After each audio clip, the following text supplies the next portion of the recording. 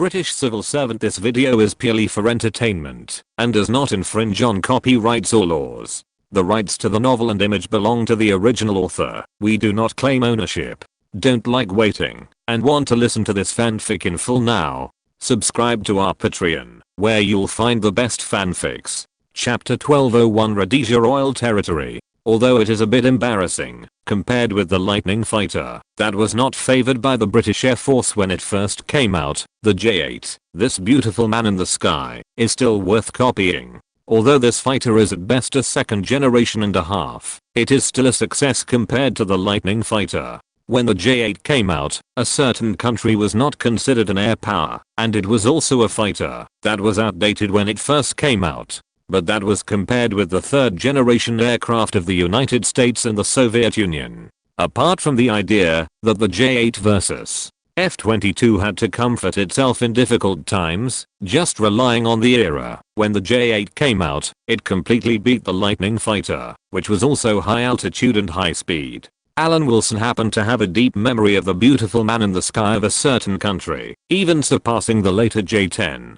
The showdown among the keyboard warriors who tried to prove that the J-8 could fight the F-22. There was also a place for the current permanent deputy minister of the Ministry of Foreign Affairs. If the UK is inevitably going to serve the second generation aircraft as a technical reserve, it is better to go to the beautiful man in the sky. Alan Wilson roughly knows the development trend of fighter jets. In short, the first and second generation aircraft are not a problem for most industrial countries. If they want, Brazil in Latin America and India in South Asia can try it, such as the Tejas fighter. The third generation aircraft is the real big filter that blocks ordinary countries. For Britain and France, it is already quite difficult for the Typhoon and Rafale to be in service. When it comes to the fourth generation aircraft, even Russia can't stand it. In the era of second generation aircraft, European countries can give it a try. If the Lightning Fighter is not too ordinary, it is destined to change to another environment such as India.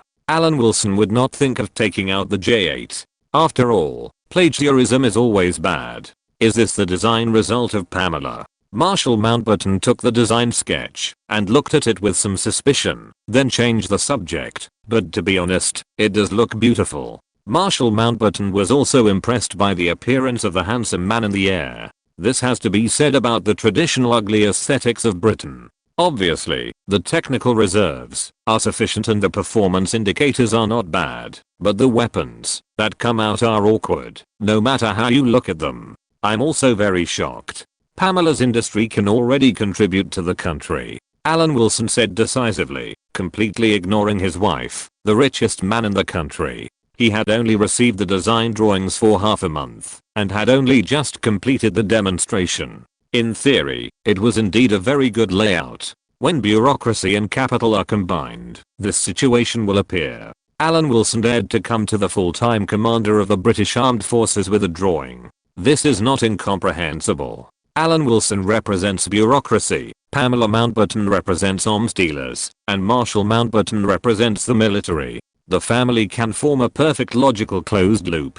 It adopts an all-metal semi-monocoque fuselage, air intakes on both sides, and aerodynamic layout with double ventral fins under the delta wing. It is far superior to the layout of the previous Lightning Fighter. In fact, this fighter, even if not all, can be considered as part of the next generation fighter.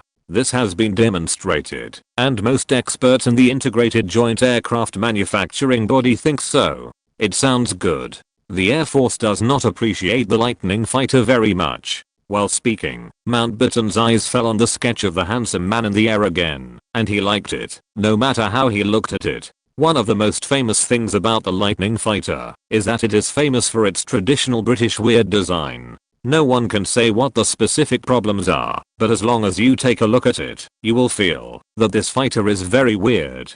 If the Lightning Fighter does not satisfy the Air Force, there is another way, which is to purchase it from abroad. However, this is not a good thing for the current British aviation industry. Everyone knows that foreign purchases will hurt the country's aviation industry. It is not that Britain does not have an aviation industry. On the contrary, the British aviation industry is still quite strong. Strategic bombers and strategic transport aircraft have already shown their value. After these few months, It has also proved that these models are what Britain needs. Not to mention anything else, after a certain major country announced a ceasefire, the news that the Vulcan strategic bomber will rush to India to help has spread, and the scope of dissemination is strictly controlled within India. This is another issue. A fighter that looks pleasing to the eye proves its excellence in aerodynamics and layout. It looks weird, and it will not be comfortable to fly. Alan Wilson said good things to the handsome man in the air. The most important thing is that the production company is extremely reliable. Reliable? Yes, it is indeed very reliable. Marshal Mountbatten was stunned, but he had to admit that his daughter would be unreliable. If he denies it, doesn't that mean that he, the active British Marshal, is also unreliable? But we have to show the prototype, otherwise the design drawings will not convince the public. At the critical moment, Marshal Mountbatten still believed that the interests of his family overlapped with the interests of the country, and decided to give his youngest daughter a chance to benefit the society. Pamela Mountbatten, who had almost swallowed up half of the British Airlines in a previous acquisition, finally had the opportunity at this time. Prove whether the Lockheed path is feasible. Helicopters and composite armor alone are just small fights after all. The road to copying the F-15 is not smooth. There are indeed huge difficulties in manufacturing the F-15 in many aspects. Pamela Mountbatten had told Alan Wilson before that the F-15 project had taken too big a step. Alan Wilson had to settle for the second best for his wife and copied the beautiful man in the sky. There was no other way, and he had to be realistic. The British Commander-in-Chief was optimistic, and with the Defense Secretary Profumo, who had already been controlled because of underage relationships, as long as Pamela Mountbatten could make a prototype, Alan Wilson believed that the handsome man in the sky would appear over the UK. The biggest gain of the Cuban Missile Crisis was not the finalization of the arms sales order in India, nor the bombing of the uncooperative tribes in Kenya. The former was just an arms sale, and the latter only had a delaying effect. Although Kenya was the base camp of the previous British Africa plan and there were white communities, it was still impossible to achieve long-term peace compared with the local black population. The biggest gain was the seizure of northern Rhodesia and Lubumbashi.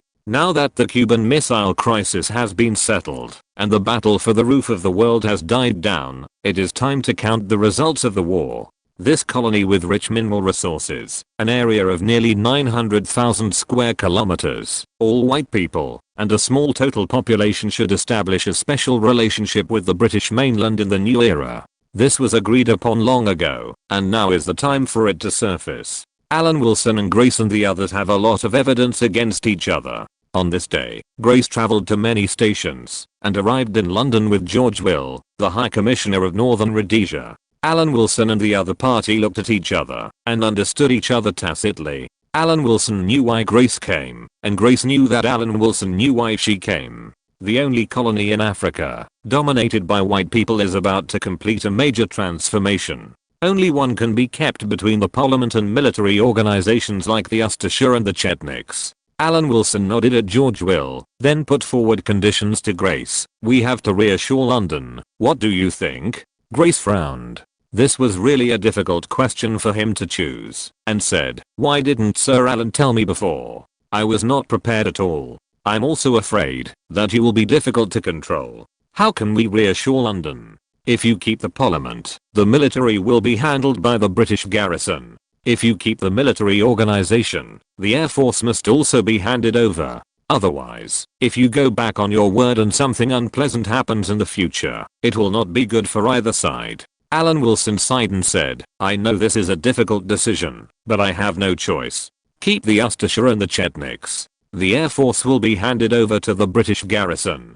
Grace didn't think much about it, and said firmly, we can do without the parliament, but we must keep our own organization. Okay. Alan Wilson nodded and picked up the phone. Dixon, is the minister there? There is very good news, which will be a strong stroke in the minister's glorious resume. Indeed. Okay, I'm waiting for good news. Most of the conditions were agreed upon before, and they did not cause any obstacles to both sides. For the Slavs in northern Rhodesia, the parliament was not as safe as the Ustasher and Chetniks, who were not disturbed. Northern Rhodesia has such a small population now. What is the use of the parliament? It is better to be practical. This time, the extreme sublimation has reached the time to reap some rewards. This even alarmed Eden, who was preparing for the British and American summit. Is Northern Rhodesia, such an inland colony, going to officially become an integral part of the United Kingdom? This is really good news. I believe the citizens will be very happy, Eden said to himself happily. Although he could not compare with the post-war Labour Prime Minister Attlee on the economic level, on another level, he reawakened the power of Britain as a world power. After the British and American summit, the general election can be started. On December 3rd, the Conservative cabinet formally accepted Northern Rhodesia's application to become a royal territory. After the discussion of the cabinet meeting, the fact that Northern Rhodesia and the Newfoundland Crown Territory were equal was recognized, and a treaty was signed. During this process, Eden blocked all doubts from both Washington and Moscow, and legally confirmed that Northern Rhodesia would not secede from Britain. From this moment on, the possibility of independence for the Crown Territory of Northern Rhodesia no longer existed. It was officially renamed the Crown Territory of Rhodesia, to distinguish it from the Southern Rhodesian colony. Chapter 1202 Minister Thatcher. Just to keep Northern Rhodesia and Newfoundland, we have nearly 1.5 million square kilometers of land. If we add the mainland, we are no worse off than the French. Algeria has less available land than us. At the Whitehall party, Maggins shook his glass and talked about the major breakthrough that had just been announced. That is, the impact of the Rhodesian Royal Territory, of course, is not completely without doubt. It's just that it's isolated overseas, and control is also a problem. Control is not shouting slogans. First of all, we must ensure that the local economy is much better than the surrounding areas. Secondly, it is a problem of political structure. Just like Newfoundland has no army and Northern Rhodesia has no parliament. Alan Wilson took a sip of whiskey and said calmly, with the population of Northern Rhodesia, there is no need to worry in the next 20 to 30 years. What's the point of independence for hundreds of thousands of people? What's more, independence is also a landlocked country. Surrounding it are all black countries. Speaking of this, does Southern Rhodesia have any ideas? Maggins asked. If there were, Alan Wilson would definitely know. He guessed correctly, but even if he knew, there was nothing he could do.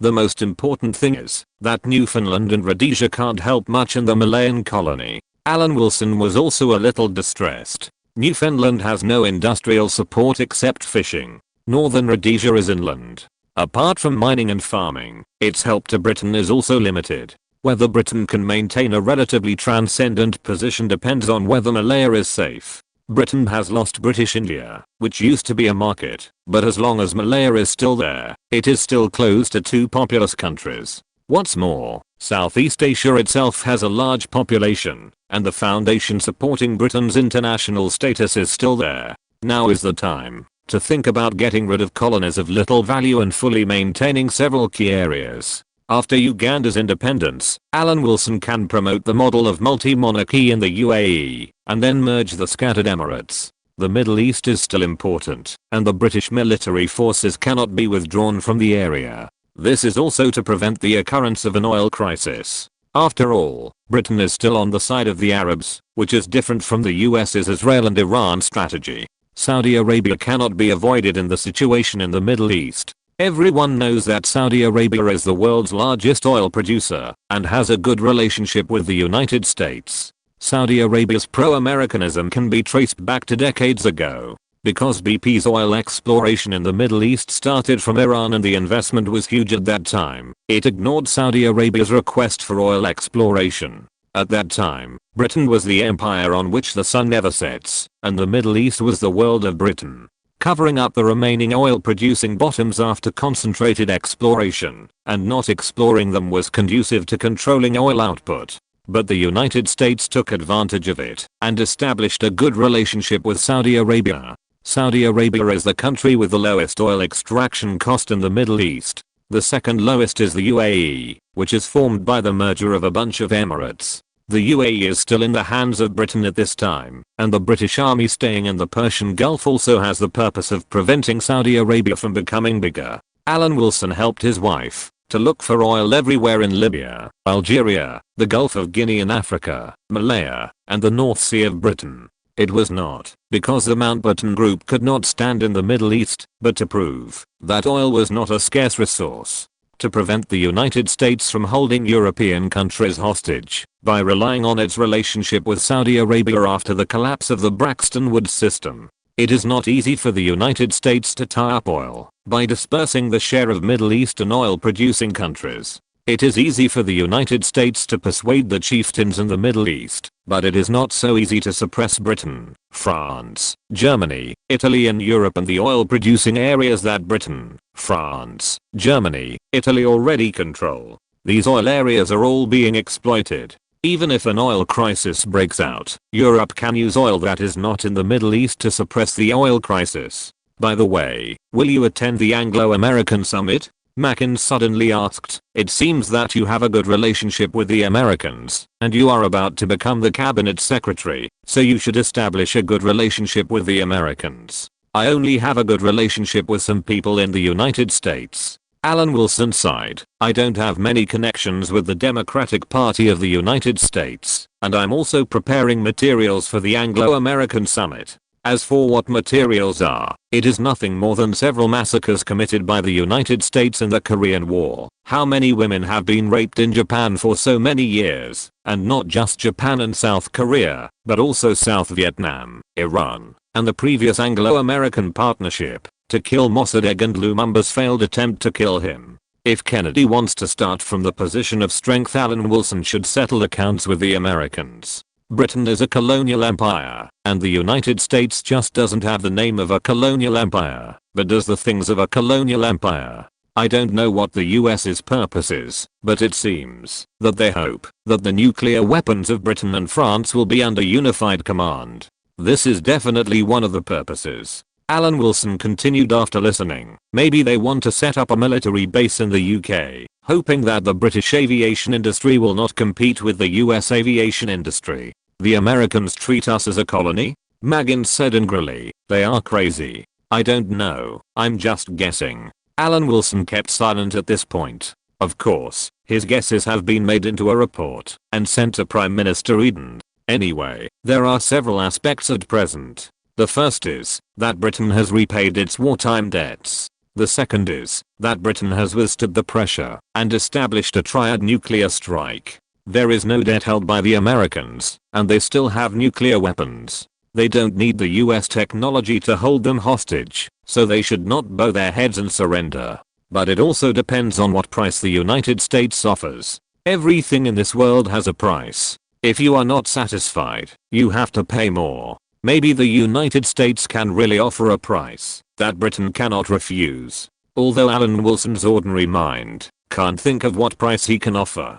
On this day, one thing surprised Alan Wilson. The Eden government appointed a new education minister, and the former education minister Macmillan actually became the honorary president of Oxford University. The new education minister was not a cabinet minister, but it was also surprising enough, at least Alan Wilson thought so, because he knew this minister better than anyone else. Mrs. Thatcher, who was now Minister Thatcher. Although Mrs. Thatcher had become a member of parliament 3 years ago, there were hundreds of Conservative MPs, and there was no such thing as being worthy of attention. But being a minister, even if not in the cabinet, was different. Wouldn't it be possible to bring her one-sided emotions into the education system if a woman was appointed as education minister? In front of Norman Brooke, Alan Wilson expressed his doubts or prejudice. Yes, she is a little younger, but aren't you also young? The age of politicians is actually younger than the average age of senior civil servants in Whitehall.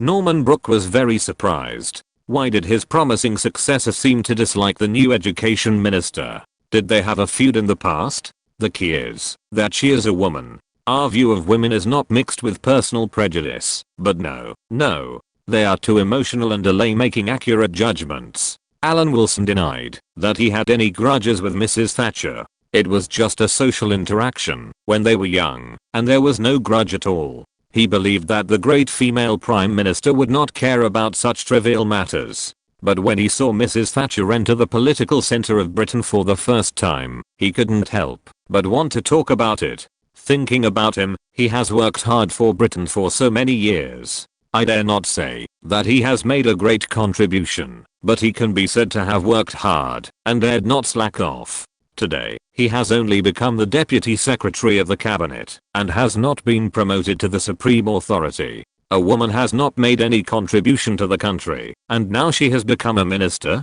It is understandable that he is unbalanced. But unbalanced is unbalanced. After a brief thought, Alan Wilson decided to give the new minister a chance. After all, when he is about to take over Whitehall, he will still have contact with the Minister of Education in the future. Norman Brooke was happy to see this kind of scene. He hoped that the future cabinet secretary could have more contact with Conservative or Labour politicians to help safeguard the interests of Whitehall. The supreme authority did not know yet that the relationship between the future cabinet secretary he selected and the new education secretary was complicated and could not be commented on in a few words. Thanks to the training of the actresses who were of the same status as his wife, Alan Wilson had nothing to be embarrassed about. He came to the education secretary to express his welcome to congratulate the new minister. Mr. Permanent Undersecretary, or Mr. Deputy Secretary General of the Cabinet, thank you for coming. Mrs. Thatcher was startled, but quickly expressed her welcome. I have just taken office and still need the help of civil servants.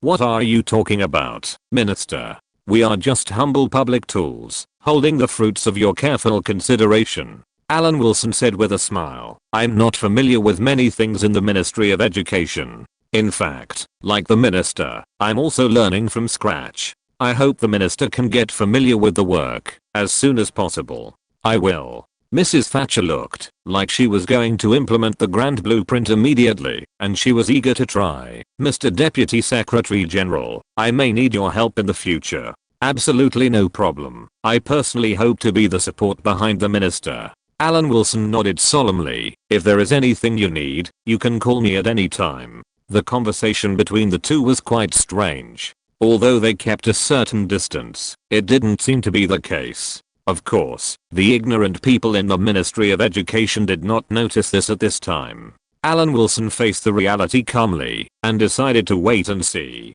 Maybe nothing would happen, and the two could live in peace. Washington sent a message back, hoping that the Anglo-American summit would be held in Nassau to discuss how to face major challenges at multiple levels in a sincere and united manner on the basis of the special relationship between the United Kingdom and the United States. Chapter 1203 Anglo-American Summit. Compared with the same period in history, Alan Wilson felt that Britain and history had changed a bit. The Nassau Agreement that was blackmailed by the United States should not appear. Of course, it is not ruled out that the Americans will not change their original intentions and want to exert extreme pressure. From Kennedy's personal perspective, maybe he really wants to give it a try. This happy American president, who is well known as a weak president in people's eyes, has a surge in support after the Cuban Missile Crisis. Feeling good about himself, he might really make some excessive demands. Margaret. Alan Wilson, who was wronged by the Minister of Education, hugged the delicate body of Her Royal Highness the Princess to save his face. At the critical moment, he was still considerate, unlike the other Margaret who was annoying. The two looked at each other, motionless like statues. After a long time, Princess Margaret lay weakly in the arms of the permanent undersecretary and whispered, "It seems that I have been particularly strong today. Is your Royal Highness satisfied?" Reaching out his hand and lifting Princess Margaret's chin, Alan Wilson avoided the topic, saying that he had to prepare for the British and American summit, which made him nervous, not because he was unromantic. It's okay to be a little rude occasionally. I forgive you this time. Princess Margaret rolled her eyes at Alan Wilson. If I hadn't been in London, I don't know how many women you would have harmed. In order to save the vast number of ignorant women in Britain, Her Royal Highness thought she had paid too much. How could it be? I'm loyal to your Royal Highness. The permanent undersecretary, who was holding up his pants, could not tolerate slander even if he was innocent, even if it was a royal princess. Put it on quickly, you are talking so much. Princess Margaret glanced at the man who was talking but thinking, and reminded him in a yin and yang tone. After a verbal dispute, the scene turned into the permanent undersecretary planning the business layout for an important member of the royal family. Everything seemed to be as it should be. I heard that Washington wants to hold a summit with us. Princess Margaret asked. This is not a secret, because it has been spread among the British people. There are also predictions of the US conditions from the worst perspective, such as asking Britain to hand over its nuclear weapons. This survey caused a huge public backlash. The vast majority of the respondents, whether they are supporters of the Labour Party or the Conservative Party, believe that the United States is using NATO's public tools for private purposes. There are also reports that France has firmly rejected the American claims and ridiculed them. There is such a saying. Alan Wilson nodded. As for why the public knows about it, isn't it because there are government insiders who don't want to reveal their names? For example, the permanent undersecretary of the Ministry of Foreign Affairs, the deputy secretary of the cabinet, etc. Alan Wilson doesn't need to worry about public opinion. The richest woman in Britain, who is far away in birth, is better at this. At this time, at 10 Downing Street, Prime Minister Eden was reading a document drafted by the current Deputy Secretary of the Cabinet and the Permanent Undersecretary of the Ministry of Foreign Affairs about the conditions that Britain should take from its position of strength and take advantage of the situation of the Soviet Union outside Europe and France inside Europe to make the United States adopt a policy that benefits Britain. Alan Wilson believes that the so-called special relationship between Britain and the United States is that Britain keeps creating new enemies for the United States to divert the United States' attention and prevent the United States from attacking itself, while the United States forces Britain to constantly cede sovereignty in exchange for short-term strategic interests. It is a relationship of mutual blackmail. Kennedy thinks that the United States is 800,000 to 600,000, and Alan Wilson still thinks that I have the advantage. The United States wants to disarm Britain's nuclear weapons and set up military bases. Alan Wilson also wants the United States to quickly set up a Pyongyang office to serve its father well, otherwise the so-called global situation is still unknown. So the Deputy Secretary General of the Cabinet listed 26 Pyongyang policies, including culture, military, economy, industrial support, etc., open markets, and monetary policy. Whatever the French point at the United States, Britain will say. Even Prime Minister Eden grinned. Each one seems to have no problem, but when it appears in a negotiation, Eden almost doubts that the British Expeditionary Force just burned the White House yesterday. Norman, let Alan come over.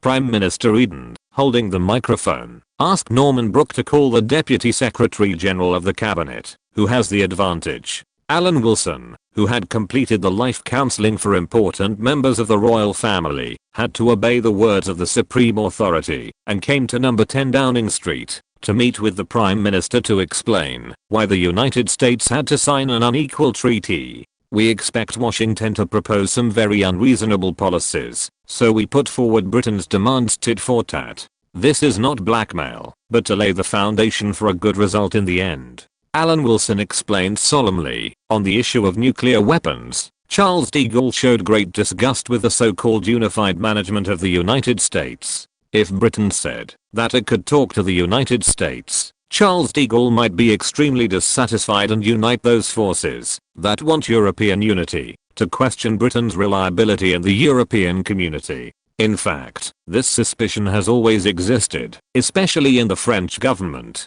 We don't, this will never happen.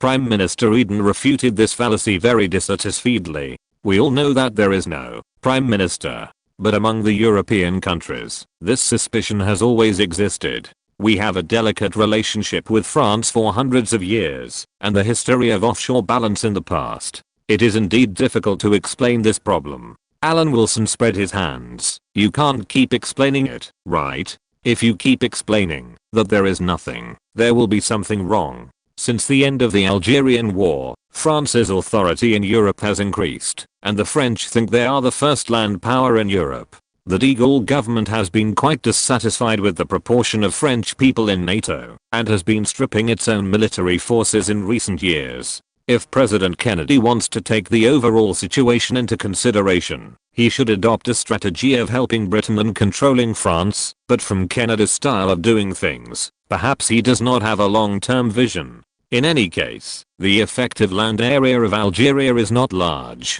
On paper, it is 2.4 million square kilometers of land, plus the French mainland, it is 3 million square kilometers. India does not control such a large area of land. Even if it is invalid land, it is still a repellent. From the perspective of a certain big country, the Soviet Union is considered optimistic. According to the proportion, it should be compared with Belgium and France that controls Algeria. It's probably the same as the feeling of Mexico looking at the United States of America above its head. In the current environment, the United States should stand with Britain to stabilize the foothold of the free world. Many diplomats in the Ministry of Foreign Affairs believe that it is very reasonable for us to take the opportunity to let the United States provide some support to Britain. These diplomats with such ideas were not made up by Alan Wilson. Of course, he did not deny that almost all of them were promoted by him, and they had very similar views as the permanent deputy minister. The existence of France is indeed worth taking advantage of.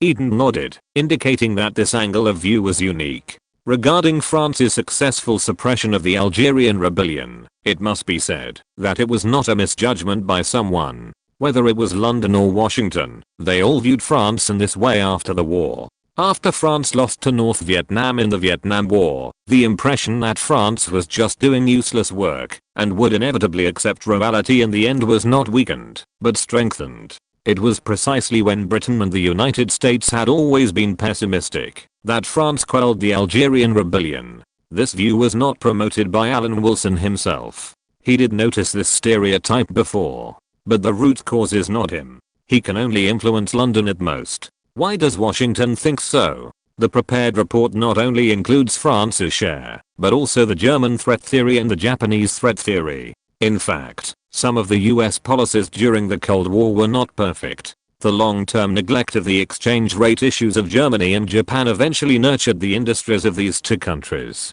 By the time of the Plaza Accord, it was too late to deal with it. Germany and Japan eventually squeezed Britain and France. But later it became a trouble for the United States. Considering the special relationship between Britain and the United States, it is not too much for Britain to remind them to pay attention to this issue. The matter of the summit meeting between Britain and the United States has been warming up from now on. It also attracted the attention of the de Gaulle government. Prime Minister Eden gave positive responses to all the concerns of the de Gaulle government. Eden also clearly realized that France was indeed keeping a close eye on Britain's every move. In other words, France's fear of being confronted by an enemy could indeed be used by Britain. After a cabinet discussion, Eden gave Kennedy a positive response and determined to hold the summit in Nassau.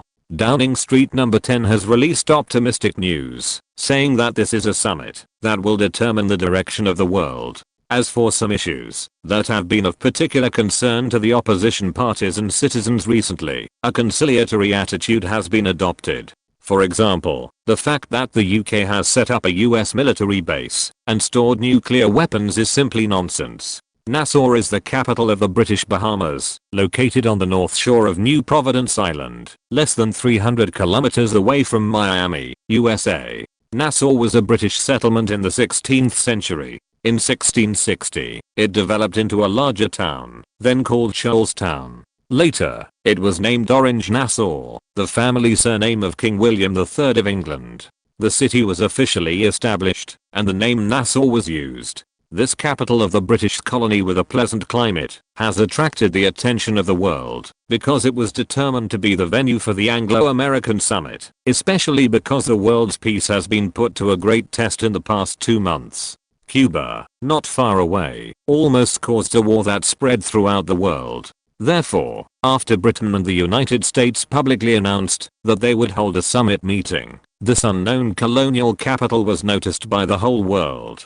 Both Washington and London had already set out, including Alan Wilson himself, who was carrying a huge suitcase. Chapter 1204 Appeasement Policy. Okay, that's basically it. Alan Wilson looked at the huge suitcase and muttered tiredly. There were 2 people watching the permanent deputy minister packing his luggage. One was a big British treasure, and the other was a sexy goddess, Vivian Leigh and Marilyn Monroe. The latter was invited by Vivian Leigh to visit the UK. Nassau is not tropical. Why bring such a big suitcase? Marilyn Monroe said suspiciously. This is the basic information for negotiation with your President of the United States. Alan Wilson put his hands on his waist. Some of it is the rape and murder cases of American soldiers overseas in recent years, and the records of subverting the leadership of the third world. You sit as a bargaining chip. It seems that you regard the United States as an enemy. Marilyn Monroe frowned, as if she had discovered the true face of a two-faced person. It's always right to be careful. If I were the president of the United States, I would definitely do everything I can to force Britain to submit, even if it means threatening nuclear war, but I don't think President Kennedy will. After all, his courage is a little less than mine. Alan Wilson did not refute.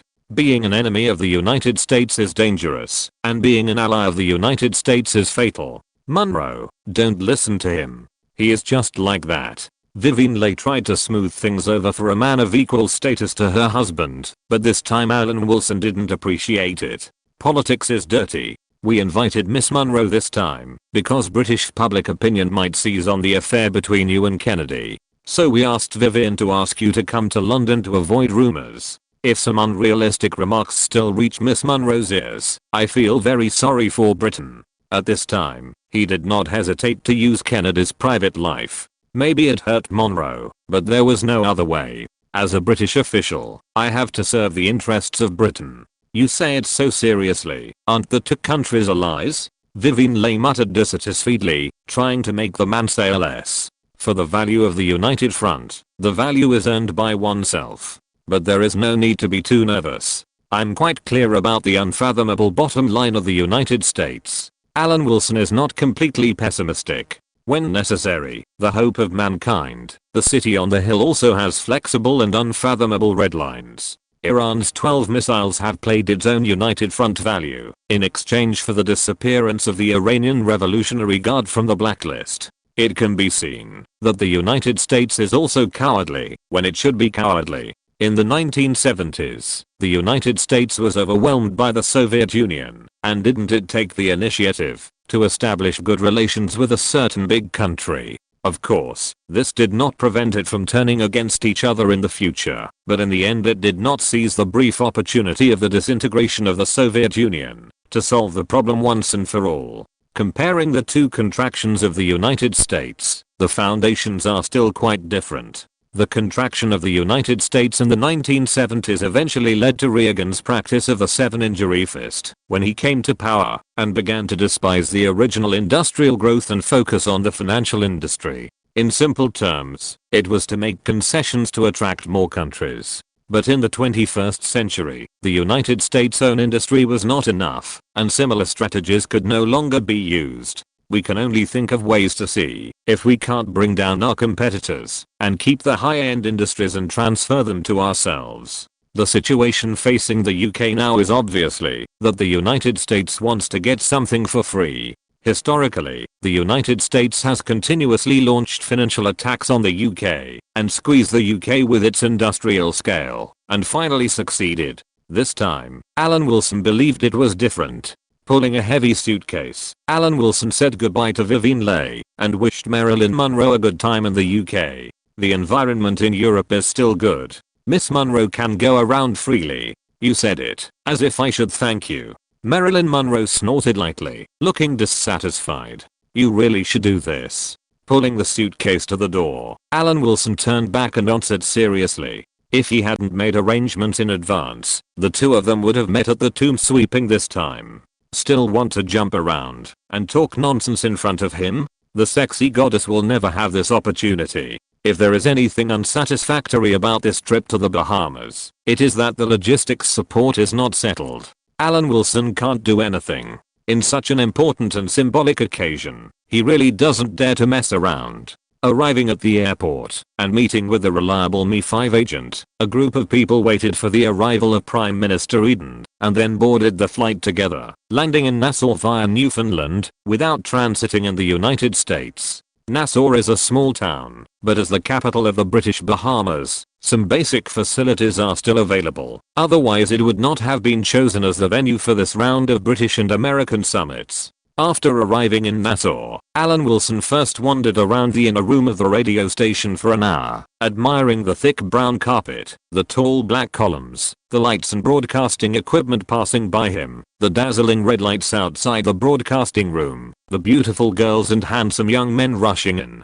and out of the various doors, and by the way saw a blonde woman wearing a green gauze dress with a very low neckline, revealing a considerable part of her cream-colored hemisphere, not as good as Ingrid's figure. Alan Wilson walked to the door of the personnel department and stood for a long time, peeking in from the two open doors, like a child looking at a counter full of candies. Then he finally left. He couldn't spend the whole day wandering around. He wasn't going to bring local specialties to Pamela Mountbatten. There was one person who was more unexpected to Alan Wilson, the director of the CIA, Dulles. He was very puzzled. Why was the director of the CIA so free? What was he doing in the British colonies? Hello again, Sir Wilson. It seems that Sir Wilson is very free. Before Alan Wilson could say anything, Dulles was the first to speak. Britain really can't live without Sir Wilson for a day. Mr. Dulles, I'm an official of the Ministry of Foreign Affairs. It is normal for me to come to this diplomatic event, but you don't seem to be an official of the US State Department. Alan Wilson said indifferently, and then changed the subject. Is it because the natural scenery here is very similar to Cuba, and the director particularly likes it? While speaking, Alan Wilson handed the other party a cigar and said, "Authentic Cuban cigar, try it." Sir Wilson's words are still so sharp. Dulles looked at his colleague who was much younger than him. This time he was not angry. He took the cigar, and took a puff, and said with satisfaction, "Not bad, it's a familiar taste. It is now worth a lot in the US market. Especially the price on the black market." Alan Wilson helped Dulles add a sentence. Dulles was holding a cigar in his mouth. People passing by on the road not far away could hear the whispers of lovers on the beach and the sound of the seawater hitting the cliffs. This is a harmonious music, with soft and pleasant bass alternately appearing. People can also see the silhouettes of the couple reflected on the granite wall they are leaning against. Above the two people, there is a raised thatched roof, and behind all this, there is infinite twilight, a colorless emptiness of water and sky. I don't know if Sir Wilson knows about this situation. The nuclear club may have a new member, and this new member is from the Soviet Union. In a sense, it is an enemy of the free world. Dulles flicked his finger to flick away the remaining cigar, and then talked about the changes in the situation in Asia. Oh. Alan Wilson's face changed slightly, and he nodded meaningfully. I have heard about it, but the movements behind the bamboo curtain are really too difficult to detect. We don't have a Black Bat Squadron to use. The Black Bat Squadron on Swindle Island was established with the support of the CIA. The director of the CIA, Dulles, must know more than him, the Secretary General of the British Joint Intelligence Committee. I just want to say that this is a threat to the free world. Dulles looked at Alan Wilson steadily, as if he wanted the British side to realize the seriousness of the matter. What can we do, Director Dulles? Alan Wilson said with difficulty. The United States did not win the Korean War. What else does it want now? What's the use of fighting? Since it can't be solved, just forget it. At this moment, Alan Wilson tried his best to persuade Dulles. I have been a peddler since I was a child and was bullied, so I joined the underworld to seek protection. What if I become the biggest and strongest in the underworld? It's still the same. What did you say? There is no place for you British in the free world. Dulles sneered. You want to make money, but you don't want to work hard. What exactly does Britain want to do in the free world? How can it be so cheap?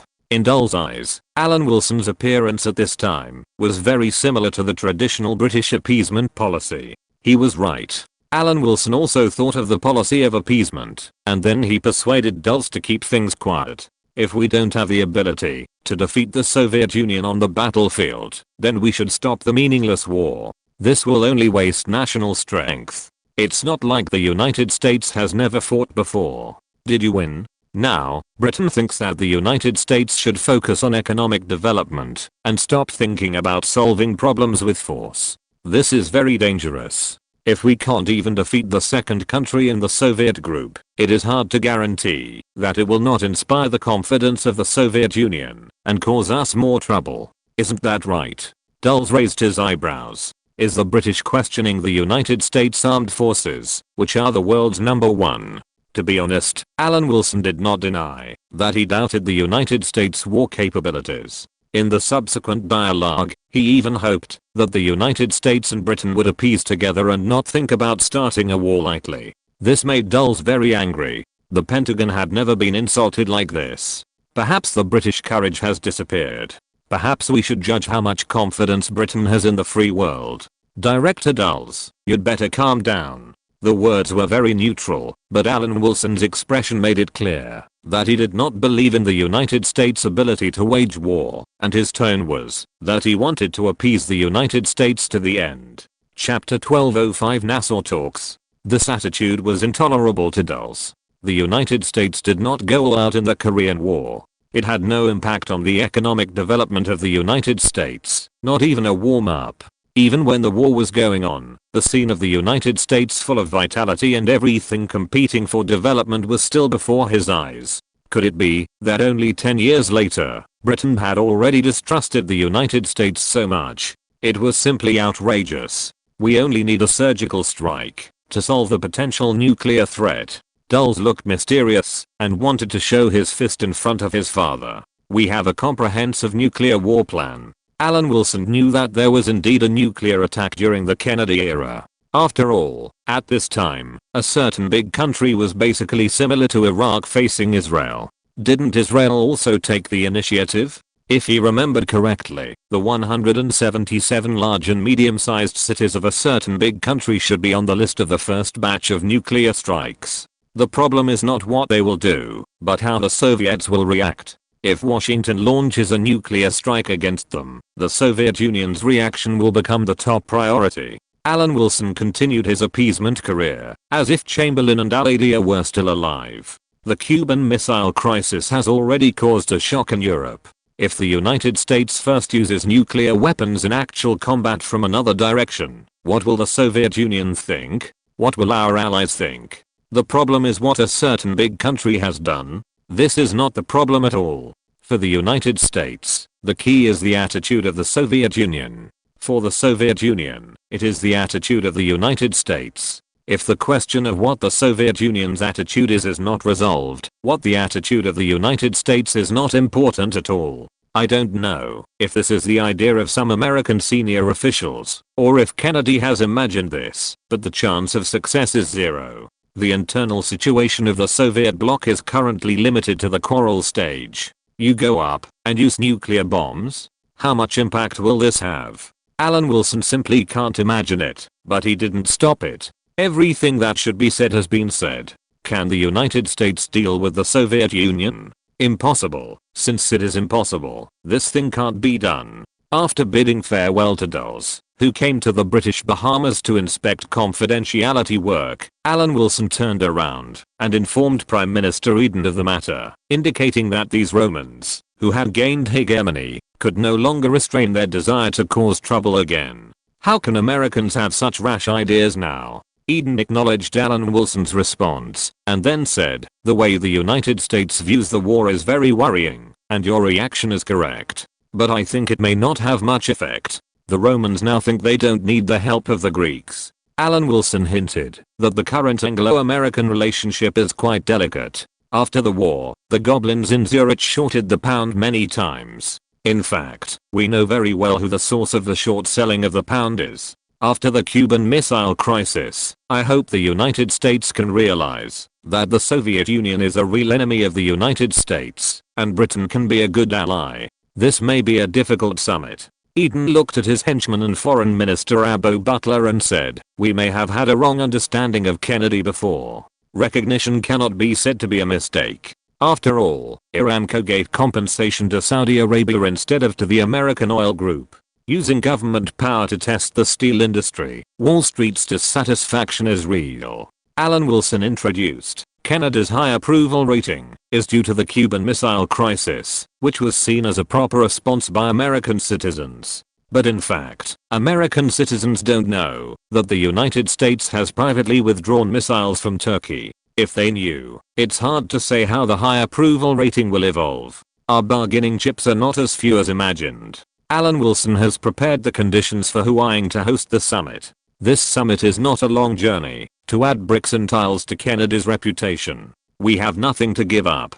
Cooperation is based on equality. Eden set the tone for this summit, and Rabbo Butler immediately nodded in agreement. With the current state of Britain, we can completely start from the position of strength, listen to what the United States wants to do, and then tell the Americans what we are going to do. Alan Wilson followed the thoughts of the two diplomatic leaders and said, with the 35 million tons of Cushing steel base, we have nothing to ask of the United States. Britain must live up to the value of the United Front. At this stage of the Cuban Missile Crisis, Alan Wilson felt that the time was not bad.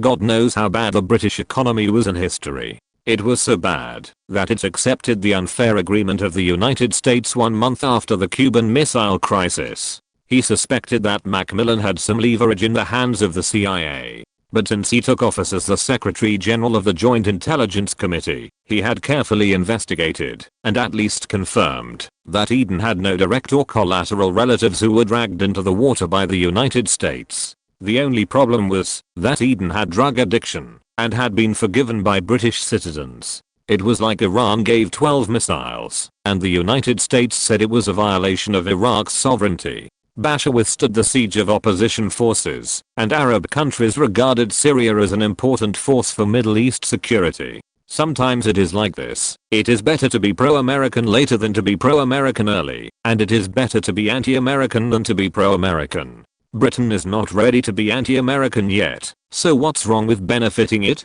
If it can benefit Germany and Japan, can't it benefit Britain?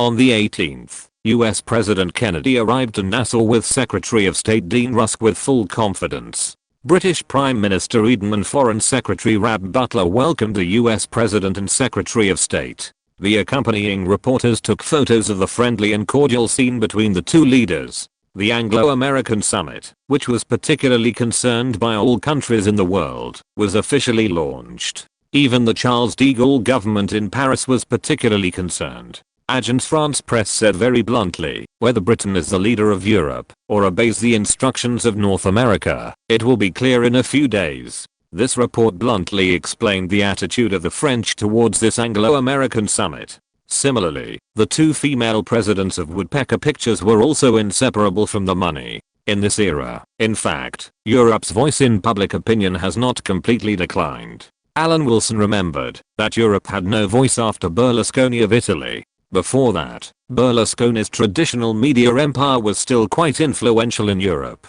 Simply put, the traditional media empire was killed by the internet hegemony of the United States. After Berlusconi, the voice of European media has become much smaller. The meeting between Kennedy and Eden can be described in a slogan, that is, the special relationship between Britain and the United States, which is still at the macro level. The specific negotiation matters, one by one, are definitely not related to the President and the Prime Minister. That is the business of Dean Rusk and Rab Butler. The position next to Rab Butler belongs to Alan Wilson, the permanent Undersecretary of the Ministry of Foreign Affairs. At this time, his eyes are all on the millet flag in front of him. He explained to the United States that nuclear forces should be used together and belong to the guidance framework of NATO, but it went in one ear and out the other. Britain must support the United States multilateral nuclear force plan. The United States can use Britain's nuclear strike force through NATO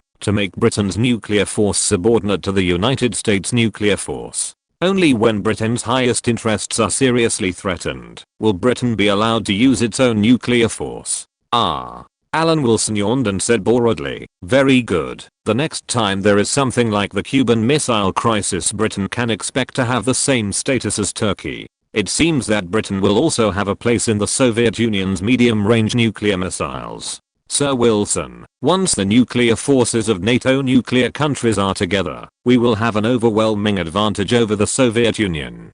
Dean Rusk persuaded calmly, this is good for Britain, the United States and France. Secretary of State, haven't you read the recent French newspapers? The de Gaulle government does not think so. Moreover, nuclear missiles are the most overwhelming advantage in their own hands. After all, this thing is most powerful when it is on the launch pad, but not yet launched. Alan Wilson smiled and said meaningfully, so it seems that there is no need for Britain to accept this unreasonable request. In terms of economic and trade cooperation, we do have certain ideas. As for the United States' support for Britain's position on the exchange rate manipulation between Germany and Japan, I think we can talk about it. The support for Germany and Japan during the Cold War was not some mysterious means. Now Germany and Japan have formed competition with British industries to varying degrees, Alan Wilson solemnly declared at this time, which was regarded as making this issue clear. Does the United States support Britain's proposition, or give Britain and Germany and Japan equal economic and trade status, which is the basis for cooperation? Sir Wilson, there is no problem with Britain's economy. We all see it. Dean Rusk frowned and replied, I thought you didn't know? Alan Wilson took out the 26 articles of Hawaiian calmly and read them one by one. As the terms went deeper, the American diplomats on Dean Rusk's side frowned. It was an unprecedented blackmail. People who didn't know would think that the White House had just been burned yesterday. I really hope Sir Wilson is joking. Dean Rusk said this with a tough attitude. The imperial preference system, which is very contrary to the spirit of free trade, still exists. Britain asks the United States to take care of Britain's economic exchanges? What kind of spirit is this? We believe that the United States still needs Britain's help and global interests. Alan Wilson said calmly, this is an obvious fact, not an illusory illusion. If you're listening to this novel on a channel other than Fanfic World, it means they downloaded and uploaded it without effort. We cordially invite you to visit our channel, Mundo Fanfic Novelos. There you'll find the original version of this story and you can explore many other novels of various genres. We're waiting for you to immerse yourself in a world of incredible novels. Chapter 1206, Friendly Negotiations. In such a solemn occasion today, I don't want to emphasize the Soviet threat in a cliché way. 2 months ago, the United States had already felt it firsthand, and the United States is still making a confused judgment. I'm very worried about the future of the United States. The Soviet threat cannot be overemphasized. Even Alan Wilson felt that Russia after its disintegration would be difficult to deal with. Think about the total economic volume of the United States itself plus the European Union. Even if Russia's economy is underestimated due to sanctions, it is still an astronomical gap. But so what? Isn't it still embarrassing for Europe and the United States? The combined economy of $40 trillion is embarrassed by the economy of $1.5 trillion. It can be seen that Russia is really angry and embarrassed Europe and the United States. The economic gap is more than 20 times. Let's make another comparison. That is the economic volume of Venezuela and the United States before the sanctions. The Soviet Union has only transported nuclear missiles from Cuba for a month, and the United States is talking about unifying nuclear forces. When World War II ended in 1945, Britain wanted to rule the world together with the United States. Today, it is far less difficult than it was back then. How can you be so reluctant to be a follower of the United States? Unifying nuclear forces will help increase trust between the United Kingdom and the United States, unless the United Kingdom believes that its special relationship with the United States has come to an end. Dean Rusk began to threaten with a cold face. You should tell this to the Charles de Gaulle government. I think the disintegration of NATO has reached its countdown. Alan Wilson was unmoved by this threat. Dear Secretary of State, you should understand something. The United States can stand firm in Europe, and the assistance of the United Kingdom has played a big role. And the French government has always advocated Europe's autonomy. We have different understandings from France on this point. But if we are forced, it's not that we can't have a unified understanding. If that happens, can the United States still stand firm in Europe? Alan Wilson reminded Dean Rusk, the US Secretary of State, that the history of the establishment of NATO was that Britain contacted France to take the initiative to let the United States become the leader of Europe. Once Britain and France feel that their interests are damaged, it is unknown whether the United States can stay in Europe peacefully. The United States is defending the freedom and stability of Europe. Dean Rusk emphasized, almost tilting his head on the table. Alan Wilson retreated tactically and refuted calmly. It is to make Europeans think that the United States is defending Europe's freedom and stability. The Soviets know that, and France also does not think that the United States defends Europe. Before Dean Rusk could refute anything, Alan Wilson added, the United States did not win the Korean War, and it could not even defeat the second country in the Soviet bloc. Why do you think that the Soviet Union did not attack Europe? Because it was afraid of the pitiful number of American troops stationed there. This was already a contempt for the US military strength, although Alan Wilson had said it once in front of Dulles. But what occasion was this? This was a formal meeting of the British and American summits. He said this, almost questioning the ability of the United States. Dean Rusk glared at him, then looked at Rab Butler, Foreign Secretary. I want to know, is this voice a common understanding of the British diplomatic team?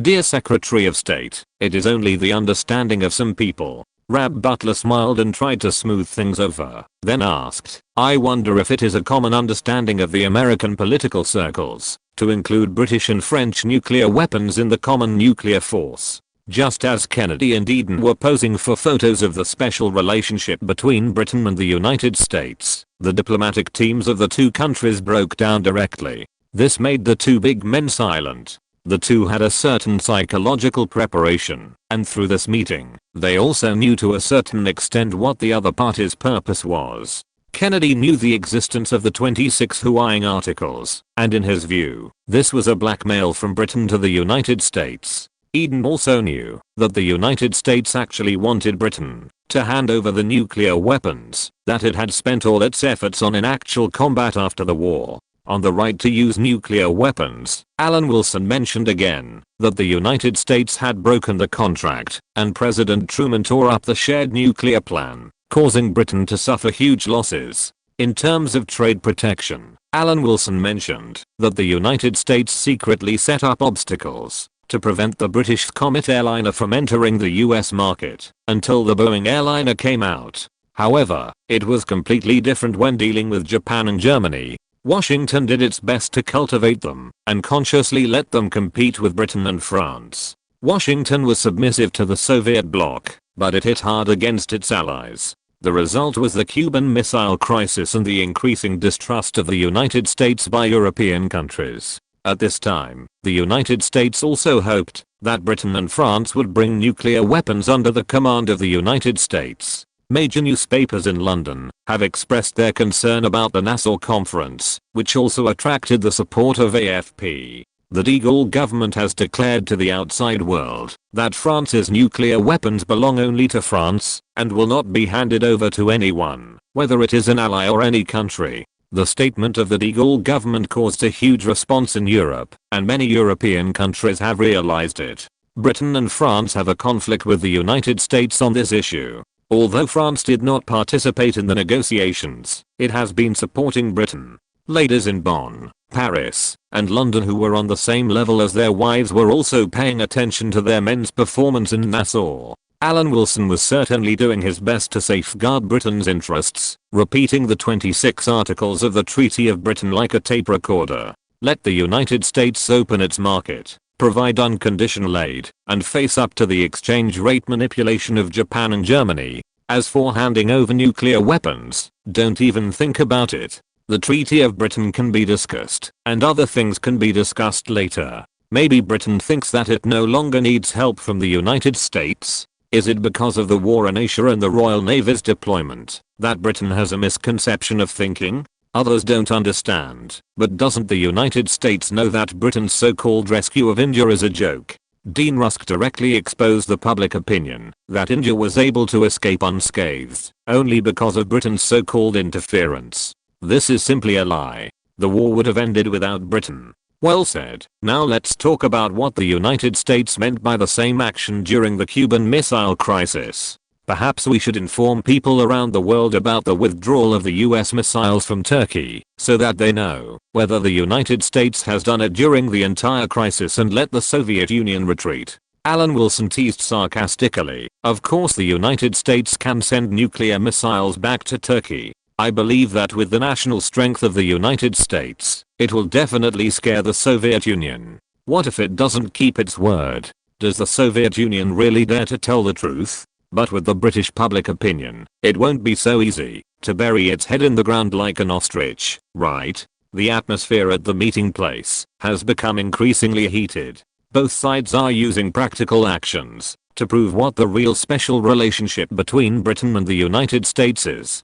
Dean Rusk reminded the world of a basic fact. Don't forget that the British mainland is not big, and it is still a colonial country so far. Alan Wilson stood up and performed what it means to walk away in front of Dean Rusk. In the eyes of Americans, this is the difficult British diplomat who has been caught by the United States and is at a loss for words. The opponent's departure proves that, although the process was tortuous, the United States has gained the upper hand in this round of talks. But less than 10 minutes later, Alan Wilson returned dragging a large suitcase, opened it calmly, took out a 50-page investigative report, and read out. In July 1950, a group of ragged Korean refugees approached a US military position next to a railway bridge. The garrisoned US soldiers opened fire on them, and then planes joined in the strafing. The death toll was at least 300, most of whom were women and children. In September, an island near Incheon was suddenly attacked with an airstrike, killing more than 100 civilians. In January of the following year, US Air Force planes dropped napalm bombs on civilians hiding in a cave in Danliang County, North Chungcheong Province, killing more than 300 people. Both airstrikes were carried out during the day with good visibility, and there was no misjudgment. This is a photo taken by British diplomats at the time. Alan Wilson waved the bound version of the photo in front of Dean Rusk. Dear Secretary of State, the United States is indeed not a colonizer. The command of the South Korean army is still in the hands of the US headquarters, right? The situation in Japan is similar to that in South Korea. I'm uneducated and graduated from Oxford University completely by accident. With my limited knowledge, I don't understand the difference between the current status of Japan and South Korea and colonies.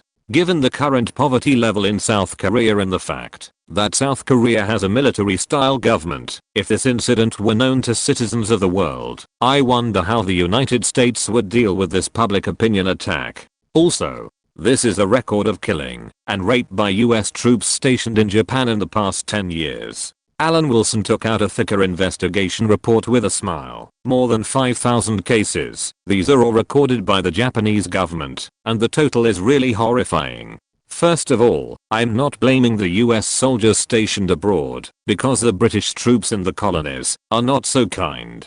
Of course, they are much kinder than the US troops. I just want to point out that the definition of a colonial empire may be embarrassing if we delve into it. It is definitely not Britain that is embarrassed. The whole world knows that Britain is a colonial empire. All the documents and photos that were taken out were all recorded in detail. In fact, the Koreans themselves know that the many massacres committed by the US military are also the reason for the anti-American wave in South Korea in later generations. As expected, the talks broke down again this time.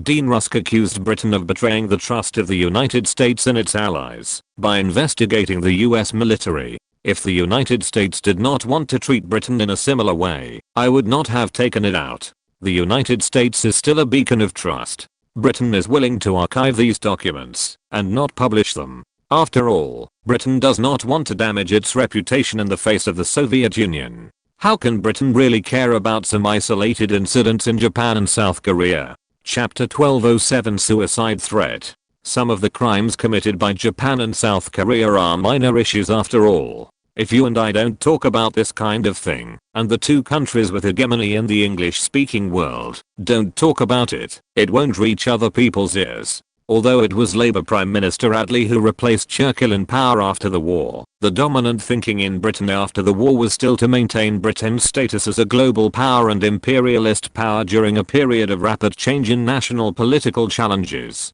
To be fair, even if the Soviet Union retreated immediately after the war to become an inactive international political force, Britain would have made the above policy a top priority. Maintaining the image and fact of Britain's international power through leadership discourse, influenceability, and bragging is the mentality of a considerable number of British national planners, military and politicians.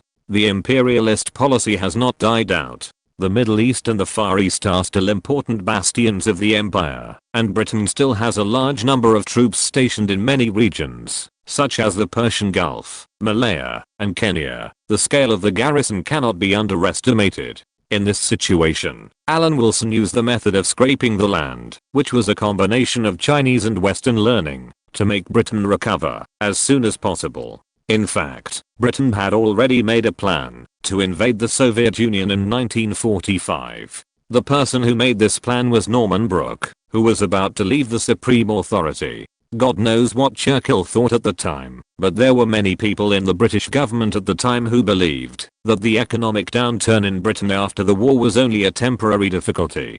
Coincidentally, Eden was one of these people. The Conservatives believed that this was the price of victory, and the Americans would definitely help the British pay for it. Britain's international status declined after its victory in the war, which was simply an anomaly for British bureaucrats and politicians. In the end, it was not the United States that paid the bill, but British India, which was dug deep, and Canada, which helped Britain at a critical moment. But no matter what, the anomaly that the Conservatives believed in occurred but not completely, and Britain, which had lost too much blood, walked out of the intensive care unit. In this case, Eden would not agree with Kennedy's proposition of not taking Britain seriously. Now Eden and Kennedy are thinking about the same thing. How to make each other compromise. AFP's report on this summit. This is from TASS. Germany's reaction is roughly similar to AFP's. Alan Wilson compiled news reports from various European countries and handed them over to Prime Minister Eden. These were all sent from London to Nassau via telegram. In fact, there were many voices, all of which were called the European Solidarity Club. This was the deep government in the European sense, including Schuman, who was clamoring for European integration every day. Needless to say, Britain, even Charles de Gaulle was not interested in these people, but at the moment of the Anglo-American summit, the enemy of my enemy can also be a friend. Since these people support Britain, they are naturally Britain's bargaining chips. This part is the voice of European countries, and the voice of Britain's own public opinion also focuses on criticizing the United States' bellicosity. In fact, criticism of the United States' bellicosity began with the Korean War. If it weren't for Alan Wilson's attitude, that no one knows the East better than me, and his own pound sterling to smooth relations, the Attlee government would definitely be dragged into the Korean War, which would cause Britain's just balanced finances to be unbalanced again. At that time, Britain had not yet paid off its debts to the United States. That is, starting from the Korean War, Britain became more and more wary of the United States and its Cold War policy. The United States became more and more belligerent and more inclined to take the initiative. Britain had to work hard to control the policy differences between the two sides on the Cold War fighting methods. Once the hot war started, the United States was far away, but the British mainland was in Europe, and the Soviet Union could reach Britain. The outbreak of the Cuban Missile Crisis eventually led to the withdrawal of Turkish missiles, which made Britain more determined. Eden was even less likely to agree that the United States would use Britain as an offshore front to balance Europe. Negotiations are indeed quite difficult. Eden, who had been posing for photos for a day, nodded heavily after listening to the report from Rabo Butler. Alan Wilson behind him. After a day of contact, I feel that Kennedy has a lot of ideas. Not many ideas. Will he give Aramco to Saudi Arabia? Will he make the steel industry controlled by Wall Street suffer? Alan Wilson looked disgusted. I don't think he can be re-elected. The oil group and the steel group are both powerful industrial groups with deep roots in the United States. So far, I have not seen Kennedy exchange interests at all, but just keep suppressing him. Alan Wilson did not say in front of Aden that Kennedy would definitely be happy, but just said that Kennedy might step down. There is no doubt that Kennedy would be assassinated. Kennedy was killed in public by execution, which means that there are more than one or two forces that want to kill Kennedy. You have to know that the power of the US president is extremely rare in Europe and the United States. According to the summary of some people in the key path, the US president has the power of an emperor. From the perspective of Chinese history, there are many cases where the crown prince died in an unclear way. How many emperors who came to power as adults were killed on the spot? Alan Wilson thought about it and felt that Lee Yuan met this standard. Who was his son? Besides, Lee Yuan was not dead. But now Kennedy's approval rating in the United States is still very high. Rabo Butler was a little embarrassed. So when I was in the talks, I said that I would use the influence of British public opinion to discuss whether the Turkish missiles should be withdrawn. Alan Wilson said this, and then changed the subject. Of course we don't want to do this, but I hope President Kennedy will pay attention to the reasonable call of the United Kingdom. In the end, Alan Wilson still had to express his consideration for the overall situation. After all, he was the spokesperson for the special relationship between Britain and the United States. It is unwise for Britain and the United States to fall out, because the US military is stronger than Britain. But on some issues in this meeting, Britain still cannot agree. As Alan Wilson said, the United States couldn't even win the Korean War. Do you really think that the Soviet army is afraid of the US troops stationed in Germany? That is to fear nuclear weapons. The Soviet Union is unwilling to exchange its own life for the lives of Europe. If the Soviet Union was in Canada's position, would the United States be so arrogant in Nassau today? They would have called for help long ago. The current situation is that the United States and Britain are discussing the issue of British troops stationed in the United States, not the other way around. At the same time, Kennedy was also discussing the deadlock of this summit with Dean Rusk. Kennedy didn't care much about the permanent undersecretary of the Ministry of Foreign Affairs who stole the show. Sir Wilson has a good relationship with Robert. Think about it, he is one of the few friends of McCarthy. It goes without saying what kind of background he has. The problem is not a certain negotiator, but the British Prime Minister and even the British government, who are still stubbornly maintaining the so-called glory of Britain. Kennedy still didn't believe how tough Alan Wilson was. The other party was not even the British civil servant. He was just the second in command of the Ministry of Foreign Affairs. How could he represent the British government? At most, he was just a negotiator who was pushed out. Maybe he was pushed out deliberately, using this official who had some intersection with American politics, to gain more bargaining chips. If Alan Wilson was in front of Kennedy, he would definitely say, "President, your opinion." He was just the second in command of the Ministry of Foreign Affairs. How could there be a deep government? It was a joke. Besides, Kennedy had seen the deep government before. Wasn't the deep government of the United States being tortured to death? From Dean Rusk, Kennedy also heard some of Britain's dissatisfaction with the United States. Britain believed that the United States deliberately supported Germany and Japan to compete with Britain's advantageous industries. This was true.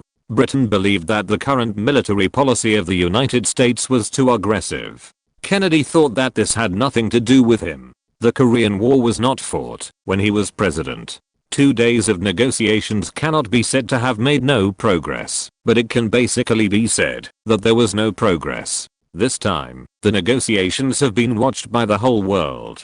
Kennedy felt that it was even more difficult than dealing with the Cuban Missile Crisis. On the third day, Kennedy could not help but personally intervene. The value of the pound is unstable. If the United States takes out some of its gold reserves, the pound can be reduced to waste paper. Eden took it out calmly. Within a year, Charles de Gaulle kept saying that the dollar was the United States' exploitation of Europe.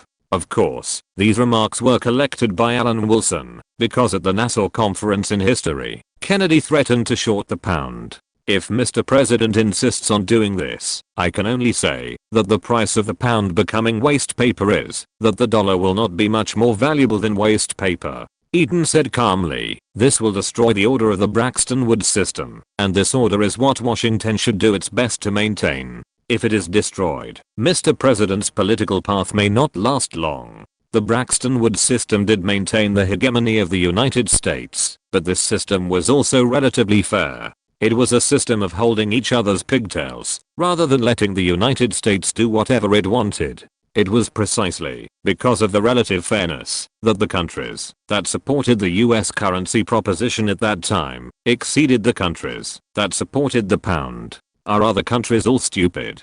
Let the United States do whatever it wants with the dollar around the world. If Kennedy wanted to make some economic attacks on Britain at this time at the cost of the dollar system supported by gold reserves, it would undoubtedly be digging into the corner of American hegemony, and the only outcome would be suicide, by shooting himself in the back 8 times. In the British camp, there was a hidden double-faced person who had already made plans in the tent, and won the battle thousands of miles away. The permanent undersecretary said that the US blackmail might be on the pound, but it didn't matter. It was a suicidal threat. Kennedy was actually also worried that the US trade deficit would lead to a decline in gold reserves. The result of using gold reserves to suppress the pound was that Kennedy would definitely die before the collapse of the Bretton Woods system. Chapter 1208 Fruitful Results. In summary, Kennedy's threat to use the US gold reserves to turn the pound into waste paper was bullshit. The British side, in a friendly attitude, did not directly say that Kennedy's threat was not worth mentioning, but just ignored it. Regarding the US's obsession with taking control of the nuclear weapons of Britain and France, Alan Wilson, on behalf of Britain, proposed a solution for the US to increase the size of US troops stationed in Germany, which would reassure European allies. As for deploying nuclear weapons in Europe, and even going a step further to deploy nuclear weapons in the UK, it was completely unnecessary. In front of US Secretary of State Dean Rusk, Rab Butler emphasized that the only way to make up for Europe's insecurity was not to increase nuclear weapons. At the end of the Cuban Missile Crisis, nuclear weapons were not the way to reassure European countries. The way was to increase the hostages under the noses of the Soviet tank army in Europe, that is, the size of the US troops stationed in Germany. If the United States used retaliation to deter the Soviet Union from attacking the US mainland, this threat would be more credible to the Soviet Union. However, if the same threat was used to deter the Soviet Union from attacking Western Europe, the credibility would be reduced. In order to enhance the credibility of this threat, the United States must station troops in Western Europe as a reassurance in terms of conventional weapons. That is, the United States must leave enough hostages in Europe to make European countries feel safe. Instead of nuclear weapons will only increase anxiety. This is also the reason why the French must study nuclear weapons and believe that the US nuclear umbrella is also an empty talk. The United States has been protecting Europe. Dean Rusk flatly refused. This will increase the United States military expenditure. Regarding the fact that the United States has been protecting Europe, it may be that the US troops stationed in a single country are like this. The US troops stationed in Germany are the largest overseas troops of the United States, but if the US troops stationed in Japan and South Korea are added together, the number of troops stationed in Europe exceeds that of the US troops stationed in Europe. The United States keeps saying that it protects Europe, but the reality is that there are more US troops in Asia than in Europe. How can European countries believe that the United States is sincere in protecting Europe? Alan Wilson retorted calmly, if the scale of the US troops stationed in Germany is larger than the scale of the US troops stationed in Japan and South Korea combined, I believe it will be more conducive to the security and stability of Europe. One of the most interesting things during the Cold War was that although the United States pursued a strategy of confronting the Soviet Union with Europe as the core, in fact, the main US military forces were deployed in Asia for a long time. This had a huge impact on the United States' global military strategy. For the Federal Republic of Germany, before the establishment of the Federal Armed Forces, NATO's military strategy was to abandon the entire West Germany and form a defense line on the banks of the Rhine, which was called the retreat strategy. After the establishment of the Federal Armed Forces in West Germany, NATO changed to adopt the tripwire strategy, which is to retreat from the border area when the Soviet army attacks, and use tactical nuclear weapons to block and consume the Soviet army. But whether it is the retreat strategy or the tripwire strategy, Germany is the most unlucky, because the mainland will become the largest battlefield for the war between NATO and the Warsaw Pact. After stepping on France and Germany, Britain continued to make up empty chips. In military terms, Britain took European security as the criterion, and refused the United States to increase the deployment of nuclear weapons in Europe. It also refused NATO's unified command of nuclear strategy. Instead, it hopes that the United States will increase the size of US troops stationed in Germany, and prove with the lives of American soldiers that the United States will protect Europe instead of increasing the number of emotionless nuclear bombs. In terms of economy, Britain hopes to open up the market and increase Britain's strength, so that Britain can help the United States stabilize Europe's defense line and contain the Soviet threat. When Alan Wilson put forward conditions on behalf of Britain, it was called a righteous and or inspiring.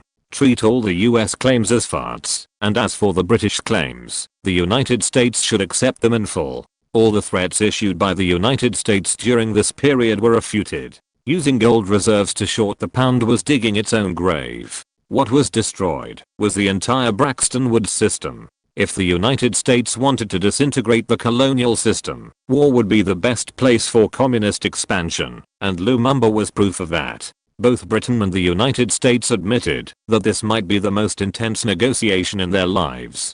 Dulles, who had not appeared for several days, found Alan Wilson and hoped that the permanent secretary would come forward to maintain the special relationship between Britain and the United States and the UK. If your wife knew that you had a close personal relationship with Lana Turner and Joan Bennett. Yes, Cheryl is actually my daughter. What's wrong? Alan Wilson said in an unyielding tone. Lana loves me very much and gave birth to the fruit of love for me. Not only do I have a close relationship with the two of them, but Miss Monroe also went to London to see me. It's just that this time, as one of the negotiators, I had to disappoint Miss Monroe's enthusiasm. The relationship between Kennedy and Marilyn Monroe has been known to the American public with the birthday song incident. Alan Wilson did not threaten anything. After all, everyone loves the sexy goddess, and he can understand. If Kennedy met with an accident one day, he could help take care of Jacqueline, not to mention Marilyn Monroe. Now, Marilyn Monroe was indeed in London, and Kennedy was in Nassau, so when Dulles used the situation to threaten Alan Wilson secretly, Alan Wilson reminded him that this matter was rather mean, and he did not even mention Marilyn Monroe. Alan, in fact, Britain and the United States still have more common interests. Dulles smiled dryly and changed the subject. The two countries should stand together. Indeed. Alan Wilson nodded solemnly. In the matter of Brazilian iron ore, the Mountbatten Group and the United States Steel Corporation had a very good cooperation. It would be great if the affairs of the country could be as simple as doing business. The permanent deputy minister told the other party that the two sides were not without contact. In fact, the contact was quite close. It was just that the differences between the two sides on the issue of nuclear weapons were too great. Although Alan Wilson was a walking British-American special relationship, he was only an official after all, and it was impossible to influence the government's understanding. I'm very sorry. He really can't help. This is a complicated network of relationships. December 21st, the third day of the Anglo-American Summit. After 3 days of talks where both sides said their own things and the differences were greater than the consensus, both sides realized that the so-called unity event was impossible. The two countries have very different understandings on many issues. Of course, what made the United States particularly unhappy was that after the failure of the Korean War, Britain actually doubted the combat effectiveness of the United States and used the Korean War as an example several times in the talks. At this point, both sides admitted that they really couldn't convince the other side to consider the problem according to their own ideas. How do we tell about success? This grand summit turned out to be such a result. Eden couldn't help but wonder how to tell the media. The government resolutely safeguarded the national interests and defended Britain's status as a world power. Alan Wilson drank a mouthful of wolfberry. He spit a lot these days. There is no consensus on the right to use nuclear weapons and European security. Rabbo Butler asked. The United States has realized the core source of the strength of the free world. Alan Wilson thought it lies in the strong strength of European countries themselves. As the defender of Europe, the United States has realized this. The economic gains are the most annoying. The United States has not agreed to any of them. Eden wanted to use this meeting to improve his shortcomings during his tenure, that is, the lackluster economy compared to the Attlee cabinet, but he did not succeed. The steady economic development, even the Americans admit that Britain has completely gotten rid of the shadow of World War II. Alan Wilson said without thinking, there is no problem in this way. In fact, we have nothing to ask of the United States. With the increase in the production capacity of the Malayan industrial base, the operation of the imperial preferential system is strengthening rather than weakening. Of course, there are other issues. Regarding the British request for the United States to increase the size of the US troops stationed in Germany, we can write about it after returning, especially emphasizing the role of hostages.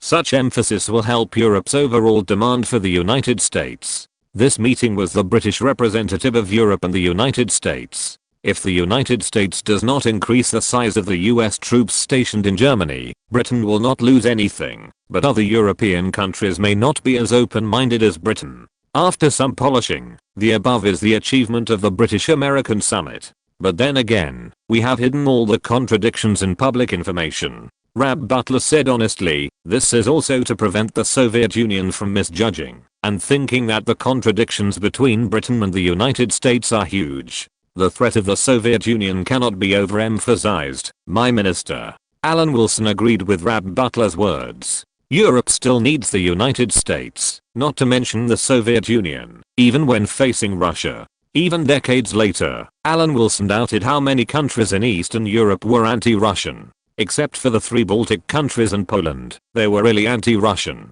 Bulgaria is definitely not anti-Russian, and the proportion of pro-Russian people has been more than 60% for many years. Romania will be lower, but not too much lower, because the countries in Southeast Europe are first Slavs, and second Slavs rescued from the Ottoman Empire by the Russian Empire. Naturally, NATO is unquestionable. What if NATO fails one day? Will the Southeast European countries make a gorgeous turn? Not to mention these new countries that have joined NATO. Greece has joined NATO a long time ago and is also not anti-Russian. Hegemony can suppress the true thoughts of friends, but what if hegemony is gone one day?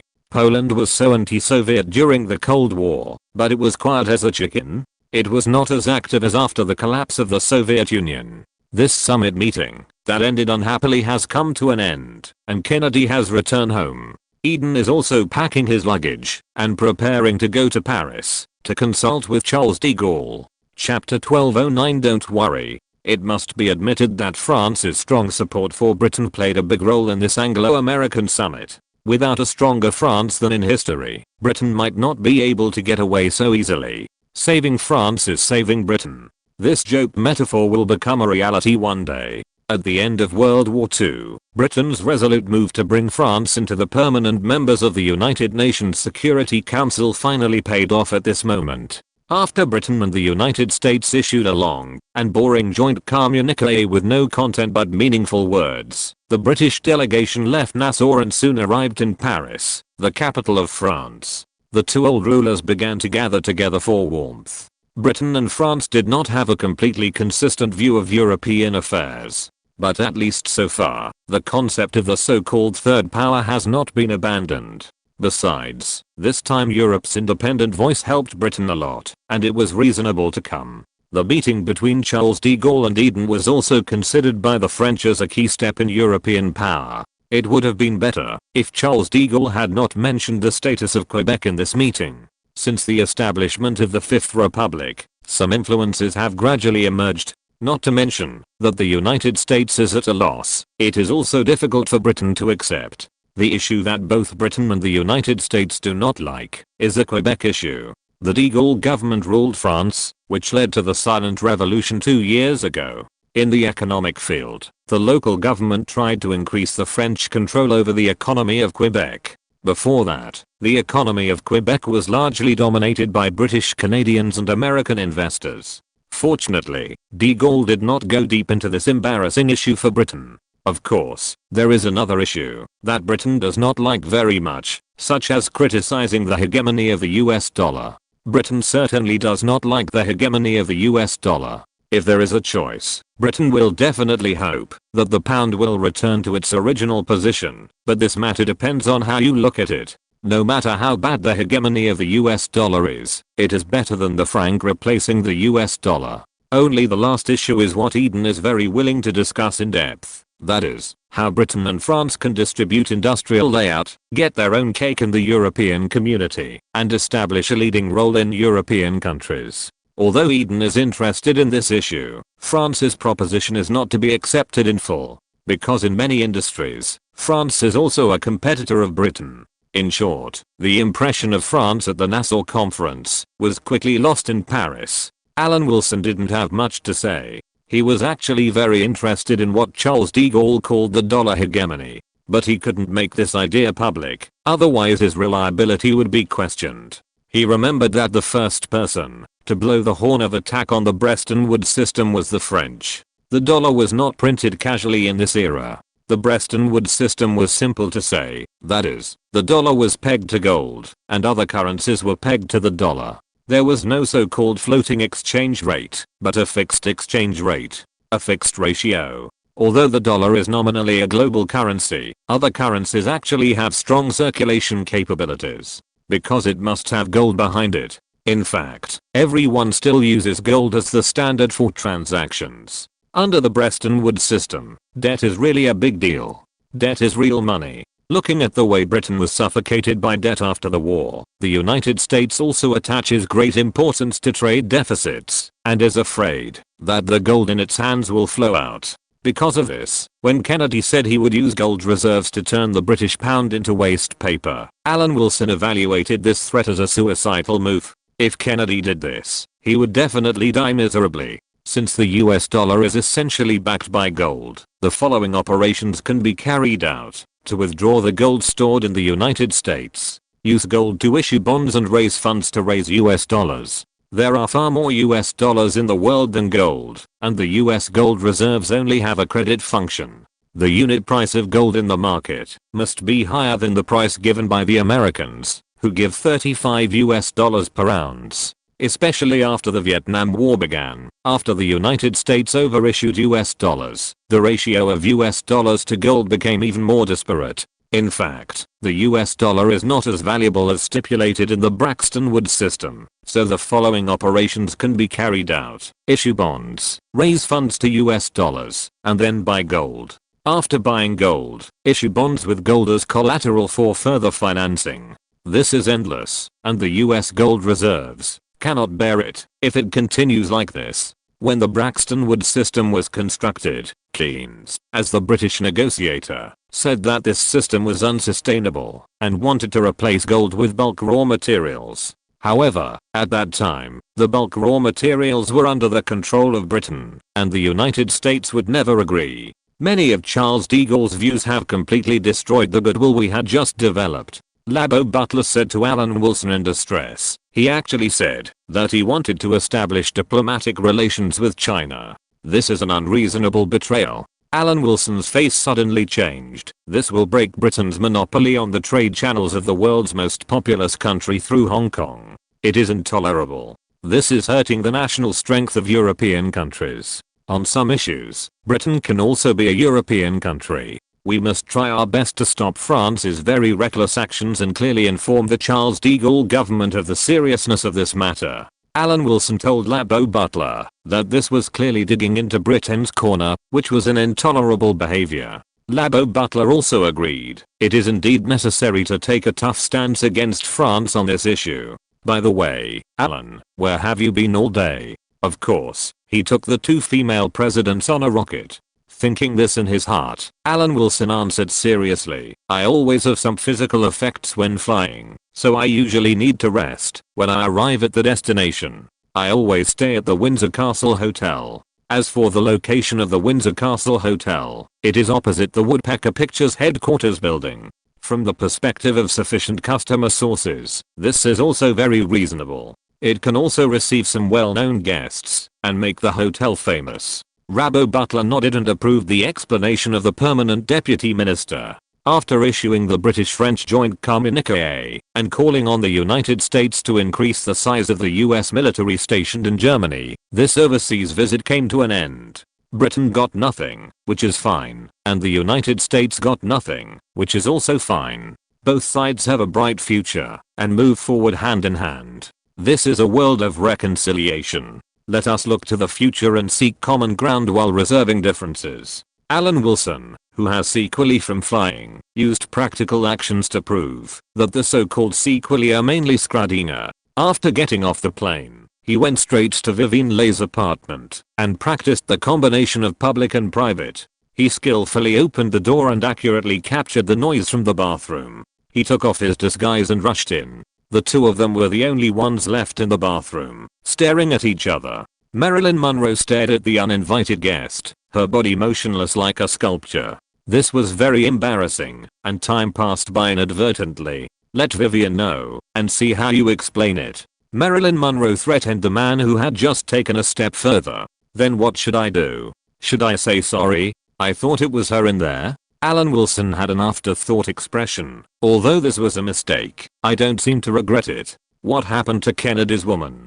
Don't ask.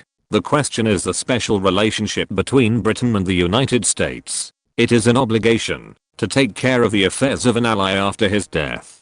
Now it's just fulfilling the obligation in advance. This time I'm negotiating with Kennedy. Alan Wilson couldn't wait to show himself in the tone of a winner, showing that he had made the United States look shabby. Why are you telling me this? Marilyn Monroe didn't seem to care about this matter. After the birthday song incident, she knew that she couldn't drive Jackie away, and the passion of the sexy goddess was not unlimited.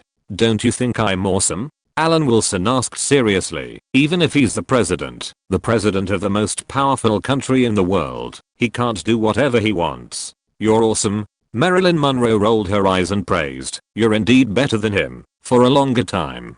This kind of praise is very complacent. Seeing the man dancing with joy, Marilyn Monroe's eyes flashed a smile. She has always believed that a girl who pursues gender equality is just a girl who lacks ambition. Do you want me to keep it a secret from Vivian? Marilyn Monroe asked, after putting on her clothes and glancing at the man who was doing the same thing. To be honest, I don't really care. It would be best if I can avoid disturbing her mood. Alan Wilson spoke in a tone of being a soft rice eater. The permanent deputy minister spoke so toughly. This was not a time when there were many people outside, and he must not lose the initiative. That's really surprising. I don't know how you made Vivian fall in love with you. Marilyn Monroe was a little surprised. Hollywood is a big divot, but she was sure that Vivian Leigh was not a casual woman, but she was devoted to such a man. Maybe living with a younger man is like this? Marilyn Monroe was thinking about this. I suggest that Ms. Monroe not return to the United States for now. Let's see how things go. Alan Wilson said, recently, the British media's manipulation of public opinion about you and Kennedy may have some impact. I apologize. This apology is not very sincere, but it's better than nothing. Marilyn Monroe said with her red lips. Although Alan Wilson looks so tough, he is actually thinking about how to repair his relationship with the Kennedy family. It's still the old way. Through the connections of McCarthy and Kennedy's brother, he emphasized the difficulties he had no choice in this meeting. The role of pretending to be the big brother has ended, and the role of having many people outside has begun. Chapter 12:10 Entering Whitehall. Vivian Leigh was overjoyed at the man's return, and her eyes were drawn to him involuntarily. She saw the water droplets lingering on the tip of his nose and upper lip, and suddenly she didn't feel cold anymore. Her right hand seemed to have its own will, reaching out to brush off a drop of water from his mouth. Her fingers lingered there, and a strange warmth spread through her blood. Vivian. The man whispered, his lips moving under her palm. She was out of breath again, and couldn't speak. You are so beautiful. Her hand reached out to his chest. He leaned forward, and she stood on tiptoes. He grasped her shoulders with his fingers, and pulled her close. The kiss was light and gentle, and surprisingly beautiful. It was exactly the kiss she had imagined, but it was too short. Marilyn Monroe looked disgusted. She didn't have any dissatisfaction with this man, and she had no right to be dissatisfied. But seeing poor Tom being played around with, she couldn't help but want to expose the hypocrisy of the gentleman. Monroe is still here. Vivian Leigh finally stopped indulging in male beauty. Are you here to give me a script? Script? Oh, script. Alan Wilson remembered that he used the movie script to let Vivian Leigh trick Marilyn Monroe to London. Of course, this was just an excuse for him to hold Kennedy hostage. This Nassau conference could be said to be useful or useless, because Dulles really talked to him about relationships between men and women. Let's just say it was useful. Alan Wilson's brain raced. As an extremely professional filmmaker, he would not only take actresses on rockets, but also use his talent to convince these actresses. There was no script for the time being, but he could make it look like there was one. This is a very good script. I believe that once it is filmed, it can subvert the image of Ms. Monroe, which can be said to be of great benefit. Before becoming the supreme authority, this might be the last time that Alan Wilson wrote a script as a diplomat. He liked the movie The Truman Show very much, so he happily decided to copy it. As for Monroe's role, of course, she would change from the previous role of a vase that sold meat to the heroine who rescued Truman and told him the truth. After speaking out the general idea, Marilyn Monroe was really surprised. You have a good imagination. If you were in Hollywood, you would definitely be a very good screenwriter. I can only blame my bad luck, and I have never doubted my talent. Alan Wilson had a pretentious expression, but obviously, from the perspective of benefiting society, the current career is more suitable for me, rather than joining the film industry. Just like Hepburn, who showed her pure face, could play Breakfast at Tiffany's, which was tailor-made for Marilyn Monroe. Why couldn't Marilyn Monroe play The Truman Show? Although it was a male-led movie, adding a little bit of the heroine's role as the white moonlight would not detract from the classic. After all, it was a product of the peak era of Hollywood's cultural hegemony, not the Marvel series, that focused on special effects. Alan Wilson believed that a good script would not be buried just because he copied it. In this way, Marilyn Monroe decided to stay in the UK temporarily to prepare to shoot a movie in Europe for the sake of the script. Alan Wilson and Vivien Leigh found a house nearby for Marilyn Monroe, and the three of them went to visit it together. Marilyn Monroe was very satisfied. The front door was open and there was a warm fire in the living room. The room was filled with chairs and sofas, and there was even a grand piano. Looking through the door on the right side of the living room, Kyoki saw a small library with books lined up along the wall. On the left was the dining room, which had a large oak table surrounded by 8 chairs, and the kitchen was beyond. Not bad. The climate in London is still different from that in the United States at this time of year. Alan Wilson also said with satisfaction, I hope Ms. Monroe will feel at home. Of course, you can also stay at Vivien's place and come over to live when you are free. After all, he was a man of the same status as Vivien Leigh and her husband. When they came here, it was a little inconvenient for the two women to live in the same house. It was much more convenient to live separately. Anyway, the line of sight was less than 200 feet, and it was convenient for the two ladies to visit each other. What for? Marilyn Monroe looked puzzled, not knowing why this man came back. Give me the key to the door. It will be more convenient. Alan Wilson stated his purpose bluntly. God knows how the man in front of her said this. Marilyn Monroe almost wanted to laugh out loud. Then she stuffed the house key into Alan Wilson's hand and whispered, "You are really amazing. Thank you." Alan Wilson shook the house key and said to himself, in terms of time management, I'm fine. She was pushed upstairs by Alan Wilson. Before she could catch her breath, she was already sitting in a tub of hot water with a rose scent. The steam floated up to her face, making her relax. There was no sound in the house, and she closed her eyes easily. Alan Wilson went to Whitehall to visit the Supreme Authority Norman Brooke and report the inside story of this Nassau meeting. Norman Brooke was very clear about the ins and outs of the Nassau talks. Kennedy may not give up if he fails to achieve his goal. Politicians are like this. If they lose, they will hold a grudge, and if they win, they will counterattack. But this is directed at the government. The Americans will not do anything to you. After all, we will obey the arrangements of politicians. Every time I think of the United States, I always think of Judas crying out for injustice. This country is stubborn, treacherous, and ambitious. Alan Wilson said in a long tone, every time the United States says that it wants to practice the special relationship between Britain and the United States for the good of Britain, I feel like I'm being stabbed in the back. In fact, I'm still a little worried about Kennedy. Norman Brooke frowned. Stubborn, treacherous, and ambitious all apply to the United States. Because of this, we have to think about what the Americans will do if they fail to achieve their goals. If I were Kennedy, if there was no trouble in Quebec, I might take action against Newfoundland. Alan Wilson nodded. It was indeed possible.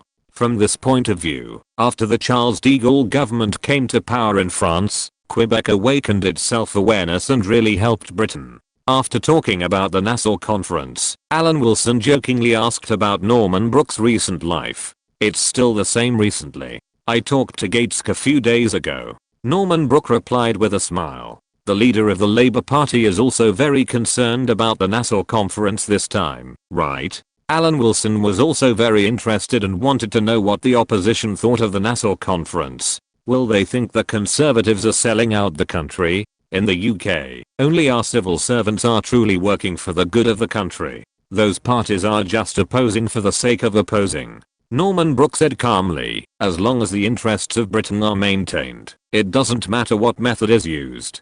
He can even be a Marxist. It's like when the Labour Party was in power, the Ministry of Education praised comprehensive quality education for being able to eliminate class differences. But when the Conservatives came to power, they changed their words and praised the cheap, stable and efficient education.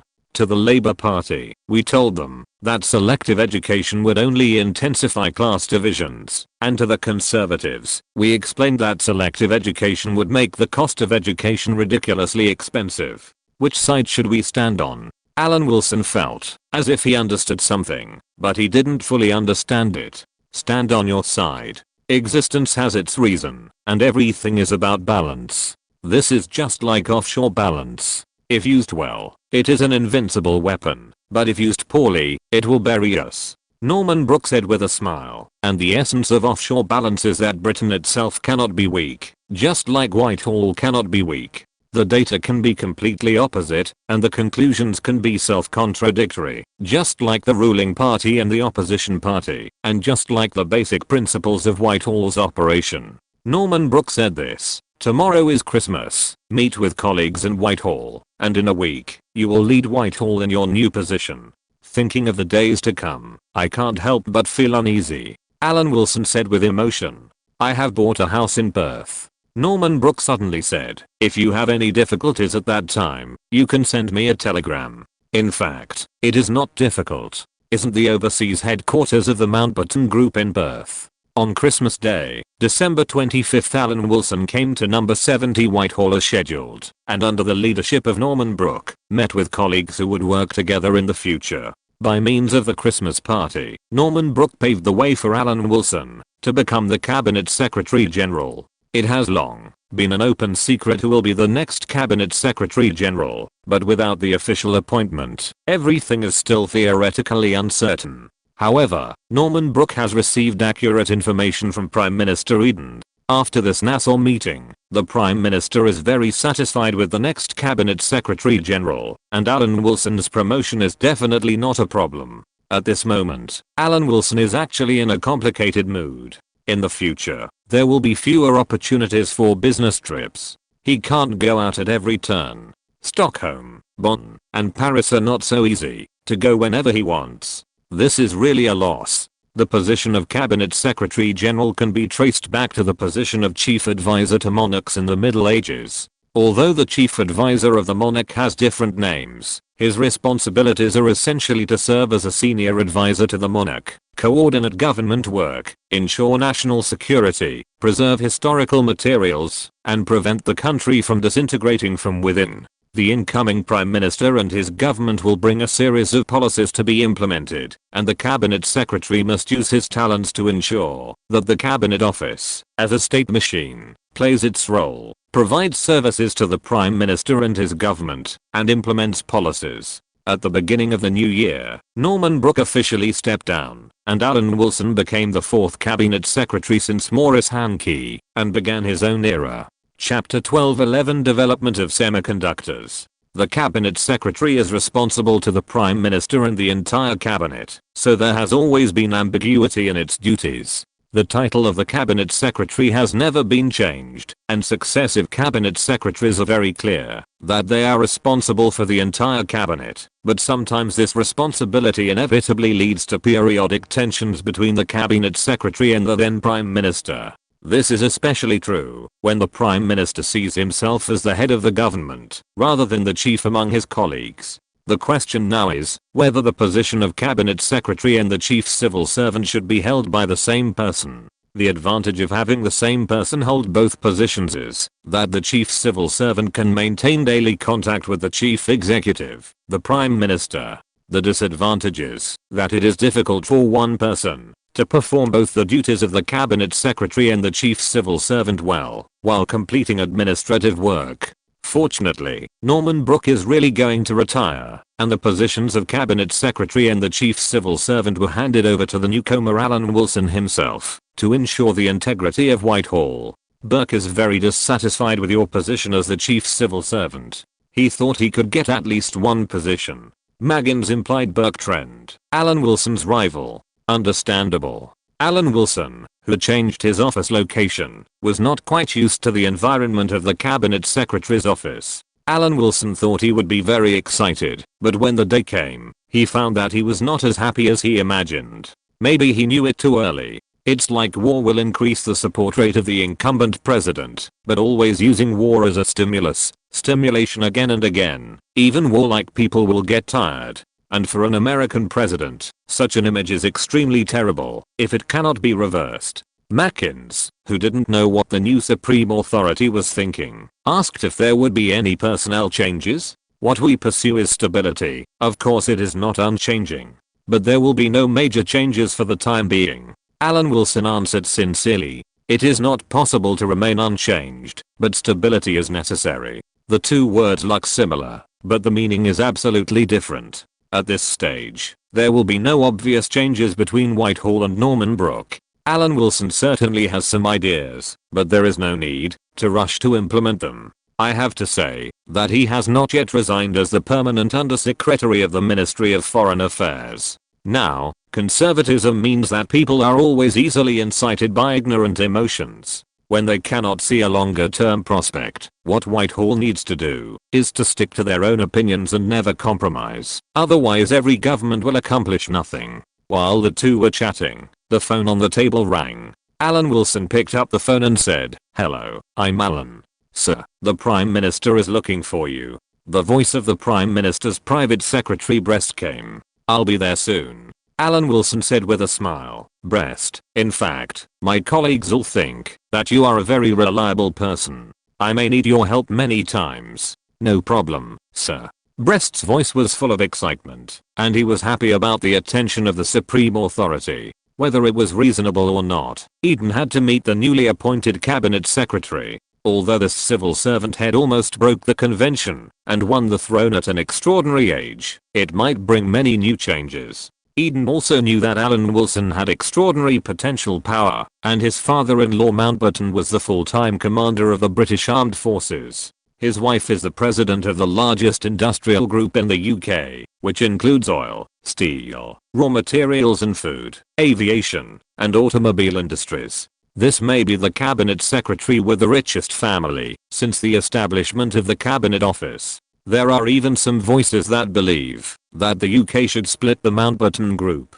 Of course, this voice will only make a group of aristocrats who have obtained Australian citizenship run away. In the past, capitalists could use economic strength to defeat the aristocratic group whose main income was land. The current aristocratic group can also use greater economic strength to regain the glory of the past. No matter how bad it is, it will not stay in the UK and wait for death.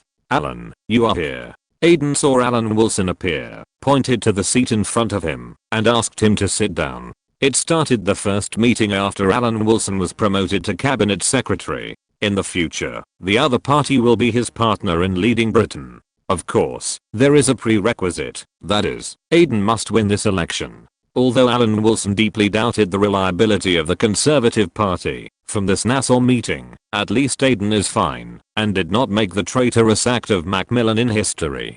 "Dear Prime Minister, this is the first time I meet you in such an occasion. I'm a little nervous." Alan Wilson sat upright, expressing his modesty and the mentality of coming to listen to the teachings. Whitehall should indeed change a little. Eden spoke up. Obviously, he was not without opinion on the Whitehall, led by Norman Brook. "I hope that the Whitehall led by you can fully stimulate the potential of Britain. I will naturally do my best," Alan Wilson answered simply, expressing reliability. "As a diplomat, I have always focused on the scope of the Commonwealth. I hope that the integrity of the Commonwealth will drive Britain to move forward." Eden naturally didn't know that the situation in Britain was countless times better than the Britain in Alan Wilson's memory. If he remembered correctly, at this time in history, Britain was already the third largest in Europe, and its economic output had been surpassed by Germany and France one after another. Naturally, this kind of virtue would not be able to stand up to the United States at the Nassau Conference. For Britain and this era, various countries have specially created the term British disease.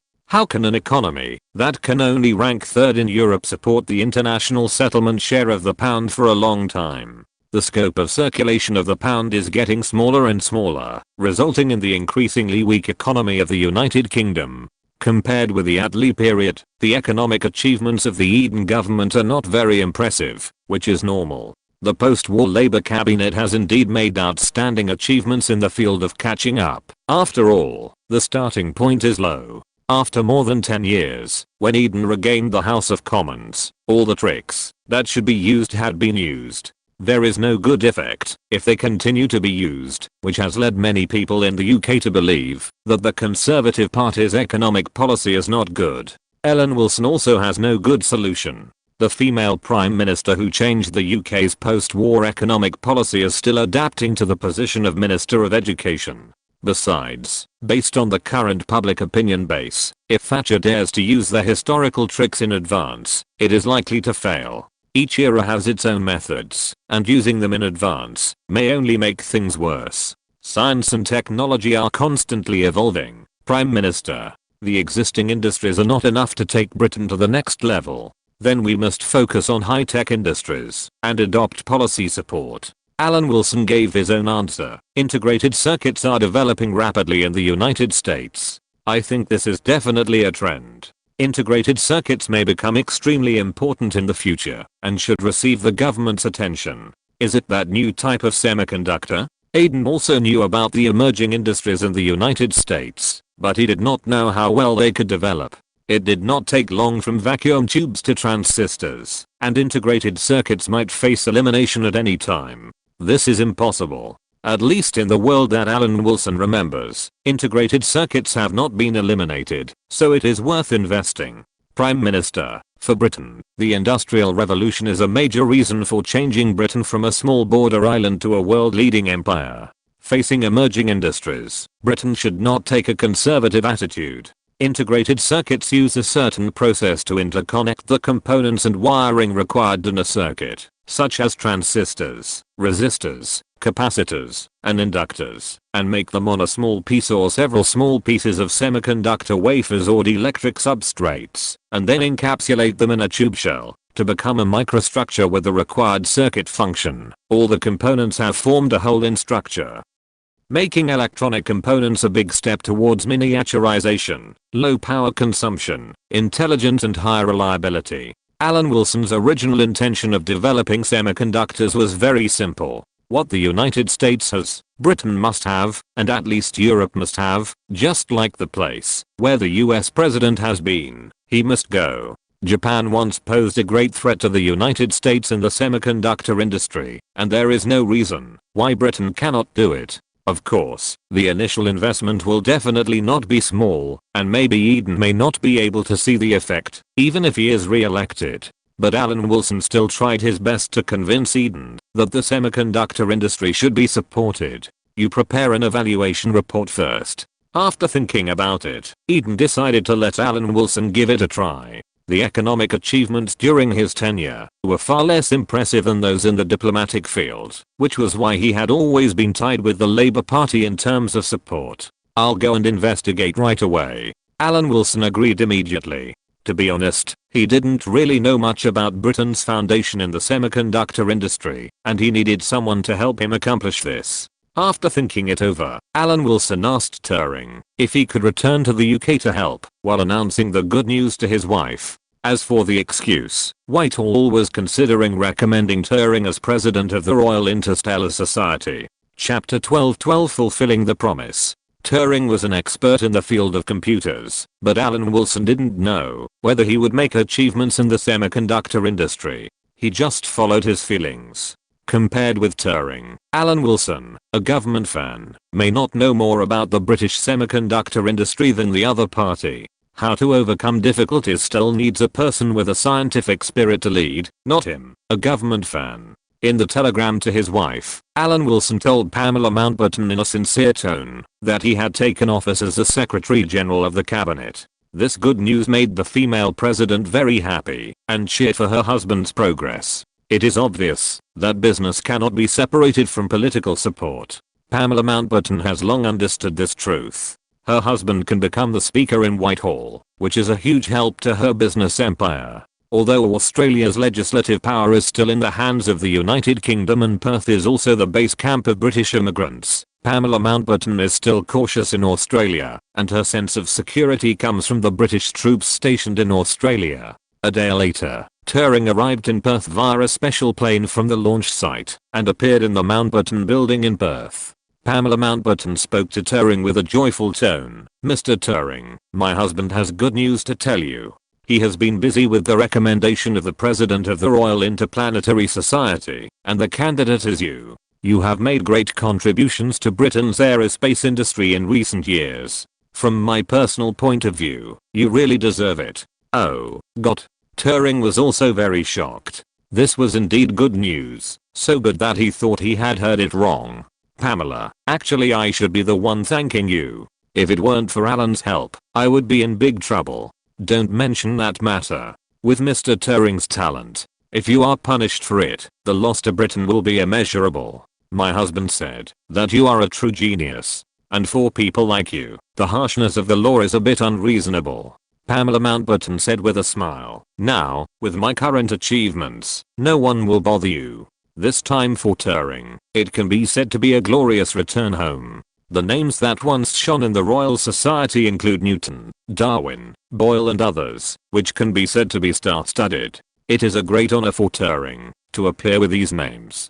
In recent years, Turing has led the work of British aerospace engineering at the Australian launch site, which is enough on his resume. What is lacking now is someone to give him a push, and the cabinet secretary can help with this. At this moment, Alan Wilson knocked on Marilyn Monroe's door and decided to tell the story of this vase. His kindness was rewarded, and she gave him a loving and grateful glance. He smiled at her in return, hoping that he could do his best to protect her from criticism and anger from the outside world forever. In recent years, United Artists has produced a number of good movies. Are you credited for them? Marilyn Monroe said with some disbelief, as if she wanted to confirm the authenticity of the matter. "For example, The Dimensional Killing Array? That was really written by me." Alan Wilson puffed out his chest, just like the poorest patriot in East London. "What is plagiarism? That is macro-innovation. This batch of movies created huge profits for Vivien Leigh's United Artists." The status of United Artists in Hollywood continued to rise, approaching MGM, which had passed its peak. Even if he wanted to change his taste, Alan Wilson would not mind a script for Sharknado. It's unbelievable. Before, Marilyn Monroe thought that the man was just bragging about his talent. Now she really believed it. Vivien Leigh was the idol of Hollywood actresses. Not only did she leave behind classic screen images, but she also made a gorgeous transformation from an actress to the boss of a film and television giant. Vivien Leigh, Hedy Lamarr, and Ingrid Bergman led a group of female stars to start their own businesses. Of course, most of them were not very successful, but this did not affect everyone's goal of targeting these successful female stars. The key factor to success is not to start a business, but to require Alan Wilson to be the man behind the ladies. It's just that most female stars don't understand this. "I'm really talented, otherwise Vivien wouldn't be so devoted to me." Alan Wilson spread his hands and looked arrogant, as if it was just a piece of cake. Following him was like knocking on the door of common prosperity.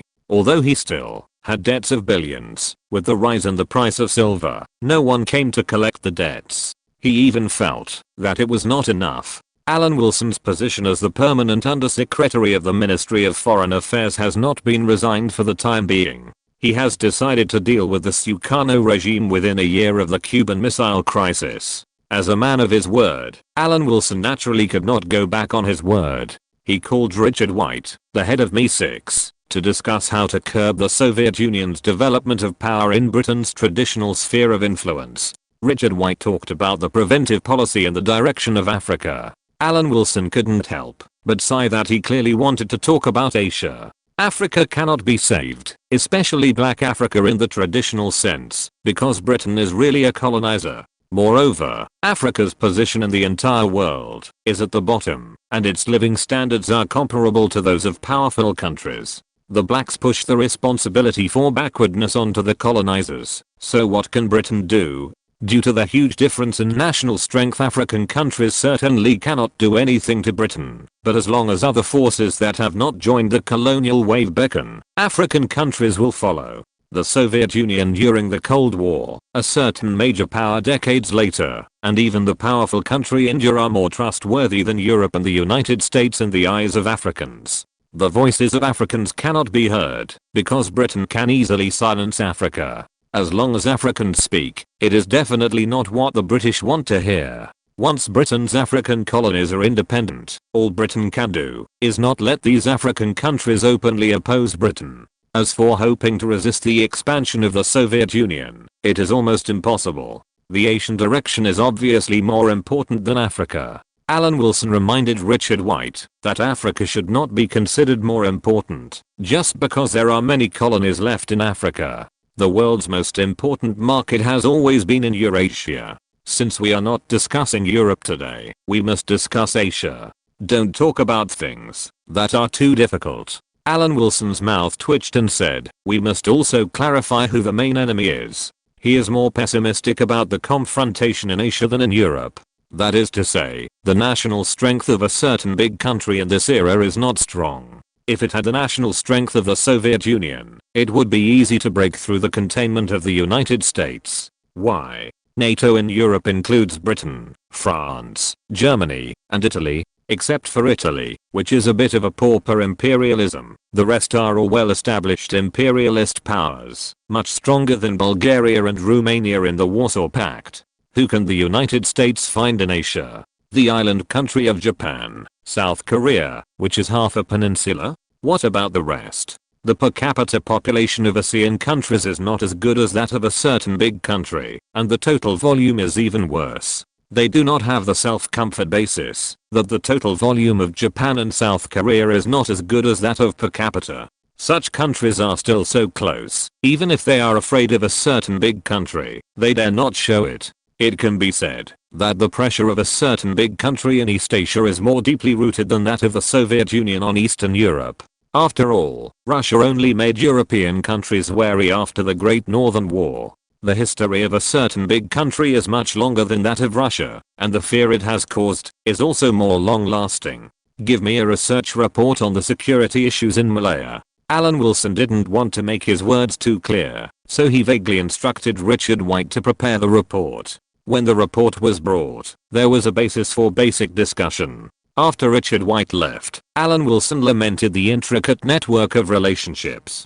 Turing finally arrived in loyal London with a brilliant resume. This time he came back and had been the head of the British space launch site for several years, making an indelible contribution to the British space industry. After meeting Alan Wilson, Turing knew the other party's true purpose, hoping that he could lead the development of the British semiconductor industry. I'm a little surprised, but I still know something about some things in the semiconductor industry. That's the best. Alan Wilson hurriedly urged, if these pioneers can develop this industry, it will be a huge benefit to the UK. Turing nodded, and then introduced what he knew, and who was working hard in the semiconductor industry. As an emerging field, the semiconductor industry has also developed to a certain extent in the UK. As early as the 1950s, Jeff Dammer of the Royal Radar Research Institute of the United Kingdom proposed the concept of integrated circuits, making transistors and other devices required for a circuit on a semiconductor.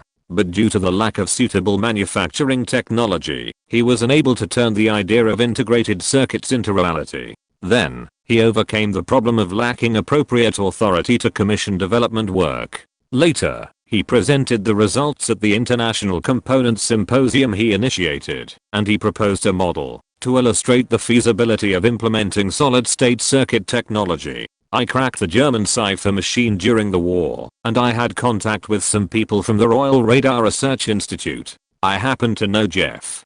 Turing introduced this history, but we fought alone, and we couldn't compare with the systematic research of the United States. You also have to consider that the biggest problem of Britain at that time was to repay its debts. How could it compare with the United States in investment? Alan Wilson said this, and then changed the subject, but now there is no such problem. If you're listening to this novel on a channel other than Fanfic World, it means they downloaded and uploaded it without effort. We cordially invite you to visit our channel, Mundo Fanfic Novelos. There you'll find the original version of this story and you can explore many other novels of various genres. We're waiting for you to immerse yourself in a world of incredible novels.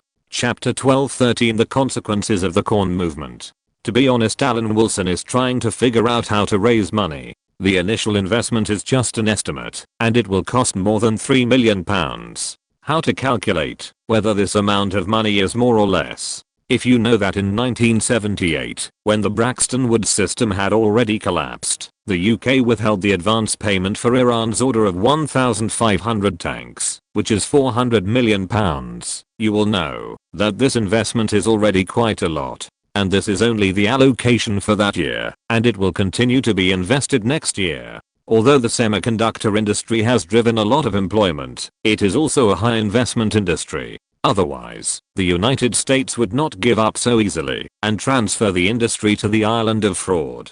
Considering the political impact, it would be best to attract a certain amount of royal funds, as long as it can escort the development of the semiconductor industry. Alan Wilson remembered that the Mountbatten Group also gave the royal family shares at that time, and Her Majesty the Queen should have received a lot of dividends over the years. It's just that he doesn't know if he has the face to deduct some money from the royal family. Even if he doesn't have this face, it doesn't matter. If the Queen can't do it, doesn't she still have a sister-in-law who listens to her orders? Even if he were to take away his position as cabinet secretary, Alan Wilson thought that his credit rating was quite high. He was not Jack Ma. He was a complete liar, a double-faced person. He not only deceived the country, but also dared to intercept investors' money. Has Alibaba distributed dividends to all shareholders after its listing? Not at all. The money was kept in Alibaba's small circle. Is this different from a Ponzi scheme?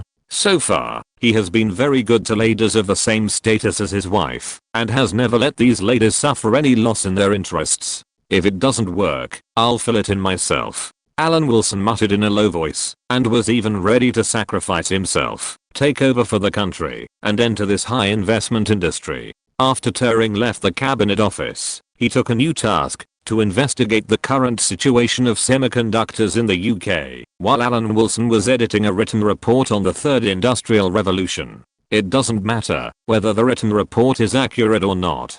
The main thing is to compete with Japan. The population of Malaya can compete with Japan in the existing field, and they have already done their best. You can't expect a colony with a population of 16 or 17 million to do more. Alan Wilson also knew that the development of Japanese semiconductors in the 1970s and 1980s had won Japan a strong voice. It even aroused the fear of the United States. He did not want to see this happen. He would rather not make money, but only create jobs than let Japanese semiconductors develop. Malaya does not have the ability to compete with Japan at this stage, so it can only rely on the British mainland. When necessary, it can even introduce capital from other European countries to jointly work on semiconductors. Alan Wilson called Richard White of MI6 to pay attention to the development of semiconductors in European countries. It is necessary to know ourselves and the enemy, and then make an assessment to decide whether to cooperate or go it alone.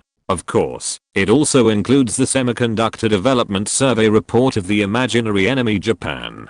While the Cabinet Office evaluates the semiconductors of various countries, it must not forget the current hegemon, the United States. The first country to rise in semiconductors was the United States. Among the top 10 semiconductor companies in the world today, the United States occupies 9, and the 10th is Japan's Takeda Riken. The United States today certainly can't imagine that in another 20 years, Japan will be exactly the opposite of the United States, and be in the position of American companies today. Of course, before the 1990s, semiconductors could not be called globalized, and most of the production capacity of semiconductor companies in various countries was used in their own markets.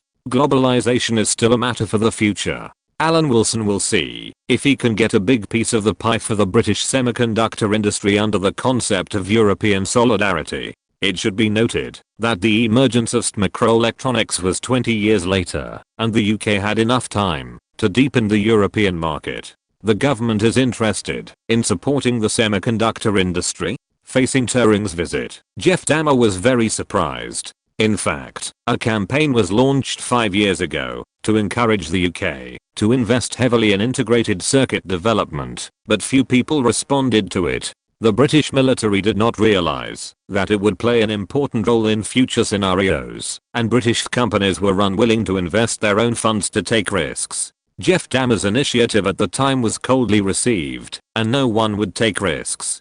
Government departments were unwilling to sign contracts because they did not apply. People will not say we want to use it because they have no experience in using it. This is a question of which came first, the chicken or the egg. The United States has made a bet on this, and the UK's layout in this field is a bit slow. Government departments are reluctant to sign contracts because they haven't applied for them. People won't say we want to use it because they don't have experience using it. If Alan Wilson were here, he would immediately recognize that this was a classic repetition of Whitehall civil servants. It was indeed pushing the chicken and egg problem back to the initiator.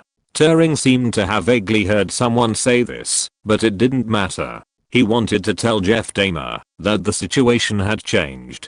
Sir Alan, the new cabinet secretary, is very concerned about the development of the semiconductor industry. I think you should continue to try your previous initiative. What do you think is the most critical point of this industry? There are mainly 6 aspects. Jeff Dahmer was no longer sleepy when he heard it. Macroprocessing technology, crystallization technology, design technology, engineering technology, test evaluation technology, hardware technology. It can be said that it is an unprecedented move to integrate all the companies with semiconductor technology in the UK and bring together companies that are in a competitive relationship to overcome technical difficulties together. In fact, in semiconductor equipment, there were only a limited number of companies that could produce related parts or assemblies at that time, and almost all of them adopted the same supplier system. It was only after the equipment was put into production that the competitiveness of the core companies in the UK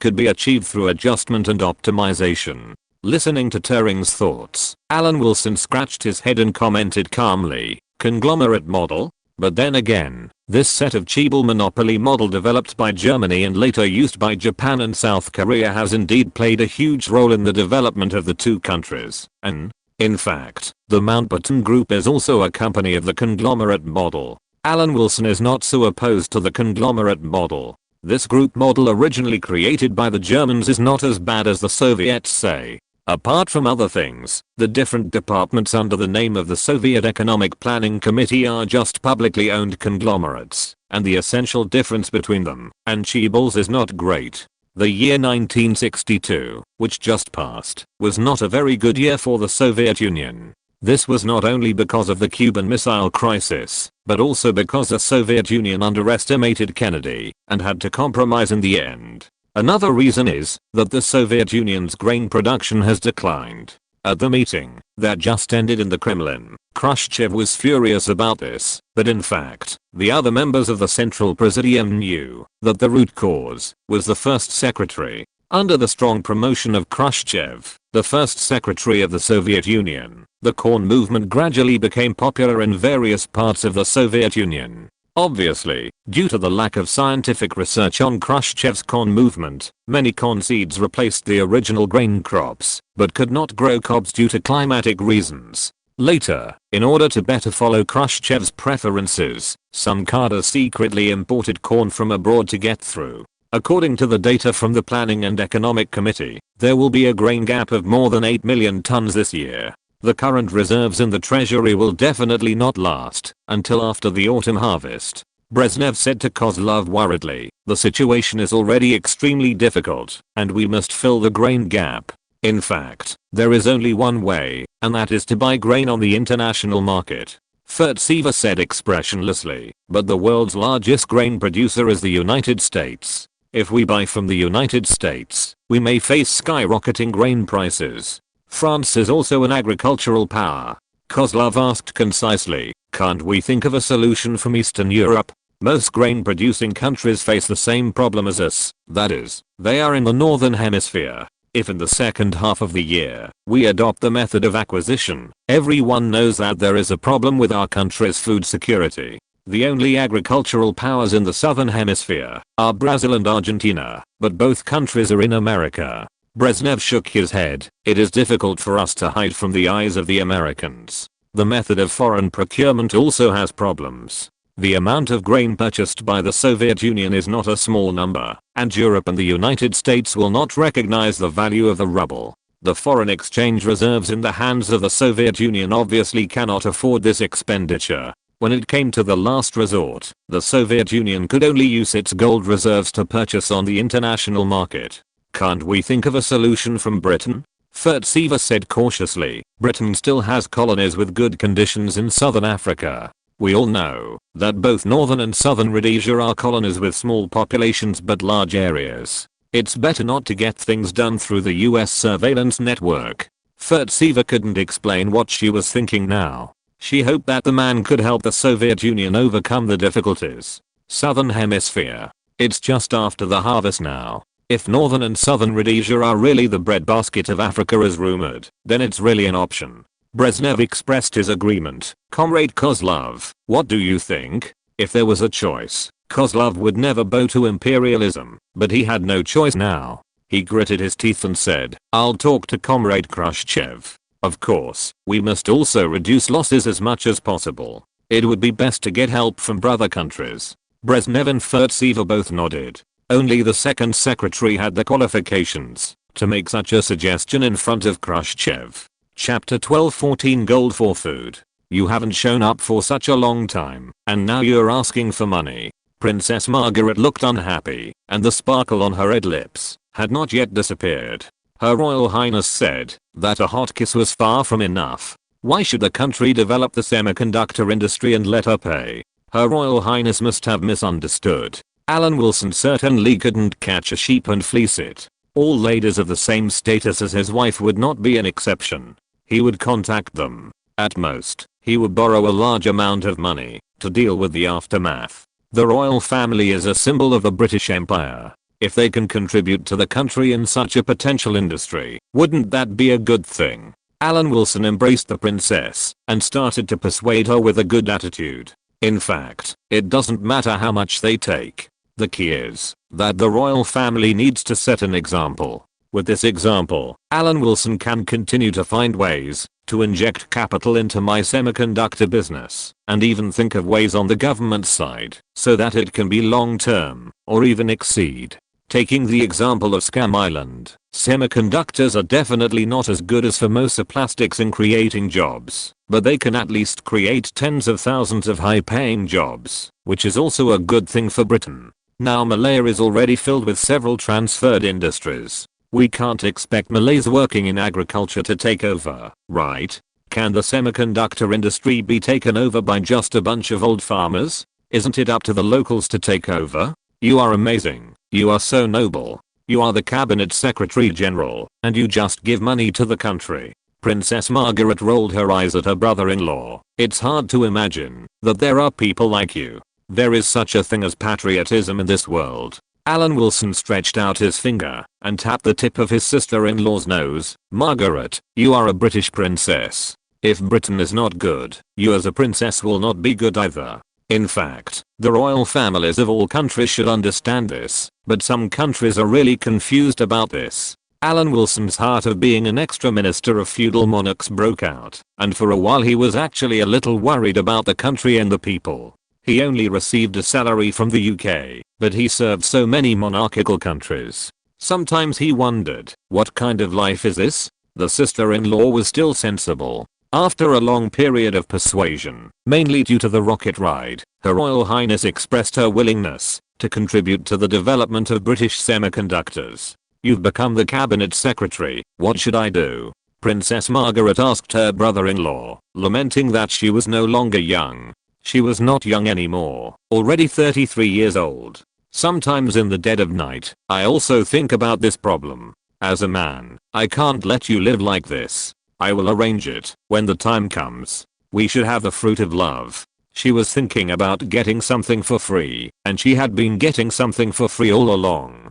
But at this moment, Alan Wilson openly expressed his willingness to take responsibility. Although he was not sincere, how could a love-minded person see that he was reluctant? Poor Tom, he was played around like this. I don't have to compete with Pamela, but you know how I feel about you. Princess Margaret lowered her head and muttered softly, don't let Pamela know. When the time comes. You are the cabinet secretary general, and blocking the news should not be a problem. God will not forgive anyone who dares to ruin the princess's innocence. Alan Wilson patted his chest. As long as Princess Margaret could bear the loneliness, he would naturally find a place where Her Royal Highness could rest assured to give birth. The cabinet secretary had sacrificed too much for the semiconductor industry in the UK. Not long after returning to Whitehall, he was thinking about meeting with the British semiconductor representatives. After the meeting, the phone on the table rang. Alan Wilson came to his senses and picked up the microphone. This is Alan, just say it. Permanent Undersecretary, Soviet Ambassador Victor wants to meet with you. The voice of Dixon, the chief private secretary of the foreign minister, came. Victor insisted on doing this and said that there was something important. I can only inform you. What are they going to do? Alan Wilson said to himself, and then said, okay, arrange a time. After all, I'm still the permanent undersecretary of the Foreign Office this term, and I should contribute to the work of this department. What's wrong? Prime Minister Eden is in charge of diplomatic work. Why can't the cabinet secretary also serve as the permanent undersecretary of the Foreign Office? He didn't even serve as the permanent undersecretary of the Treasury like the previous two supreme authorities. Don't worry now, think of a way later. Victor was actually very hesitant in his heart. He knew that he had an important task this time. Although the person he was going to meet was not very old, he had a deep background and was less than 40 years old. He wanted to become the head of the British Civil Service. The previous ambassador had dealt with Alan Wilson before and knew that this person who talked nonsense was not easy to deal with. However, the voices in the country seemed to have recognized the ability of this British civil servant head and insisted that he meet with the other party. He had no choice but to bite the bullet. Want to purchase food? Alan Wilson heard it, and a playful look appeared on his face. He knew what was going on in his heart and asked directly, Mr. Ambassador, hasn't the Soviet Union been carrying out a corn campaign in recent years? Why did you think of purchasing food? And I believe that the Soviet Union will understand that Britain is an island country. The other party came to ask for help, and it was not Alan Wilson's style not to pretend to be reluctant at this time. He knew that there must be a risk to the Soviet Union's food security, otherwise he would not talk about purchasing food. According to the basic conditions, the Soviet Union's agriculture should not be a weakness. After all, the world's largest black soil is in the Soviet Union. However, there were indeed weaknesses in agriculture during the Soviet period, which must be admitted. On other issues, such as the Soviet Union's distribution mechanism, it was much worse. The prices of many commodities in the Soviet Union had not changed since the founding of the country. Some tools directly stamped the prices, but the cost increase was real. The later it was, the more serious the price inversion in the Soviet market became. For example, the cost of producing grain was higher than the bread sold. It was not uncommon for the Soviet Union to feed livestock with bread. And in terms of the degree of attention, heavy industry was greater than light industry and greater than agriculture. Although it seemed that no one paid more attention to agricultural issues than the Communist Party of the Soviet Union at all levels of meetings. In fact, the degree of attention paid to heavy industry, light industry, and agriculture has never changed. This is also related to the population of the Soviet Union.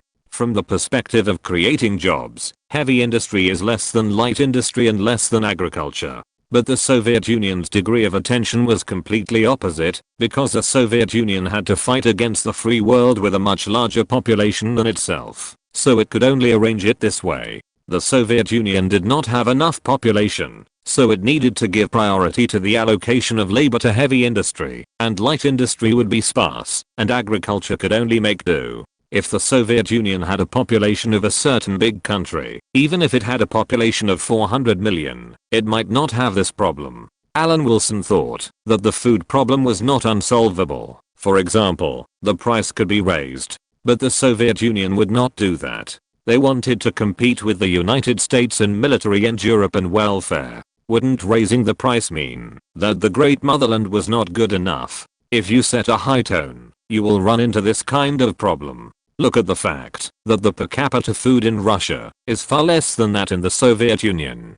Didn't they become a major food exporter like India? It's pitiful. It's just a rhetoric that Britain is an island country. Even if Britain is really an island country, its food self-sufficiency rate is 75%, which is quite high among island countries, and it is definitely higher than Japan, which lost Hokkaido. In fact, it's not impossible to help from a business perspective, but Britain is not the Soviet Union, and everything is clearly marked. Britain is happy to sell food to the Soviet Union from a business perspective. What Britain is an island country is just for fun. Alan Wilson doesn't think that purchasing food is a problem for Britain. Britain has pounds, not rubles that no one recognizes. This is a world of gold standard. If the UK purchases, it also needs gold as a guarantee. If Ambassador Victor has no problem, I'm happy to persuade the Prime Minister to conduct a normal economic and trade cooperation. The Soviet Union must be purchased with gold.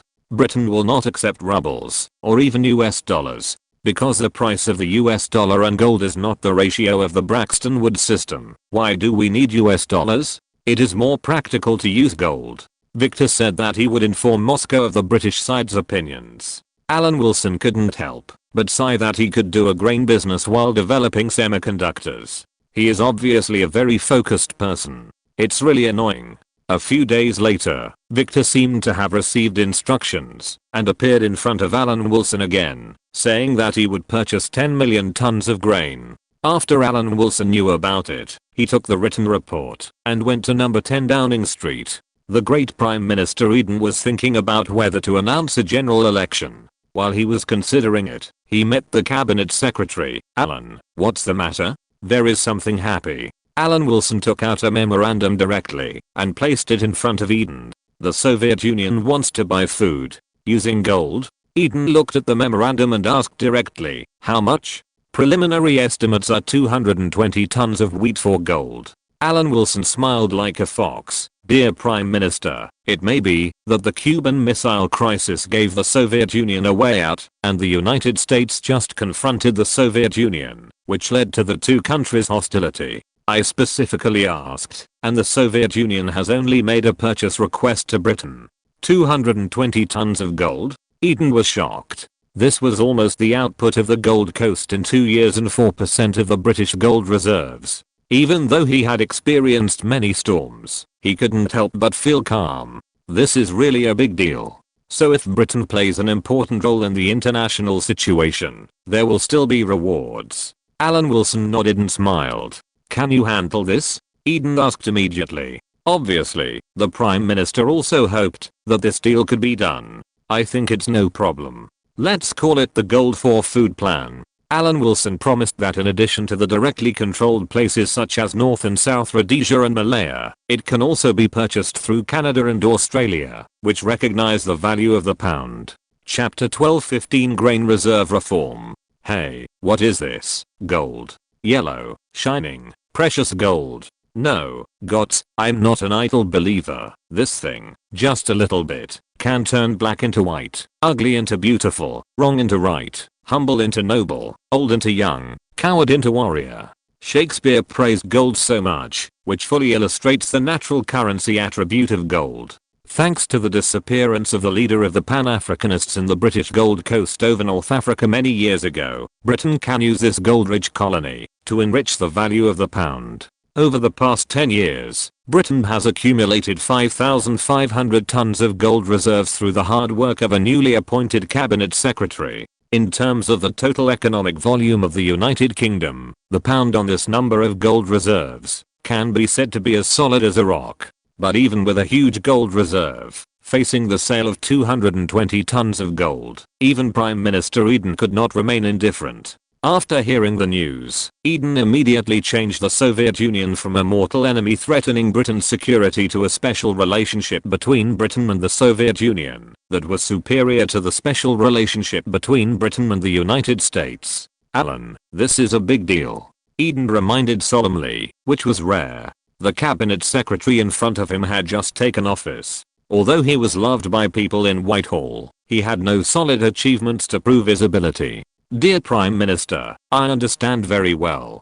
This is what I think. If two gold bars are placed in front of you, which one is noble? Which one is despicable? No one has the answer, so this matter does not involve third countries. It is entirely a matter between the Soviet Union and Britain. Alan Wilson's meaning is very simple. He wants both. Britain must take all 220 tons of gold. It's that simple. I will call overseas commissioners back to China and first think of ways to improve the food production in the colonies. Seeing Aiden nod, Alan Wilson continued, for the colonies, we only need to pay pounds. If we are stingy, we don't even need to pay pounds. If the colonies are not enough, there are still Commonwealth countries such as Canada and Australia. What is certain is that the colonies in the Southern Hemisphere or Commonwealth countries will be the main ones. If they are not enough, we will talk to Canada. Wait until I have investigated the food situation in the colonies. In order to conceal the real purpose, I have a suggestion at this time. Alan Wilson laid out his plan. How to do it? Aiden grabbed the pen and leaned forward to ask. Once we purchase grain on a large scale, other countries will definitely find out. After all, this is not a small number. We can hide our actions in the colonies, but once it involves the Commonwealth countries, we may be noticed.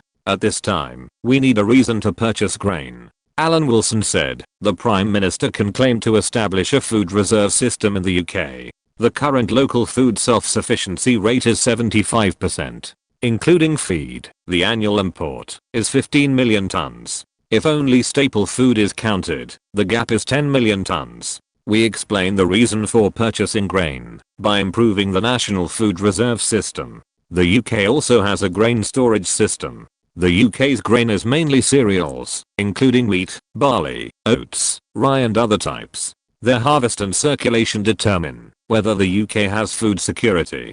The UK's own food self-sufficiency rate is not actually high, but after 2 consecutive world wars, the UK's food self-sufficiency rate has increased. After all, the 2 wars, which lasted only more than 20 years, did leave a deep impression on British citizens. The food self-sufficiency rate has increased from less than 50% to more than 70%.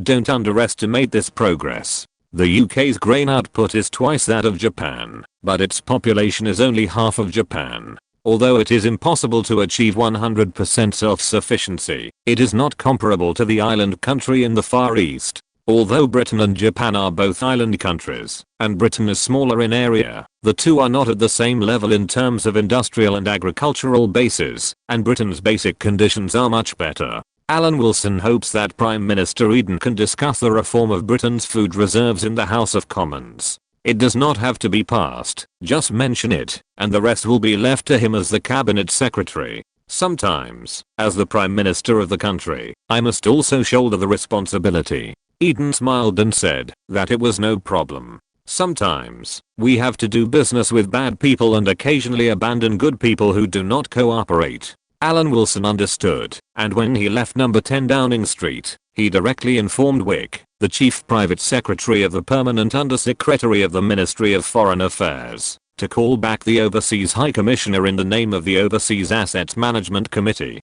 This is the first Overseas Commissioner meeting since he took office as the Cabinet Secretary. After all, it is not as free as before. Alan Wilson can no longer follow the local customs and leave London for the meeting. Of course, Alan Wilson still had the final say on where to hold the meeting, because the purpose of this meeting could not be made public. He chose his old nest, Harkson Manor, and prepared a meeting room where he could see the Jade House he built.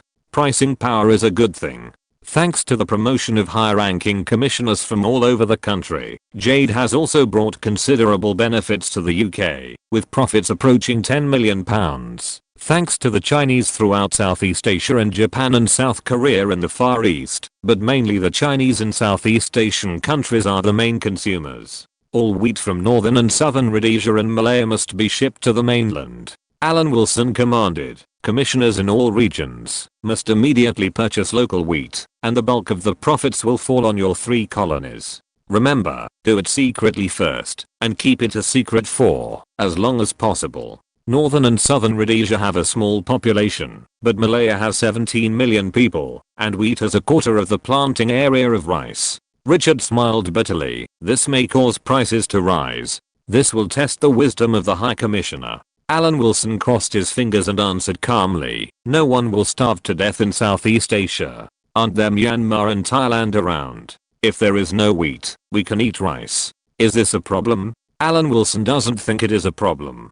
Do we have to eat flour? Rice is eaten the same way. The key is that Malaya's rice will be exported to Japan, South Korea, and even Shanghai's island. Richard said that it was not Malaya's own problem, and it might even disrupt the grain market. If Japan, South Korea and other places purchase through Australia in the future, although Australia is also a Commonwealth country, it is not as good as the colonies in generating direct income. Australia? Alan Wilson thought, do you think Australia can get a bargain this time? Australia's wheat will also be exchanged for Soviet gold by Britain. There is no way. Let's make the American followers suffer again. They are all pro-American forces. What does it have to do with Britain? To be honest, it would be better to starve those bastards to death. Alan Wilson knew that the food self-sufficiency rate of Scam Island was less than 50%, and Japan, which lost Hokkaido, was even lower at 30%. South Korea barely exceeded 50%, and the population of South Korea was more than 20 million. But what does it matter? Because these places rely on overseas imports, Alan Wilson will not exchange for gold. The distinguished Soviet guests used gold to buy food. Compared with gold, what is a mere price increase? Even if famine breaks out, it is worth it. Alan Wilson even looked forward to the outbreak of famine. If the prices of food in Japan and South Korea rose, it might slow down their development. As for the fraud island, the cascading effect was inevitable. It would pass if you endured it. Be patient. When Alan Wilson heard Richard mention the export of Malaya's grain, he seemed to remember that the Soviet Union's purchase of grain in the 1970s directly pushed up inflation in the United States.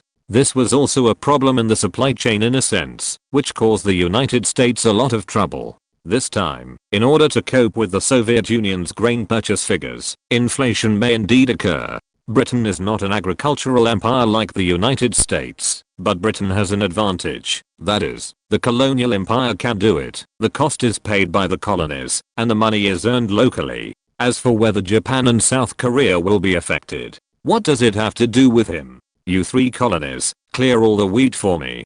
Don't think it's difficult. It may not be enough. Alan Wilson began to assign tasks with a cold face. Only when the reserves of the colonies are insufficient will Britain try to find a way from the Commonwealth countries. I understand, Secretary General. The senior commissioners from all over the country nodded, and then they heard Alan Wilson continue. The food supply of the kingdoms in the Middle East must be guaranteed. They are all friendly countries of the United Kingdom. As for the food supply in the Far East, if there is a problem, don't be polite. The price increase is enough to cope with the difficulties of these countries, and maybe we can make a fortune from the price increase. When the time came, the Secretary General of the Cabinet stepped on the brakes again.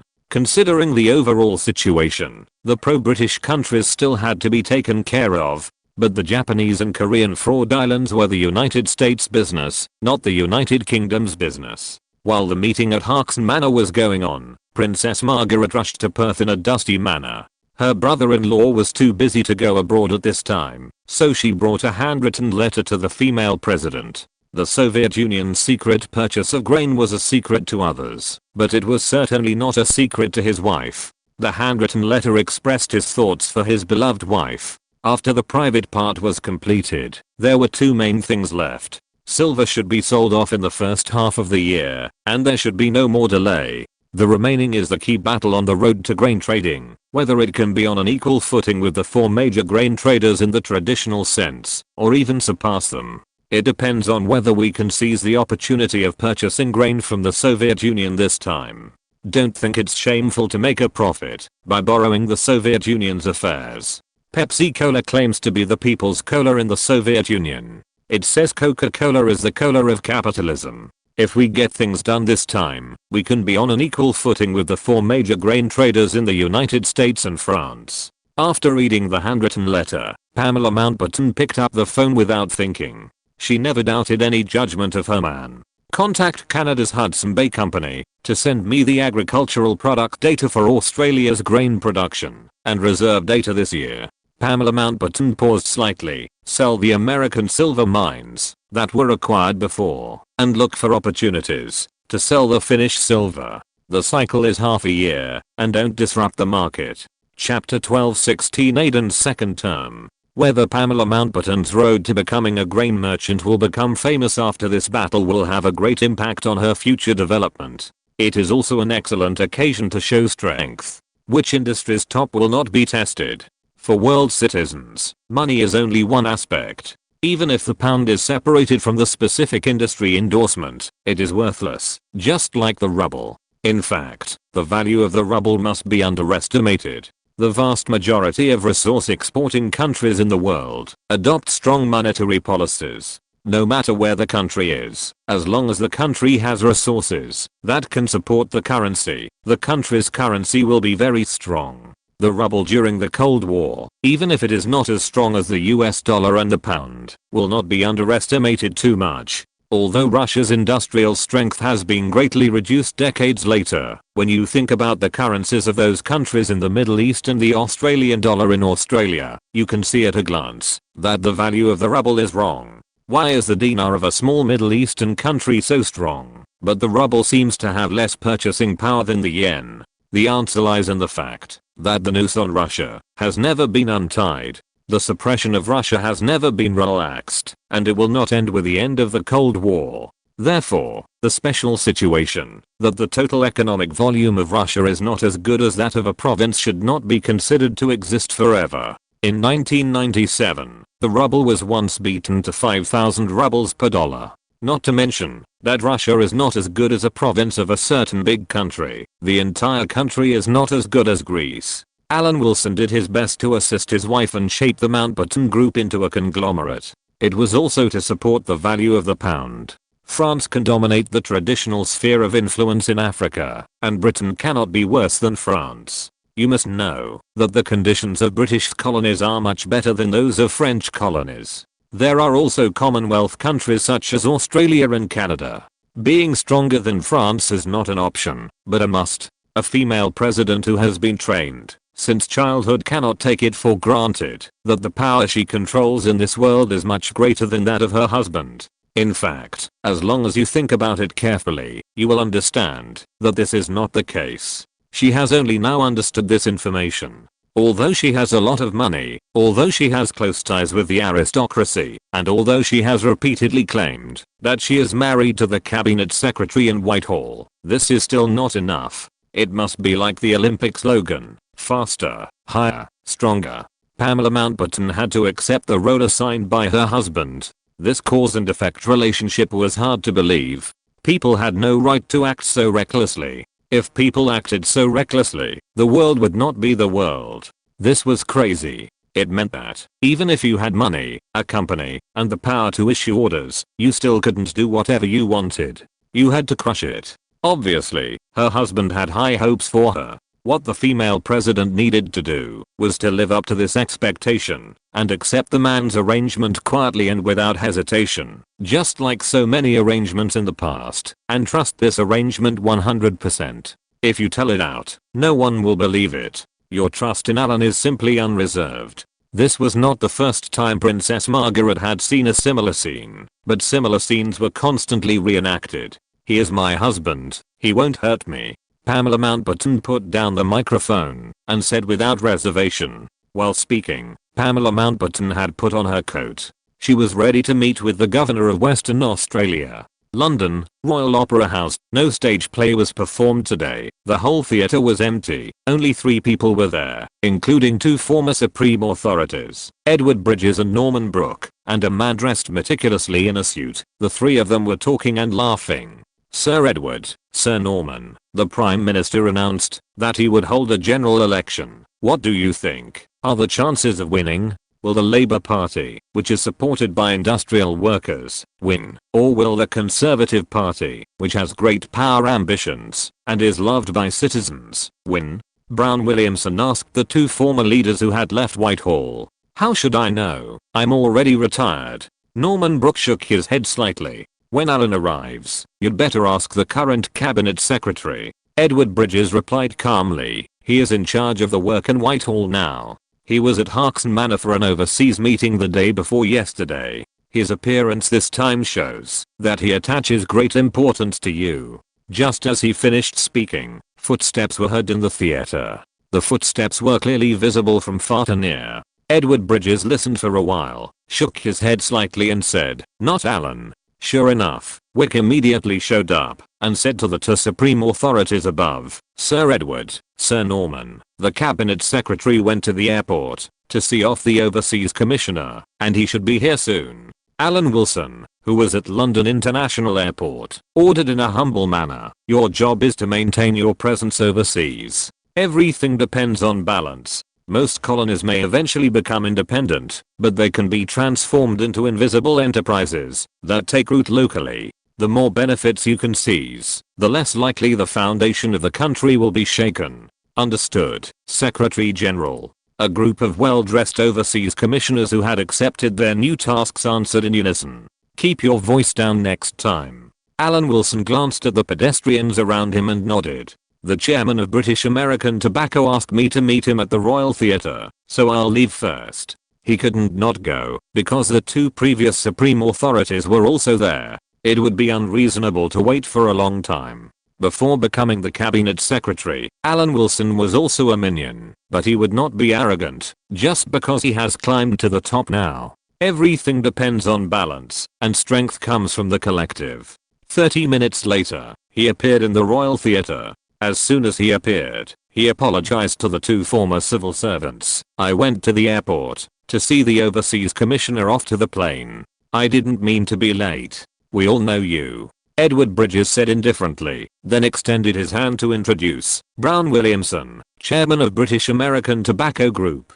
"This is a star company in the UK. It has created countless wealth and has a place in the world." Alan Wilson immediately took the initiative to extend his hand to say hello. Whitehall has always supported pillar companies like the Tobacco Group to grow and develop and assume greater social responsibilities. If there is any help you can tell me directly. The Tobacco Group was indeed in a difficult period for a period of time after the war. We lost many terminal markets during the war, and the sources of raw materials were also affected. Brown Williamson told the truth, but it has recovered now. Last year's profit reached £85 million.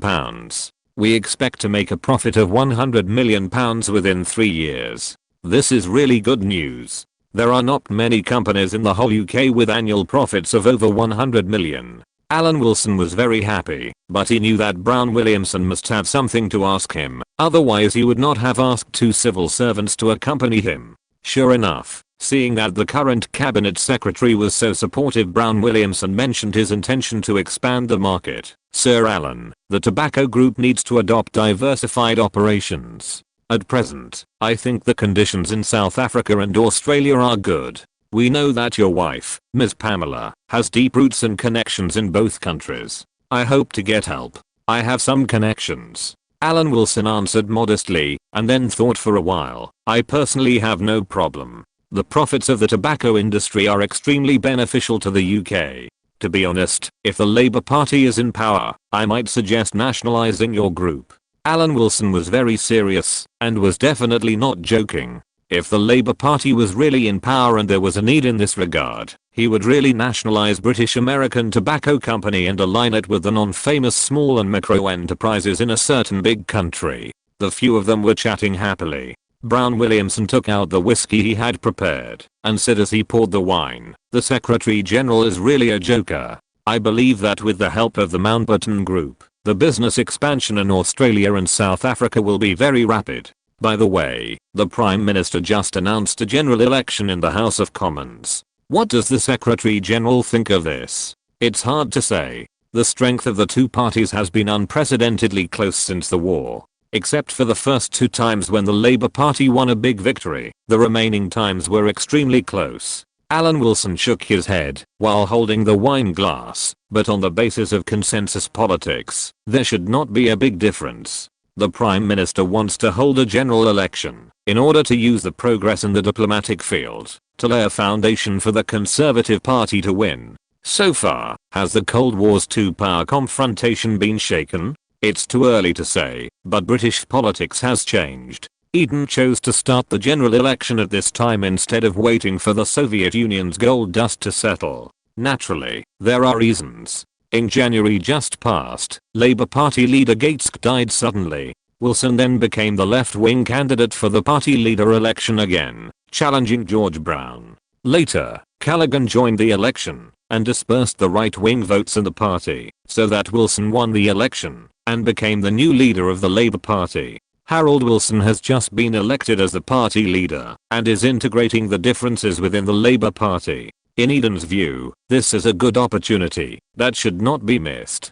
But who knows the final result? Will the Labour Party turn around under the leadership of the new party leader, or will the Conservative Party be re-elected? It's hard to say, and we can't look at the problem with the old perspective. On February 24th, the general election officially began. The Conservative Party was optimistic, believing that the winner of this election had been predetermined in advance when the Labour Party had just elected a leader and was internally unstable. But as the votes were counted, the confident Conservative Party's smile gradually disappeared. It was not until the last moment that the Conservative Party established the victory. For the Conservative Party, this was another narrow victory, with the Conservative Party only leading by 5 seats. It almost lost to the new leader of the Labour Party. Chapter 12-17 Silver Act. Alan Wilson, holding the draft of the reform of the British Grain Reserve, congratulated Eden on his re-election and complimented him. This reform draft is a genius move.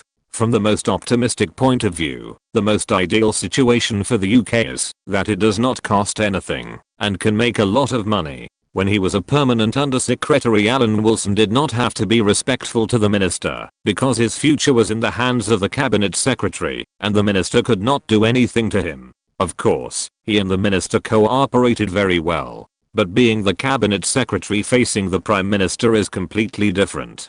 The prime minister has the power to replace the cabinet secretary, although it is generally not done. The UK is the origin of case law after all, and everything must be based on a precedent. This business, for the UK, can promote its advantages in the financial industry and stabilize the value of the pound. Although it was a little late, Eden formally proposed to reform the British grain reserve system after the general election. But the result is good.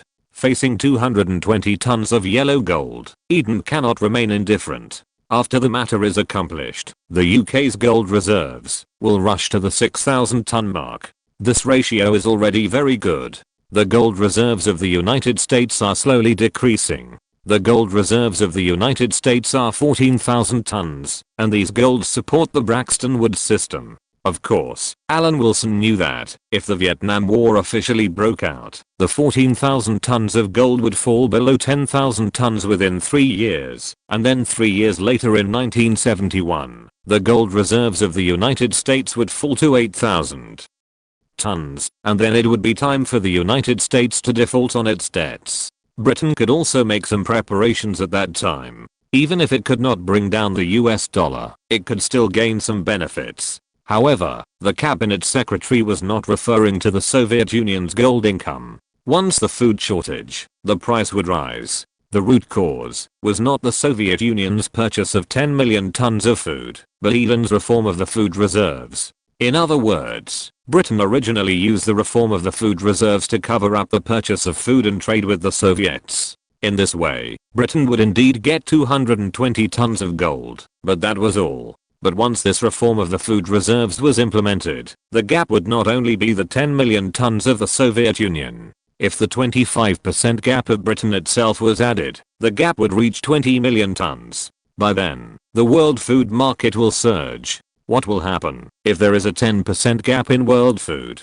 The answer is not that 10% of people will starve to death, but that when these people starve to death, the price will rise to a psychological price that the remaining 90% can bear. If this result occurs, the food stockpiled by Britain will be valuable, and it can be sold at that time to make money again. As a British Prime Minister, Eden has certainly witnessed Britain's difficult times during the war, but to be honest, Britain's difficult times during the war are nothing compared to the difficult times encountered by most countries in the world. If Eden had personally visited India during the Bengal famine, he would have known what the consequences of a 10% food gap would be. Unfortunately, the Prime Minister did not have this experience and could not predict what the consequences would be if Britain was just doing a business. At this time in 1963, a certain big country was unable to take care of itself, and the same was true for a powerful big country. The Soviet Union came to the door to buy. In addition to the United States, only Australia and Canada, two Commonwealth countries, could solve the demand of tens of millions of tons at one time. But Alan Wilson must have acted faster than others. The only remaining grain producing area is Argentina. There are 3 major black soil belts in the world, but there is actually an alienated black soil belt in the pampas of Argentina. Because it is located in the subtropical zone of the southern hemisphere, there is no severe and long winter. After the plants die, they cannot rely on the cold to accumulate debris for many years.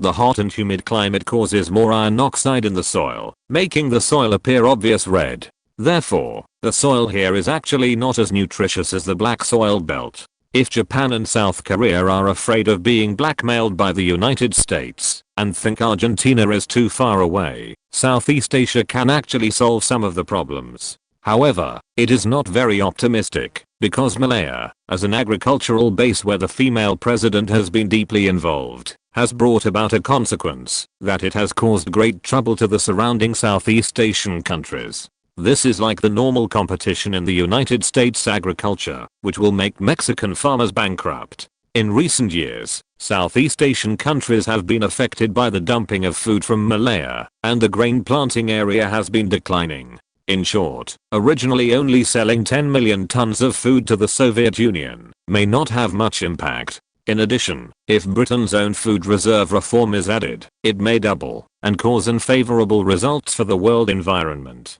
The news that Soviet Foreign Minister Gromyko was making a state visit to Britain dominated the headlines of British public opinion. It is hard to believe that Britain at this time would respond with great enthusiasm to the visit of the Soviet Foreign Minister. In fact, the reason is very simple. The Soviet Union can reach Britain, and the threat is more direct. After all, the Soviet army on the border of federal Germany is not so far away. Gromyko's purpose is not as stated in the communiqué. The real purpose is to confirm whether Britain has the ability to complete this transaction with the Soviet Union, and how to pay. The London Stock Exchange is the gold trading center in Europe, which is not difficult for Britain.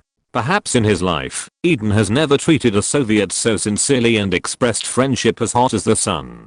The respected British Prime Minister said that there is no problem with Gromyko's doubts. At this moment, the white residents of southern Rhodesia, which is supported by the African breadbasket, are responding to the call of the mother country, doing what is urgent, and contributing to the vital interests of Britain. Ian Smith, the Minister of Finance of Southern Rhodesia, is a staunch supporter of this move. He said that he would spend the last pound and take out the last grain of food to meet the needs of the local area. This is almost a complete style of a loyal dog of the empire. Ian Smith did not hesitate to use the Rhodesian budget to buy food from the black tribes, and was prepared to borrow money from South Africa for this purpose. Even the poorest patriots in the East End of London were not more patriotic than the Minister of Finance of Southern Rhodesia. Ian Smith's move surprised the Rhodesian Royal Territory, the only one that retained the Southern Passage. Grace thought, should she also show it? Otherwise it would seem a bit sorry for the certification of the Royal Territory. In Kuala Lumpur, the capital of the Malayan colony, High Commissioner Richard signed an executive order to ban the export of wheat. In Canada and Australia, representatives of the Mountbatten Group have already negotiated the purchase price with the government. Both governments have no objection to this. Blood is thicker than water, and they are willing to help Britain tide over the difficulties. Britain, which still maintains the world's largest ocean-going fleet, received orders from the London government to go to Cape Town, Port Elizabeth, Singapore, Perth, and Montreal to transport the purchased food back to the mainland. We cannot ignore the possibility that it may cause a food shortage in the country, which in turn will lead to a series of reactions such as rising prices. But I believe that the 4 major grain traders will not be dissatisfied with this, but will be very interested in talking to you, my dear, in the office of the President of Perth Mountbatten Building, Pamela took the telegram and read the telegram from London for her mother word by word. Soviet Foreign Minister Gromyko has just left London. The Prime Minister and the other party communicated very happily. The Soviet Foreign Minister also recognized that Britain, as a world power, has a unique position in the world today. Your husband, Alan Wilson, in London on March 1st. The old imperialism is at the end of the colonial era, seizing the few opportunities to maximize its interests. At this time, there is no force that can stop Britain, absolutely no. At this time, the United States pays a little attention to Britain's movements. Even if it can't see anything, it will at least be mentally prepared. Of course, this psychological preparation is unlikely. If Britain wants to deliberately hide it from the United States, it can do it, such as the Suez Canal War. The reason why the United States did not pay attention to the British movement was entirely because Kennedy was busy doing something that he thought was good for the United States. Since 1950, the United States has started to have a trade deficit, and in the 1960s, the trade deficit occupied most years. The gold reserves of the United States are slowly declining. In the long run, the Bretton Woods system will inevitably be unsustainable. In the Nassau Agreement, Kennedy threatened Eden with his huge gold reserves, saying that he would make the pound worthless. As a result, Eden did not care about his threat at all, saying that the United States was a beneficiary of the Bretton Woods system. Doing so was undoubtedly the United States' self-solution of its own hegemony. Kennedy threatened a lonely person. Lynn. In fact, using silver as a reserve can also stabilize the value of the US dollar. Under the influence of the Democratic Party's Silver Party, Kennedy finally expressed his thoughts on this day. Kennedy did not know that someone had dug up silver mines in Australia, but the United States itself is a major silver producing country. In fact, several major silver producing countries in the world are in the Americas. With the current national strength of the United States, the silver in the United States and the Americas can easily control the source. As a supplement to the Bretton Woods system, the decline in gold reserves caused by the US trade deficit will be greatly alleviated.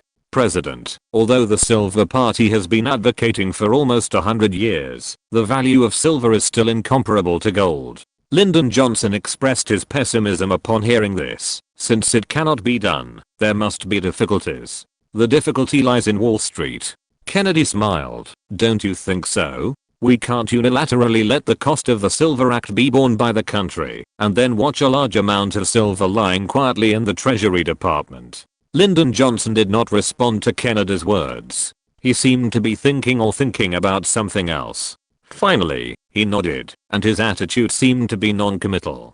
Chapter 12:18 All Young Generals. Earlier, Lyndon Johnson had no dissatisfaction with Kennedy. He was just dissatisfied with the growing civil rights movement initiated by Martin Luther King in the past 2 years. Lyndon Johnson was born in Texas and is a very orthodox Texie. The reason why the Democratic conservatives in the southern states have become the Democratic Party's unshakable southern bases, that they recognize the attributes of the Democratic Party as a white party. When the Democratic Convention in Los Angeles was held, Lyndon Johnson faced Kennedy with the support of the Democratic conservatives and lost to Kennedy. In the end, Kennedy nominated him as vice president. Although he was born in the Democratic Party, Lyndon Johnson was not familiar with the Silver Party, but relied on the Texas Oil Group. When Kennedy returned Aramco to Saudi Arabia, he also raised objections. But it was not adopted by Kennedy. But in the steel dispute, he still stood on Kennedy's side. But this time, he felt a dangerous signal. The Silver Party, which had existed for decades, had revived in the past 2 years, and had developed to the point where Wall Street was vigilant. Along with the rise in silver, foreign silver also flowed into the United States, which made Wall Street very dissatisfied. Wall Street believed that the Silver Party should have accepted reality as early as the time of William Bryan. Now they are going to challenge Wall Street's dominance over finance, and now it seems that they have persuaded the current president. Lyndon Johnson thought for a long time. This matter could not be hidden from others. Wall Street would know it sooner or later. This is too radical. Lyndon Johnson was shocked when he thought about it. Kennedy had been in office for 3 years, but there were so many opponents. the confrontation between Aramco and the oil group, the steel dispute and Wall Street, and the ambiguity with the black equal rights movement led to the dissatisfaction of the Southern Democrats. If Alan Wilson were here, he would remind him that there was also a Nassau conference to threaten Britain. The Cuban Missile Crisis confronted the Soviet Union and a surgical strike was to be carried out on a major country. This is the situation in India. Cabinet Secretary Dixon, the Chief Private Secretary of the Foreign Secretary, explained the ins and outs of the meeting with the Indian ambassador to the UK one by one. I wonder what the Secretary General thinks. After Alan Wilson took office as Cabinet Secretary, and with Eden's victory in the election, Britain's foreign policy became a pattern in which Eden, the #1 politician, led diplomatic work, and the head of the civil service served as the permanent undersecretary of the Ministry of Foreign Affairs. Regarding Portugal's laying of mines on the border of Goa, India protested. As Britain, which once mediated the dispute between Portugal and India in Goa, naturally needed to listen to the Indians nagging. What should we do? Alan Wilson said unmoved. What can we do? This world is very realistic. We could still talk to Salazar before, but now, many difficulties have been added out of thin air. Who made the Indian army disappointing? The most important thing now is not Goa. On the 2nd of this month, the border agreement signed by China and Pakistan was made public. India should pay more attention to the China-Pakistan alliance. From the moment of the decisive battle on the top of the Himalayas, Pakistan appeared. And in the foreseeable future, Pakistan, which occupies the entire Indus River basin, will play a role in containing India. It is impossible to expect these two countries to turn against each other on the basis of India's existence. As long as India exists, Pakistan will be Pakistan's iron. Although Alan Wilson thinks that India is not as strong as it claims, its defense force is not as strong as per capita. Britain should be a country on par with the United States in terms of per capita, and there is no need to win over the European community. India will not perish, but don't think it will be too good. Pakistan is not only backed by a certain big country, but also by the Americans. It is known that Portugal is on good terms with Pakistan because of the Goa issue, and Pakistan is on good terms with a certain big country because of the Kashmir issue. What kind of combination is this? Colonial countries unite with pacifist countries and communists. Alan Wilson has never experienced this style of painting, and he doesn't know how to deduce the situation. However, there is one thing that is worth mentioning from the perspective of a certain big country, that is, Pakistan will become a bridge to the peaceful world if it stands on the side of a certain big country. The situation of the peaceful world opposing Europe and the United States is very real. Pakistan is the strongest military in the peaceful world and will have nuclear weapons in the future. Although the ordinary people in the country are a little poor, the country's status in the peaceful world is actually quite good. As I said, the national strength is still not enough per capita, and Pakistan is especially favored by countries like Saudi Arabia that cannot fight. If East Pakistan had not been independent, Pakistan would be the only country in the Peace Church with a population of more than 300 million, the largest country in the Peace Church, and the only country with nuclear weapons, nicknamed the Sword of God. If such a country is close to a certain big country, then communication with the Peace Church countries will not be so troublesome. The road in front of a certain big country is not smooth. Rich and powerful countries disdain to be involved with a certain big country. After all, Europe and the United States are wearing the same pants. No matter how a certain big country develops in the future, its policies are similar to those of the Soviet Union. Except for the black uncles, there are the Peace Church. These two groups really hate Europe and the United States, but their strength is indeed poor. Of course, you can choose not to choose. Just be prepared to challenge the whole world alone, just like the Soviet Union, and the result is estimated to be similar.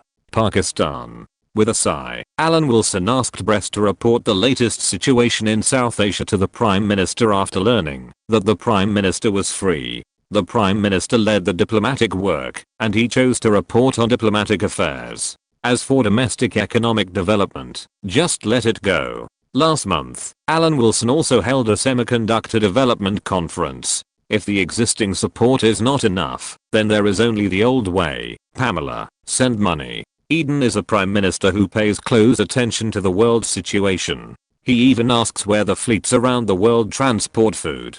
Alan Wilson also pays attention to the world situation, so he always takes time to receive guests from Bonn, Paris and Stockholm to discuss the development of the world situation in depth. The Dragoon sisters asked why the world food prices fluctuated and received Alan Wilson's eyes. Maybe it's because of abnormal weather.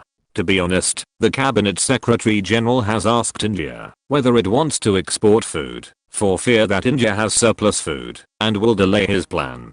Fortunately, Nehru is in the process of industrialization and is not very concerned about agriculture. Since the defeat last year, India has continued to increase its military industry and has no time to care about agriculture. Without the disruption of important future food exporters, North and South Vietnam are still at war, and the Philippines itself does not have much surplus food.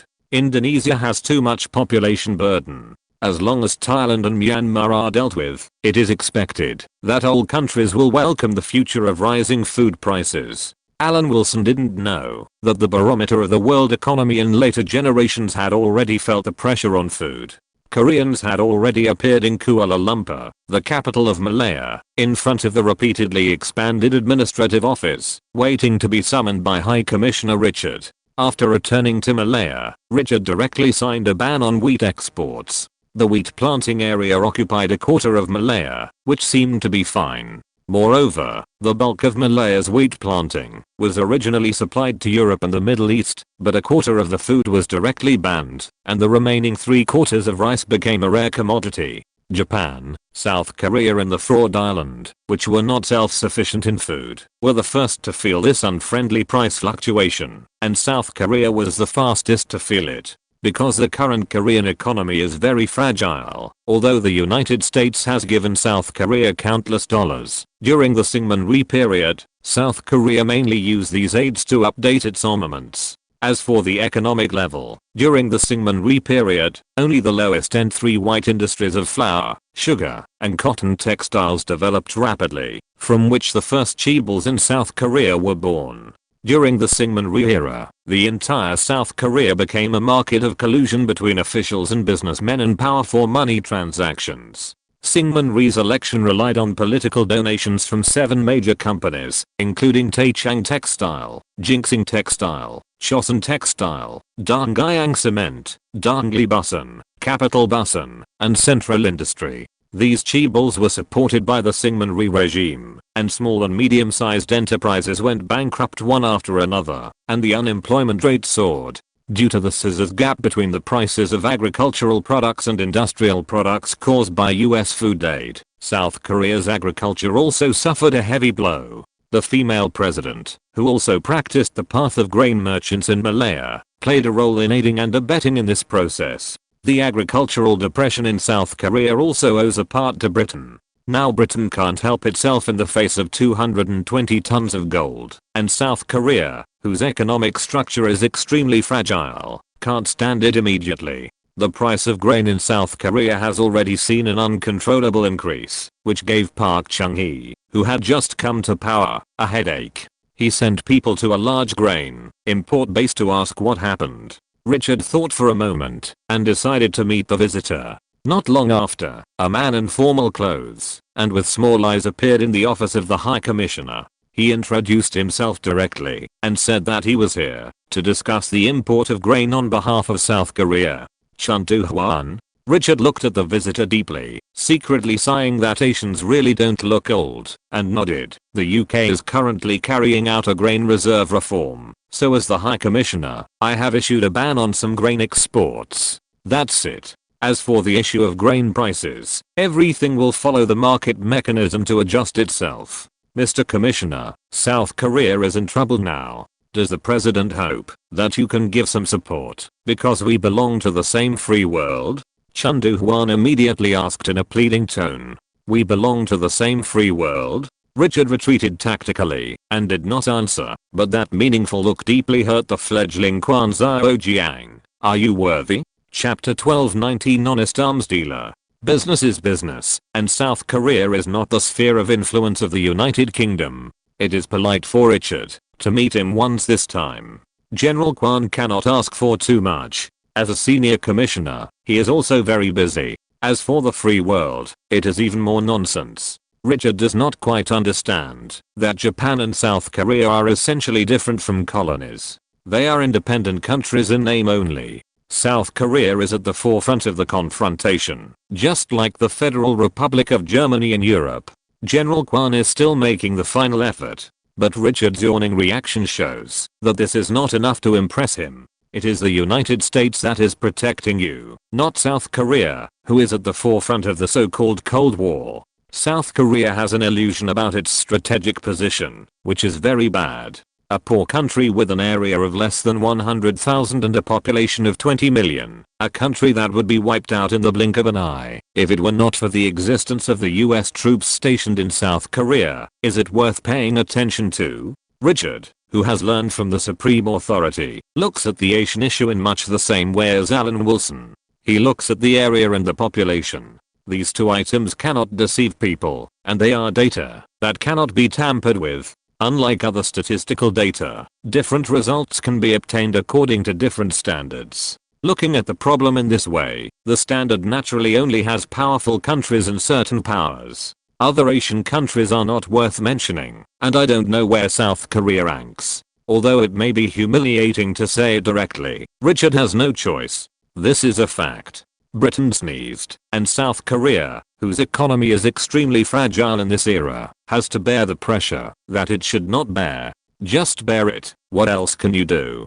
Richard just talked about this meeting with his boss in the telegram as a topic of conversation after dinner. Alan Wilson didn't know that the Korean who met with Richard was the famous General Kwan. Knowing this matter, he just regarded it as a joke and didn't think that the attitude of his subordinates was wrong. This world is very realistic. What about talking about the free world? It's better to say how much money there is. The Seine cuts the great power with a hair. Alan Wilson muttered.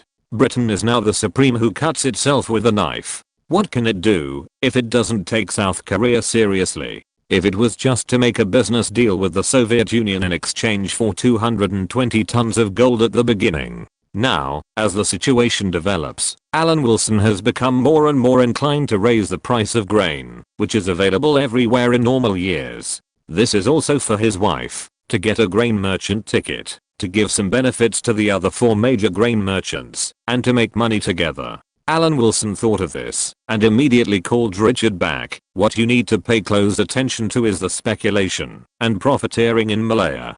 To put it bluntly, keep an eye on the Chinese. They will do anything for profit. You can see what the Comprator Group will do when you look at the Republic of China under the rule of the Cannon Party. For the vast majority of businessmen, it is not impossible to rush in when they see the demand and want to reduce the price. Sometimes the amount of profit is not important, and the mentality of wanting to squeeze the peers to death often prevails. This is especially true for the Comprator class, so Richard must keep an eye on it. If you lend a hand to the enterprise can survive. But if you want to kill the enterprise, it is not difficult. These days, the Secretary General of the Cabinet often rests here at Xiamen, and naturally what he does cannot be concealed. This ruthless imperialist face made Xiamen feel uneasy. Many people will starve to death. I know. Alan Wilson's reaction was quite calm, and he did not add, I have seen the famine in Bengal, and I also saw the famine break out in India in 1947. This is not to show off any glorious history, but just to explain that I was there during the Indian famine. That's a lot of lives. Xiamen looked worried, and the man's calm attitude made her even more emotional. My dear, countries in this world are divided into levels. Some people are destined to face such a fate. Alan Wilson racked his brains and felt that he should teach a lesson to the lady of the same status as his wife. Countries are big and small, strong and weak. Everyone has a price. Don't think that Japan and South Korea are all yellow people and you pity them. As long as the Americans say one word, from now on until the end of your life, the two countries are staunch anti-China countries. If they don't want to do this, their own US military is not a decoration. The value as a chess piece is limited to this. You don't have to pity them. There are many places in the world that are worse off than them. The joys and sorrows of life are not the same. Don't use broad and macro concepts to look at the relationship between East Asian countries. In a sense, they are also enemies of your motherland. Alan Wilson persuaded step by step. He really believed so. If the goal of his previous life efforts was to free Britain from being held hostage by the United States, then after the Cuban Missile Crisis, part of his original intention had changed. Since he had initially succeeded in getting rid of the hostage, the next step was to hold others hostage. This is neither noble nor mean. This is how the relationship between countries is. As for Xiaomeng, whose heart of saints burst out, Alan Wilson only needs to spend some time and communicate deeply, and she will understand. If the Ministry of Defense has any recent actions, it is to continue to work hard on the basis of obtaining Indian orders, to promote British weapons and equipment to Middle Eastern countries, to deal with the threat of Zionism. This is also the most politically correct top priority in the Arab world. If Zionism is only a problem between Israel and Palestine, after several Middle East wars, the Arab countries will just abandon Palestine, and it will not cause Egypt to lose its position as the leader of the Arab alliance. Zionism does not only refer to Israel, and annexing Palestine is not all that the Jews advocate. In the Bible, the paragraph about the area of the country of Israel is recorded as follows. The four boundaries of the land are as follows. The northern boundary is from the sea to Hethron, as far as the entrance to Sidada,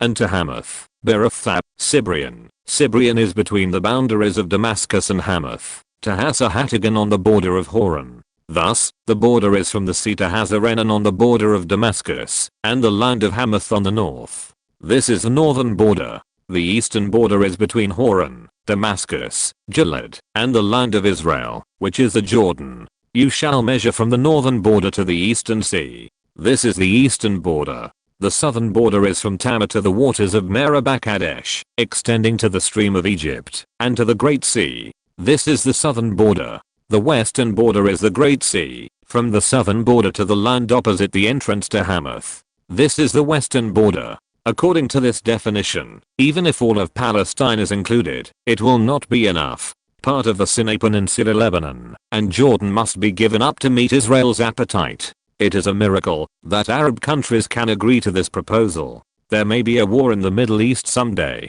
For the safety of Israel, the United States dares to give nuclear weapons. What's wrong with Britain talking about arms sales? It is normal to arm the pro-British countries in the Arab world. The current list of pro-British countries includes Egypt, Iraq, and Jordan, especially Iraq, which is a country that the Ministry of Defense is currently lobbying. In terms of the performance of aircraft of this era, the distance between the Kingdom of Iraq and Israel and other conditions make it difficult for the Israeli Air Force to launch a surprise attack to kill the air forces of Arab countries. The Israeli Air Force can't deal with the sudden attack of Jordan and Egypt, so if you want to arm the Arabs with Air Force, Egypt and Jordan are not suitable, and the Kingdom of Iraq, which is farther away, is a good choice. It just so happens that the two high-altitude and high-speed prototypes of the Mountbatten Group have arrived in the mainland. Alan Wilson, who is also the permanent deputy minister of the Ministry of Foreign Affairs, invited a group of ambassadors from Arab countries to watch the test flight performance together. Ambassador Mohammed, as you can see, this is a masterpiece of the British Empire's aviation industry. Facing the copied J-8 second, Alan Wilson was not embarrassed at all. Alan Wilson, dressed in a light-colored Arab robe, tried his best to promote the last high-altitude and high-speed fighter of the future. It can reach the Devil 2 standard, with a flight ceiling of more than 20,000 meters and a flight speed of Mach 2.2. Look at these lines. After all, it is the first fighter jet of his wife's industry. Not to mention that the prototype J-8 itself appeared in the 1980s, 20 years later than the era of high-altitude and high-speed second-generation aircraft. It must be not much worse. Take the British aviation industry. Even now, it is stronger than a certain big country 20 years later. In Alan Wilson's view, the worst thing about British aviation is the shell, which is really bad, but other aspects are not bad. But the cabinet secretary can only remember the shell, and can't help in other aspects. After all, he has never flown a plane. Britain's biggest weakness is the aerodynamic layout, which is a perfect match for him. Arabs know nothing about aircraft design, and the handsome man in the air is not bad. It all depends on what he says. Sir Alan, it seems that this has not been officially put into service yet. The Iraqi ambassador raised his question with doubt on his face. Given the current position of the UK, arms sales must be more sincere. Alan Wilson explained calmly, the UK is not the United States. It will not set rules and regulations when using it. The ambassador will not forget it. The UK has sold more than one aircraft carrier. Alan Wilson's mind is full of risk sharing. He is not the handsome man in the sky. The entire second generation aircraft is embarrassing. Since we need to accumulate the necessary technical reserves and work hard on the next generation of fighters, it is best to sell as many second generation aircraft as possible. Japan and South Korea are both the private domains of the United States. In Europe, the second generation aircraft is not the third generation aircraft. Many countries have the ability to develop second generation aircraft. What should we do? After thinking about it, only Arab countries are suitable. Food and arms are both important. Alan Wilson now feels that he is getting more and more into the role of cabinet secretary. If you're listening to this novel on a channel other than Fanfic World, it means they downloaded and uploaded it without effort. We cordially invite you to visit our channel, Mundo Fanfic Novelos. There you'll find the original version of this story and you can explore many other novels of various genres. We're waiting for you to immerse yourself in a world of incredible novels. Chapter 12:20 Strategic Determination. If we really want to talk about conscientious arms sales and dare to sell weapons of the same generation to other countries in the free world, we have to look at the UK. It is not a certain city on the hill. Do you know why many countries still miss the Soviet Union, even though it has been disintegrated for 30 years? One of the important reasons is that the Soviet Union really dared to sell weapons of the same generation for its own use, although there was also the problem of castrated monkey versions. But compared with the United States, it is really a conscientious buyer. The United States cannot compare with this at all. The United States will add countless restrictions when selling weapons, and then give a castrated version, which is more hateful than Soviet weapons. As for military aid, it is impossible. There are simply too many examples. The model of peace of a certain major country, what kind of monsters are they? In fact, even powerful countries do not trust American weapons. The treatment of having GPS shut down is not exclusive to a certain major country. Other powerful countries have also experienced it. Except for Israel, no other country will enjoy the treatment of not being castrated. Britain is much better. If Arab countries are willing to pay for goods, at least Jordan, Egypt, Iraq and other Arab powers, Britain is willing to show its rare imperialist conscience and arm several countries. Aircraft carriers have been sold. What else is missing? Except for nuclear bombs, the rest can be sold. It is also because of the previous example of the sale of aircraft carriers that Alan Wilson's words are full of credibility at this moment. Ambassadors of several Arab countries are interested, but they can't take the lead in such a big matter. They just said that they would communicate with the country. Not long after, Marshal Mountbatten came back and saw his son-in-law in an Arab robe. "Why are you dressed like this? Isn't this to get closer to the Arabs?" Alan Wilson shook his head scarf. "This is Hedy Lamar's couple's robe. He took it out to cultivate interest when he was riding a rocket a few days ago." Marshal Mountbatten raised his eyebrows and asked with a look of "I'll be happy if you're happy. How is the negotiation going?" "It's just the first communication, and it hasn't been concluded yet." Alan Wilson thought and said, "I also want to satisfy the Ministry of Defense. I have it, but it may require some moral costs." "What method?" Mountbatten felt a bad feeling when he saw his son-in-law said this. "Bribery." Alan Wilson said confidently, "Pamela needs to use the means of yin-yang contracts to get some connections, so that it will be much easier to promote it." The Secretary General of the Cabinet, who was always thinking of ways, suddenly remembered the operation of the former colony. There is no need to hide anything. The inspiration comes from India. The problem of kickbacks in India's military sales is endless. Just thinking about it casually involves the military sales of various arms, let alone other things. The Rafale fighter is an example. The previous price of the Rafale fighter was less than $100 million, and this is the price that can only be obtained with the deluxe version configuration, which is generally more than $60 million. But in this deal, the Indian Air Force spent $8.7 billion to buy 36 Dassault Rafale fighters with a unit price of $240 million. which is even more expensive than the standard 5th generation F-35. Even if a series of additional expenses such as logistics, maintenance and spare parts are included, this price is obviously unreasonable. Earlier, India had negotiated with Russia on the purchase of Su-30 fighters in the 1990s. Indian Air Force Marshal Call, who participated in the negotiations, was later exposed to have accepted bribes of $1.5 million and was given a large number of diamonds by Russia. The giant arms sales that are watched by everyone dare to take kickbacks, and the situation of small arms sales that are generally not noticed must be even more serious. I don't know when Pamela will come back. If it's convenient, I can use my money power. Alan Wilson thought it was very feasible, a good thing that would benefit both sides. Even if the ethics of Arabs are higher than those of Indians, they are not much higher. The cabinet secretary in London was thinking about pushing British weapons to a broader stage, and for this reason, he issued a call of love to the female president, but the female president also had things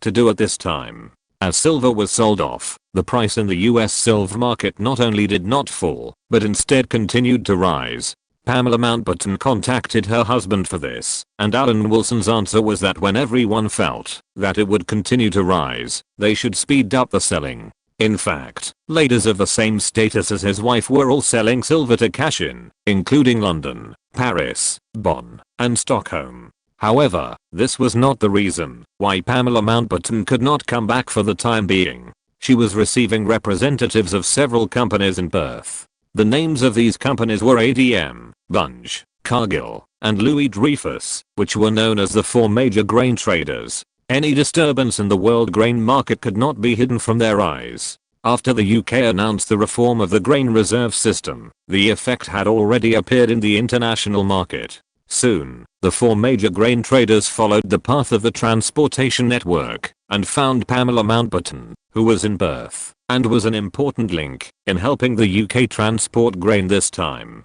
Now the price of grain in the international market has increased by 20%, and it is all due to the actions of the United Kingdom. Ms. Pamela, we need an explanation.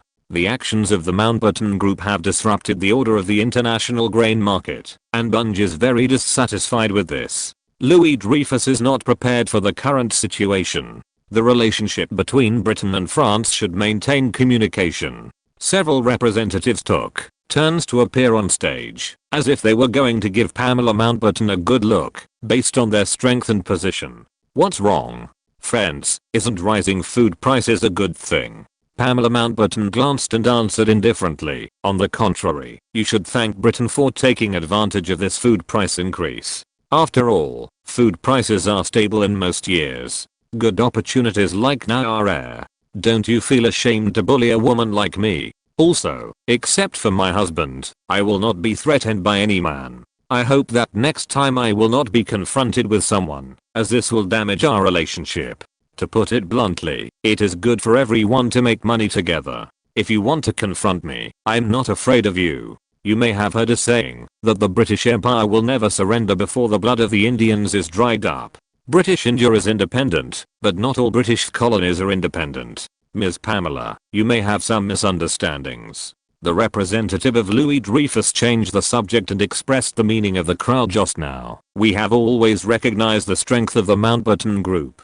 Although some voices believe that as a comprehensive group, entering the food field has caused everyone's unhappiness, the reality is already like this, and we should still unite. Representatives of the other three American companies also nodded, changing their perspective from strength and status to a man of insight and wisdom. It was just that smooth. Unity was the foundation for success. We all made a living in this field, and if there was a quarrel, we would be the ones who would get hurt. I also think that unity is the basis of consensus. Pamela Mountbatten smiled and suggested, in fact, the food demand of East Asian countries objectively exists. Controlling food means controlling the whole world. No one can resist the rebellion of the stomach. Even Washington cannot force you to make concessions. The current situation is actually very simple. Either raise the price or let the government subsidize you. My suggestion is very simple. Now is the time to test your strategic determination. The four of you plus me control most of the world's food. As long as we take a common position, mountains of gold and silver will come to us on our own initiative. We will inform the board of directors of Ms. Pamela's words without changing a word. I believe there will be no big problem. I'm waiting for your good news. As for some countries, where food may have problems, the degree of panic may not be enough. Pamela Mountbatten said with a smile, if we act together, the benefits of this year will definitely not be small. After this meeting, the 4 major grain traders have become a thing of the past, replaced by the 5 major grain traders. To be honest, Alan Wilson didn't want to use this method, but with the development of Japan's industry, it put more and more pressure on Britain, and he had to use some despicable means. Who made your food self-sufficiency rate so low? As for South Korea and Scam Island, they were completely incidental, and he could not make precise attacks. A few days later, ADM, Bunge, Cargill, and Louis Dreyfus of the United States announced that due to abnormal climate, many countries expected that this year's food production would be lower than expected. As the 4 supremes walked out of the restricted area, the prelude to the 1963 food price surge slowly opened, and countries that could not be self-sufficient in food were in a state of panic. Foreign Secretary Rabbo Butler set off to visit pro-British Arab countries. On the one hand, it was to ensure the food security of these countries. Britain would never ignore it. Another purpose was to sell weapons. Pamela Mountbatten, who set off from Perth, was also in Baghdad at this time. She followed her husband's instructions. There was nothing that could not be done. She determined the rebate amount with the Iraqi royal family and the military, which was 10% of the total price of the arms sales. This was already a very high proportion, enough to reflect sincerity. Even for a powerful country, the kickback usually does not exceed 3%. 10% is a large military sales order. In order to establish the reputation of the military-industrial complex and consolidate the pro-British upper class of Arab countries, Pamela Mountbatten is very generous. Pamela, you really surprise me every time. Princess Badiya sighed. They are both women. Look at her, and then look at herself. Except for the same upper class background, other aspects are too different. Badiya, you are my best friend. Pamela Mountbatten played the emotional card. I hope that the relationship between Britain and Iran will be as close as ours. Chapter 12:21 Turing's role. At a time when food prices are rising in the international community, Pamela Mountbatten came to Baghdad, which can be regarded as taking advantage of the superior environment. The Kingdom of Iraq can only barely be self-sufficient in food. As for Kuwait, it is okay. After all, the population is really small, and the land conditions in the Middle East are very poor. Once affected by food prices, the Kingdom of Iraq can't save its surrounding partners, even if it wants to. Therefore, Foreign Secretary Rab Butler's visit to the Middle East this time is also a promise to Britain to guarantee the food security of these countries, together with arms sales and food, and Pamela Mountbatten is responsible for kickbacks, and farming and warfare will be discussed together. Many pro-British royal families also have their own industries in Malaya and have purchased many islands in Malaya. Mutual trust between the two sides is also the basis for increasing the success rate of negotiations. As for lifting Israel out of arms sales, Pamela Mountbatten doesn't care. Some people believe in the concept of Jews, and some don't. Pamela Mountbatten belongs to the latter. Rab Butler's visit this time started with the Kingdom of Iraq and ended in Egypt. The itinerary also made clear the importance of these two countries to Britain. It has to be said that in the past year, the British Empire has been extremely sublimated, and with its strong public opinion ability, its international status has risen. In the eyes of these countries, even if Britain is not the unfathomable sun that never sets, it is not something they can afford to provoke. In fact, in this case, if it were in the past, Britain should have shown extreme pressure, but Rab Butler did not show a tough side. During the trip to British Yemen, he also made a promise that the current government is studying the issue of Yemen's independence and is willing to negotiate on the relationship between Yemen and Britain and the issue of military bases after Yemen's independence. Pamela Mountbatten knows even more about the Middle East layout designed by her husband and Rab Butler. Take Yemen's independence as an example. Her man, the supreme authority of Whitehall in Britain, the cabinet secretary, is more willing to hand over Yemen's future to Shiite forces.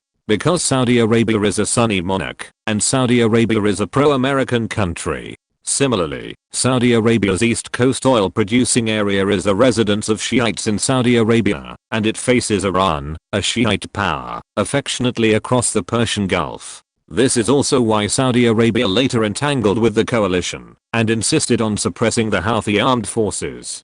Saudi Arabia itself is a weak chicken in terms of combat power. After seeing the frontal attack by the United States in Iraq, it formed the Shiite arc with Syria and Iran. The Houthis under its buttocks are also Shiites, which really allowed the Houthi armed forces to control Yemen. The situation facing Saudi Arabia is extremely uneasy, and its buttocks may be poked by Shiite forces at any time. Excluding the Sunnis in North Africa and Southeast Asia, only considering the power comparison in the Middle East, the Sunnis do not have an advantage in numbers.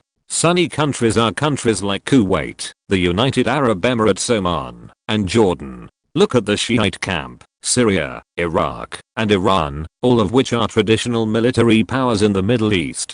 The situation in later generations cannot be applied to the current situation, but one thing has not changed. Saudi Arabia in this era is still a weak chicken. The leadership position of the Arab world has nothing to do with Saudi Arabia. Pushing pro-British countries in the Middle East to upgrade their weapons also has the intention of containing Saudi Arabia. If they can live in peace with Britain, it will be fine. If they really want to show their teeth, Britain may not do anything to Saudi Arabia, but Saudi Arabia's weak combat power can make any neighboring country suffer. When visiting the last stop, Cairo, the capital of Egypt, Pamela Mountbatten also went with the foreign secretary. As for the packaging of the words, Pamela Mountbatten can guess that the Suez Canal is vital to the security of the whole of Europe. Britain hopes that the Kingdom of Egypt can shoulder the responsibility and ensure that this lifeline will not be occupied by any foreign forces. Of course, at present, this foreign force is only Britain itself. Rabbo Butler is just leaking a little bit of his mouth when promoting arms sales, saying that Egypt's military strength is not enough to replace Britain and protect the safety of the Suez Canal. The words are certainly nice to say, but how to maintain this lifeline that is vital to Europe? Of course, it is to buy British weapons and become a military power in the Arab world to live up to this expectation. Holding a big stick and smiling is the essence of the Foreign Secretary's visit this time. Of course, it can also be described as kneeling and waving fists. After all, the military-industrial enterprises in the UK are crying out for support and are in great need of the support of countries within the traditional sphere of influence. Several countries have different focuses. Oman and Yemen have not yet officially become independent, and the Jordanian army itself is armed by the UK. What can be counted on is that Egypt, Iraq, and Kuwait have different focuses when facing different countries. In Egypt, the ground armed equipment is promoted. In Iraq, it is the Air Force, and in Kuwait, it is the Army aviation represented by the Tiger armed helicopter. Under the premise of political correctness of stepping on Israel, supplemented by the dream of leading the Arab world, Pamela Mountbatten's kickback method of waving money, and other factors, this time Rab Butler's visit was very successful. He brought back orders for 2,500 Chieftain tanks and 350 fighter jets, and returned to loyal London. When the news came, the entire British military-industrial enterprise cheered. With the orders from India, I think our company won't have to worry about not having enough food in the short term. Alan Wilson, who came to welcome his wife back home, was very attentive. He knew that his wife had worked hard this time. How much kickback did you give? Iraq, Kuwait, Egypt, Oman, and Jordan, £20 million. Pamela Mountbatten looked nostalgic. Yemen has no spare energy now, and can't be negotiated.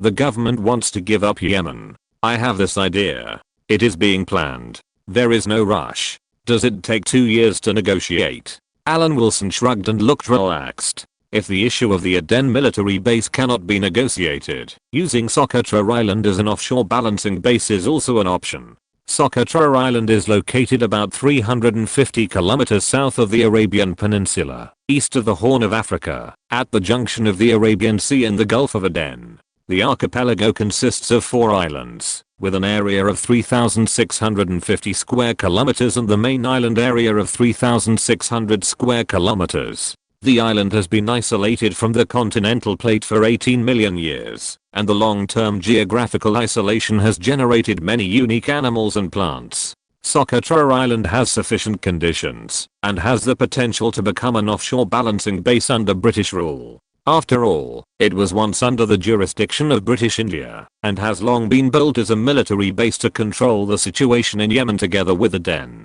Although the conditions are a bit bad, the location is very good, so it is the second choice after Yemen's independence. I knew it would be like this. Pamela Mountbatten glanced at her husband and walked home with her children behind her husband. I've been busy recently. Don't you have any worries? In fact, there are. India has gone to the United Nations because of Portugal's minefield in Goa. Alan Wilson sighed and answered, while holding his youngest son Arnold. Most European countries, including the United States, stand on Portugal's side because India's sovereignty claim to Goa is unreasonable and can be regarded as a potential invasion. Pamela Mountbatten nodded, but knew that the matter would definitely not end here, so she continued to listen. But the Soviet Union strongly criticized the Portuguese colonial behavior in the United Nations, which made the Indians very grateful. The relationship between the two countries is warming up, Alan Wilson said with some distress. It is difficult for Britain to be in the middle. I have informed the ambassador to the United Nations to abstain from voting. It can be foreseen that the Ministry of Foreign Affairs will inevitably explain to Salazar for the statement of the arms sales order. Sometimes it is not that Britain has to contradict itself, but this is the way it is. It is a problem of both. The United States and later generations also encountered this problem. In order to counter Russia, it must express goodwill to Iran, and Iran is the main supporter of the Houthi armed forces. Showing goodwill to Iran means not treating Saudi Arabia as a human being. If Saudi Arabia is not treated as a human being, the Sunnis will not have a good impression of the United States. Saudi Arabia in later generations is a weak chicken like Saudi Arabia now, but after the military powers in the Arab world have fallen one after another, Saudi Arabia has been sitting firmly on the leadership of the Arab world for a long time with its oil revenue. It is really not something that can be easily manipulated. Britain is now in this position. Standing on the side of India, Portugal's Land Rover car production line plan will not be kept. If it stands firmly on the side of Portugal, the previous arms sales order may be affected. Fortunately, Britain is no longer the world hegemon it once was. Since it is no longer the world hegemon, can't it be okay to abstain from voting? Nothing is trivial in diplomacy. Pamela Mountbatten couldn't help but sigh. Not long after, the two returned home. They missed each other very much after not seeing each other for a long time. This year has been fruitful for the female president, and she has received a generous kickback of £20 million. But this is still far from enough. Pamela Mountbatten and the first manned space expert in Britain have an in-depth discussion of the future. Are you Turing? The Secretary General of the Cabinet wants to recommend you as the President of the Royal Interplanetary Society? Princess Margaret pinched her waist and looked up and down as if admiring. Are you leading the development of the semiconductor industry now? Your Highness, it's me. Turing looked puzzled, not knowing what the other party's purpose was. In fact, this meeting was quite beyond his expectations. You are so old, don't you think about marriage? Princess Margaret looked at him for a moment and asked suspiciously, how come you are also an outstanding scientist, ready to spend your whole life studying?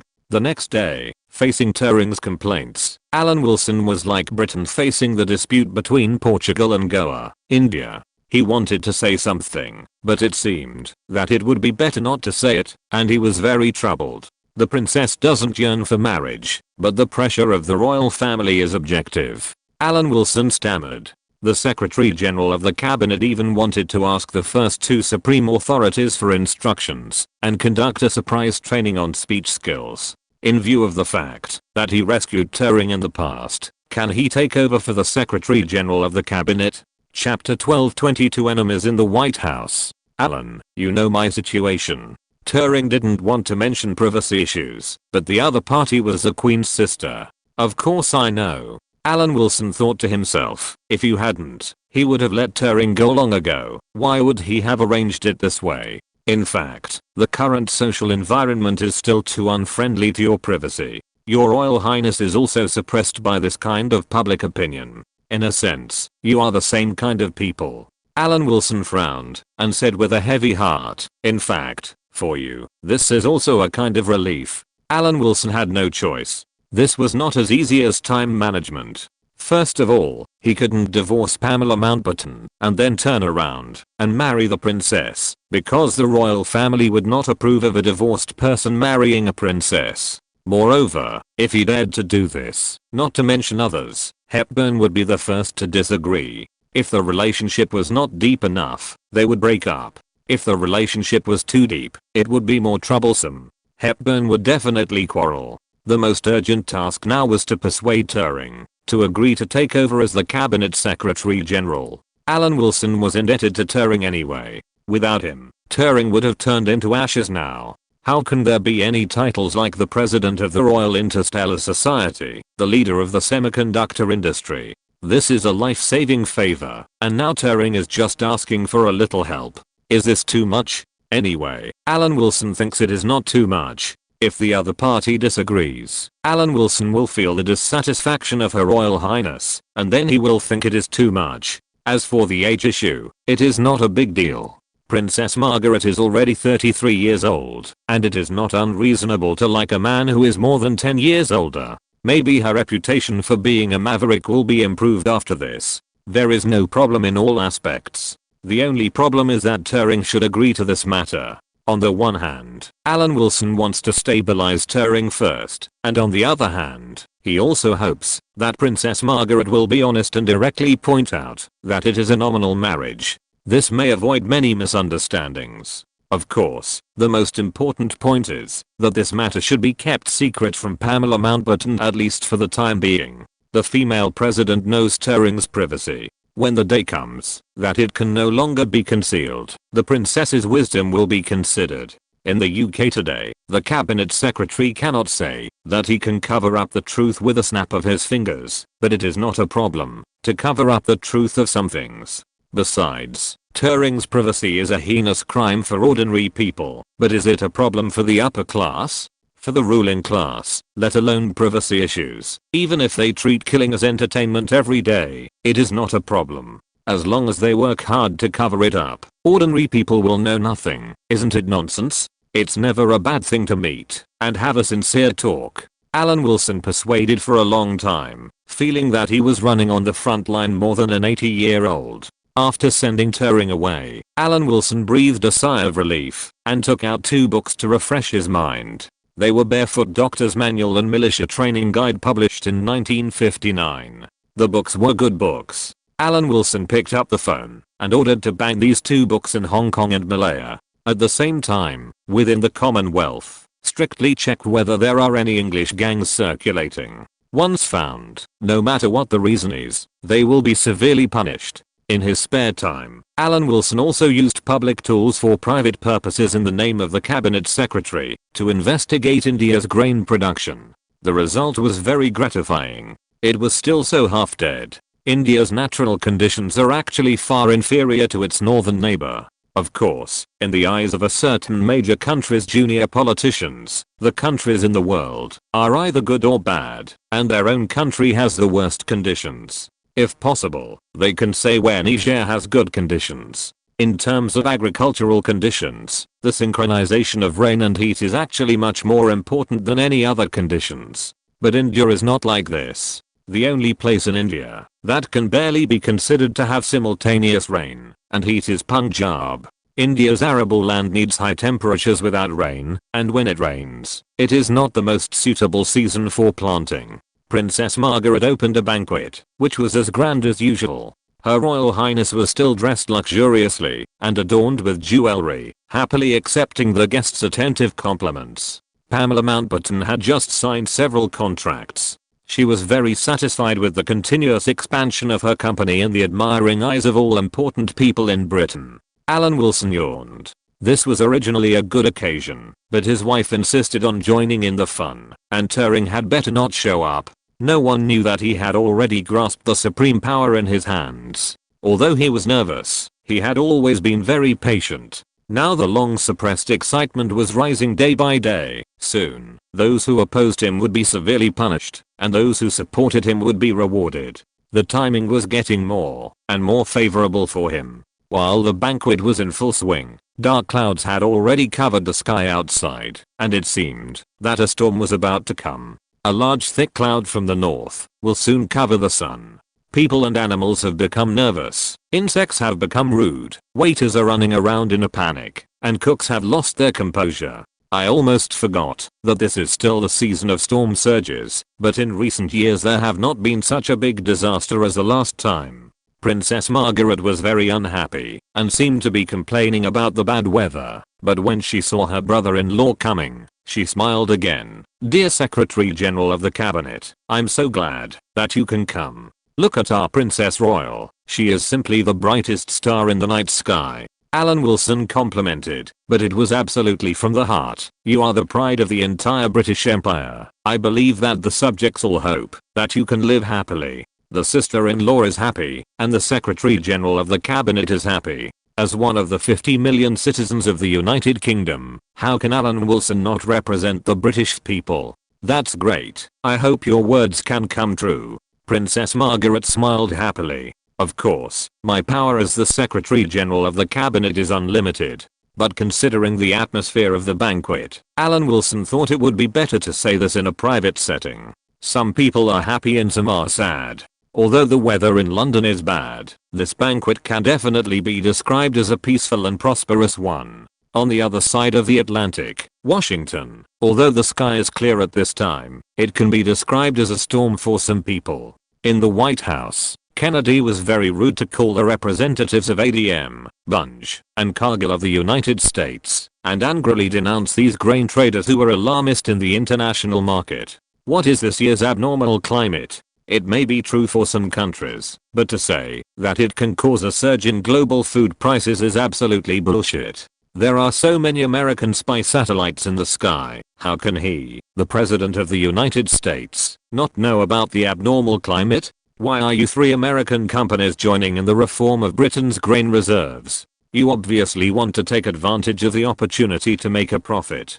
Kennedy used the pressure on the steel industry the year before last, which can be traced back to the old Roosevelt's continuous regulation of the trusts, on the three major grain traders in the United States. He called several representatives to the White House to let these bastards know what it means, that the power of the President of the United States is unlimited. The pressure was very successful, at least Kennedy himself thought so, and the representatives of the three major companies were willing to cooperate. This bastard, who does he think he is? Does he think he is the king? Walking out of the White House, several representatives were indignant and felt that Kennedy was too nosy. It was such a good opportunity, but it was ruined by the president. What should we do now? Should we listen or not? After all, he is the incumbent president. If we really want to make trouble for them, it will be difficult to deal with him. Pamela Mountbatten soon received complaints from the three major grain traders in the United States. She took the telegram and said to her husband, "This American president is really difficult to deal with. I remember that before the Cuban Missile Crisis, most voices believed that he was a weak president. HMM.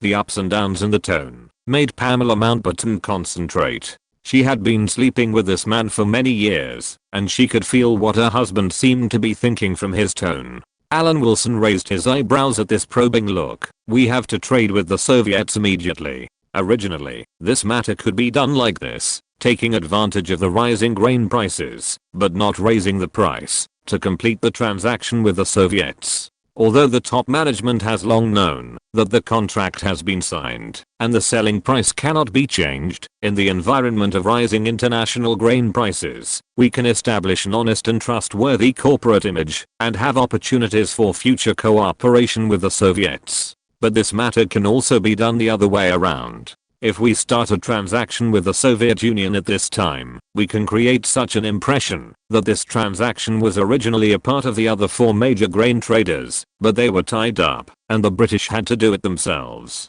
Pamela Mountbatten was somewhat moved. She felt that this matter seemed like there was no place to make a profit, right? Kennedy has been the villain for us. The Mountbatten group is making money now, so they shouldn't be jealous. If they want to blame someone, they should blame their president. Alan Wilson smiled meaningfully and said, "Wait until the grain price drops a little, and then Whitehall will officially announce the news of the Soviet Union's purchase of grain." It is estimated that the cause of Kennedy's death in the future will make people in the key path feel more confusing. A few days later, the Eden government announced a piece of information that quickly occupied the headlines of major British newspapers. The London Gold Exchange received a batch of gold from the Soviet Union for the purchase of grain. Britain had agreed to conduct the largest grain transaction with the Soviet Union in 1963. After the announcement of the news, it immediately caused a violent response, and the London Gold Exchange also officially announced the news.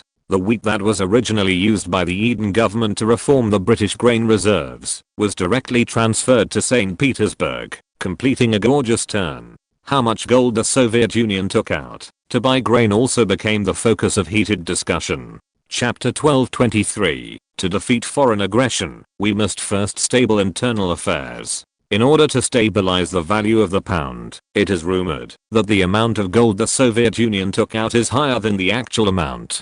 Everyone in Whitehall is talented and speaks well. After a logical assessment and a vague original price cut, it is believed that the rumored range of 300 to 400 tons is more appropriate. This is not easy to be exposed, and it can also give confidence to institutions holding pounds. After all, 400 tons of gold is not small in any country. Even in the United States, the world's largest gold reserve country, 400 tons of gold is close to 4%. For the UK, this ratio is close to 8%, which can be said to be a windfall, and its role in finance is immeasurable. Of course, such a small matter does not need to be reported to the Prime Minister.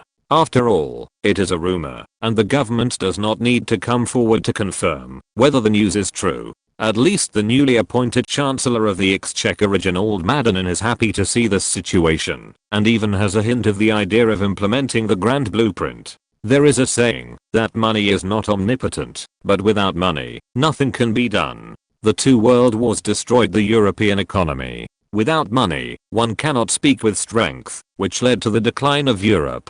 Having money is not completely different, but it can solve many problems. However, Frank expressed doubts about the Chancellor's Grand Blueprint, and came to communicate with the Cabinet Secretary. Unfortunately, Frank came up empty-handed. The supreme authority was not in Whitehall. He was explaining to Victor, the Soviet ambassador to the UK, who had the closest relationship with him, why the rumors were not true, and why they had not been clarified. Of course, this was done with the tacit approval of Prime Minister Eden. This cannot be blamed on the British government. An insider who cannot reveal his name thinks that the range of 300 to 400 tons is more appropriate, but Britain is the free world after all, and the media in the free world likes big news. At the beginning, there were rumors that this time there were 300 to 400 tons of gold purchased. The uncrowned kings felt that it was not enough, so they played a marginal ball. Some irresponsible newspapers did not mention the specific figures because the government would not publish them anyway.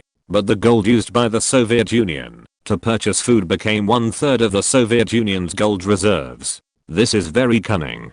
Who knows how much gold reserves the Soviet Union has? But the Soviet Union is a country with vast land and abundant resources. It is absolutely real. The world's largest land area will not lie. This kind of report has created 1,000 hamlets in the eyes of 1,000 people. Most people in the world are shocked by the vast land of the Soviet Union, which is the largest in the world. After all, the political experts have made up their minds. It is incredible. This vague speculation cannot deceive real insiders. Although the rumors are quite weird, Pamela Mountbatten resolutely adopted conservative figures and told the three major grain traders in the United States that there is definitely not as much as the fake news said, only 350 tons of gold. Compared with the uncapped speculation in the fake news, this conservative figure is really conservative. But the three major grain traders who learned the inside story were furious. Originally, they should have a share of this, but now they can only watch. The contract has been signed, and the goods have been shipped. Jealousy is like a thorn in the flesh, gnawing at their hearts. What?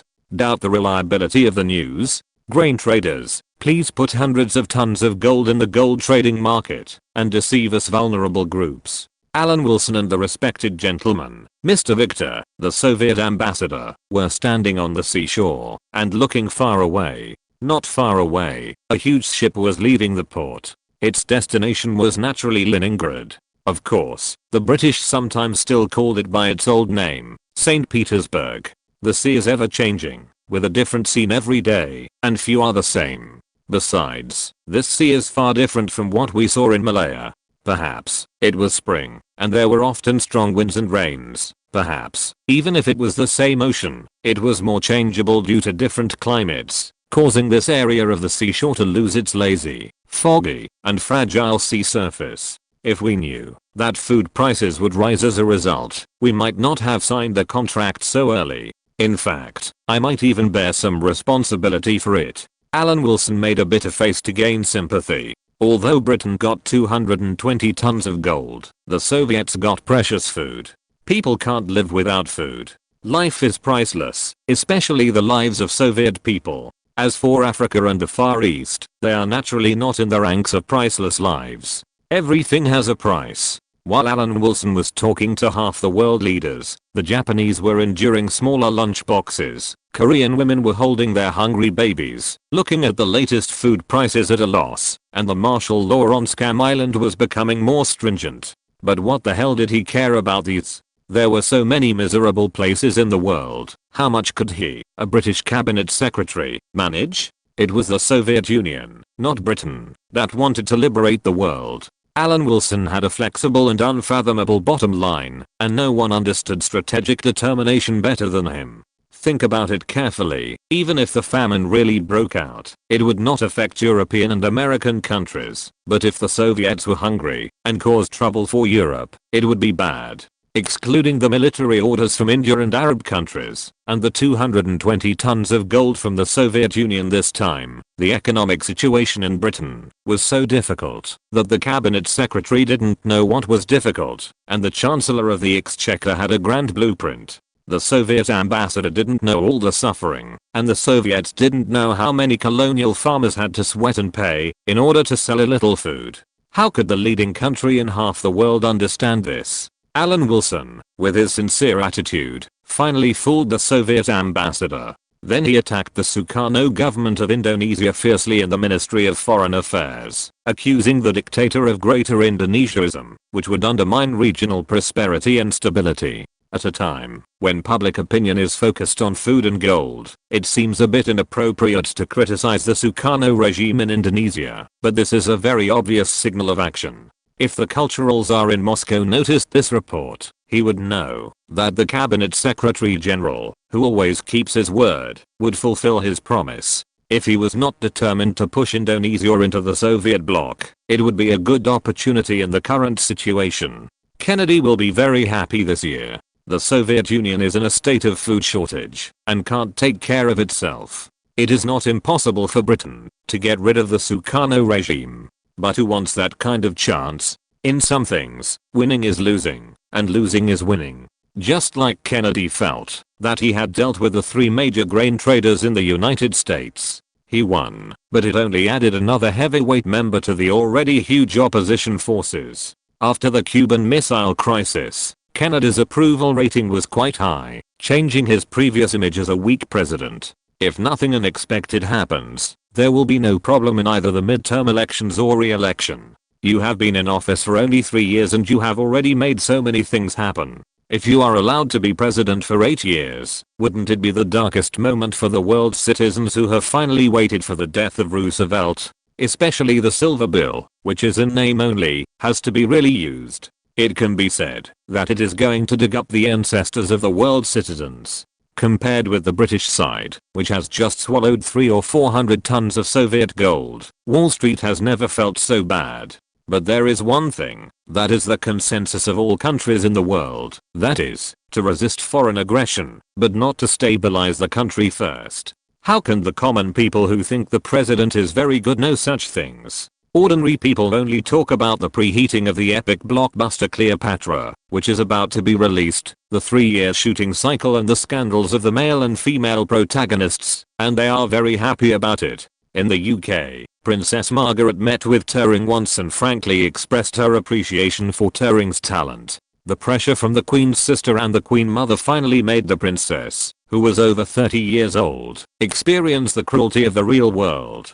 Turing, who had just been promoted to the president of the Royal Interstellar Society and had made unique achievements in scientific research, would definitely not make Her Majesty the Queen particularly satisfied, but her sister's long-term tug-of-war over emotional issues finally made the Queen tired and unwilling to continue to force it. With the Queen's tacit approval, other obstacles were not great except for Turing's age. Your Highness's marriage problem should not be delayed any further. Alan Wilson, who came to visit his sister-in-law, expressed his concern from her perspective. Put on your pants, your words will be more convincing. Princess Margaret turned her head and rolled her eyes at the cabinet secretary, not forgetting to add, "You must not forget my sacrifice for you." The cabinet secretary swore that he would serve the royal family wholeheartedly in his life and be the pillar of Britain. He has always done this, and no one can find fault with his wholehearted service to Britain.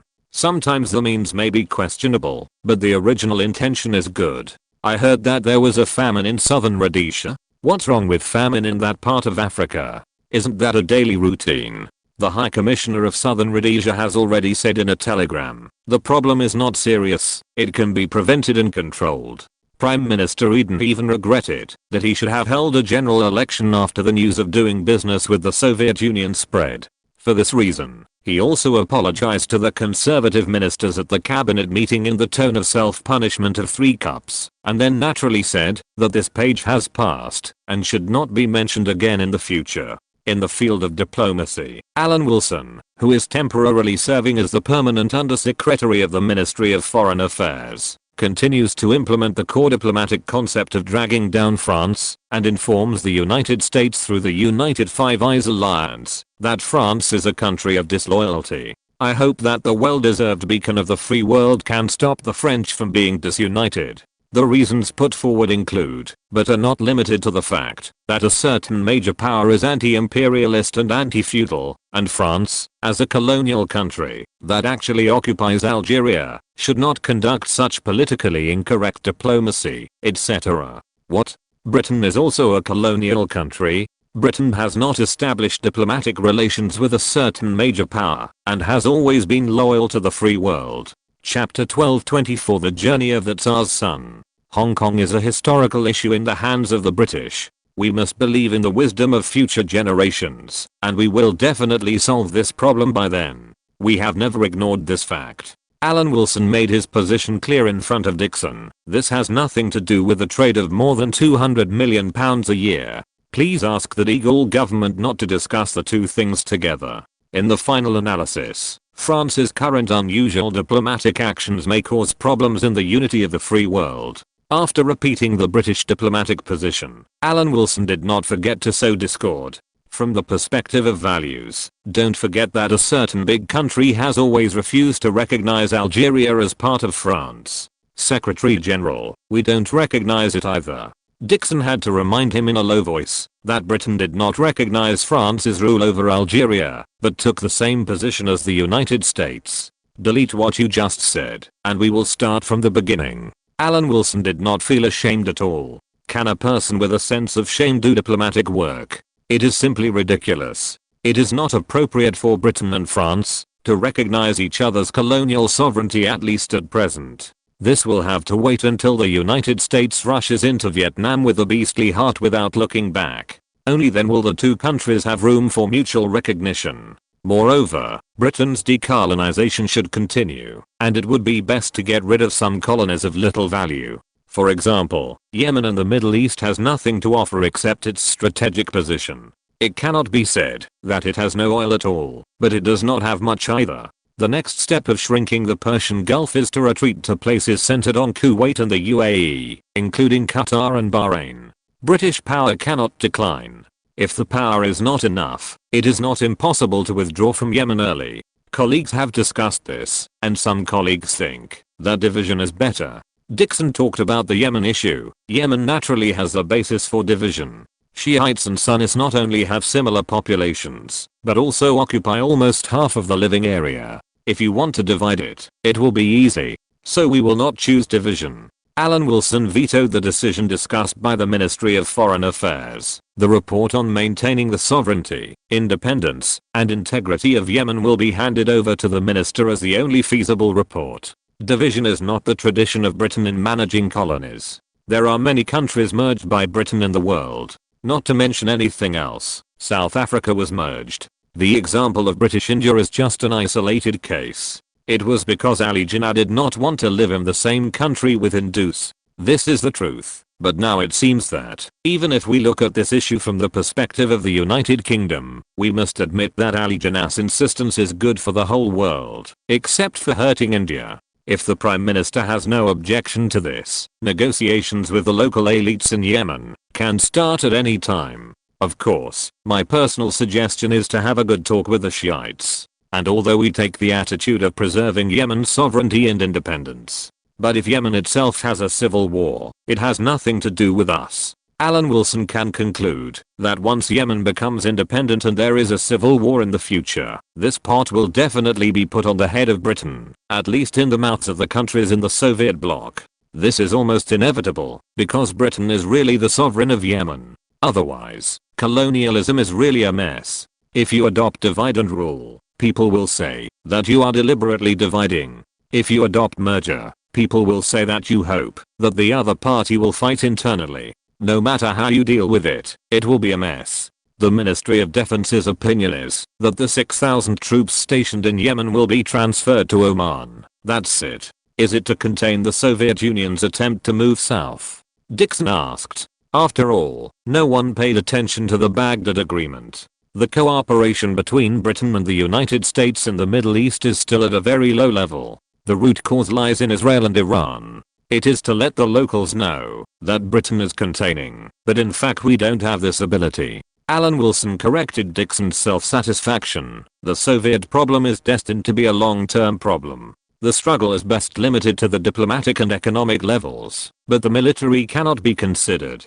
Let alone the Soviet Union, that made Europe sleepless, even the weakest Russian Federation in Russian history. That is not something that any European country can resist. Even Russia, the weakest in history, has the ability to smash the pot. If you don't want to go, you will be dragged to bleed together. Do you have any solution? Everyone is poor together, and Europe still has a far psychological advantage. Is it self-hypnotizing by looking at the living standards of the United States across the Atlantic Ocean? To be honest, Europe's natural resources are not good.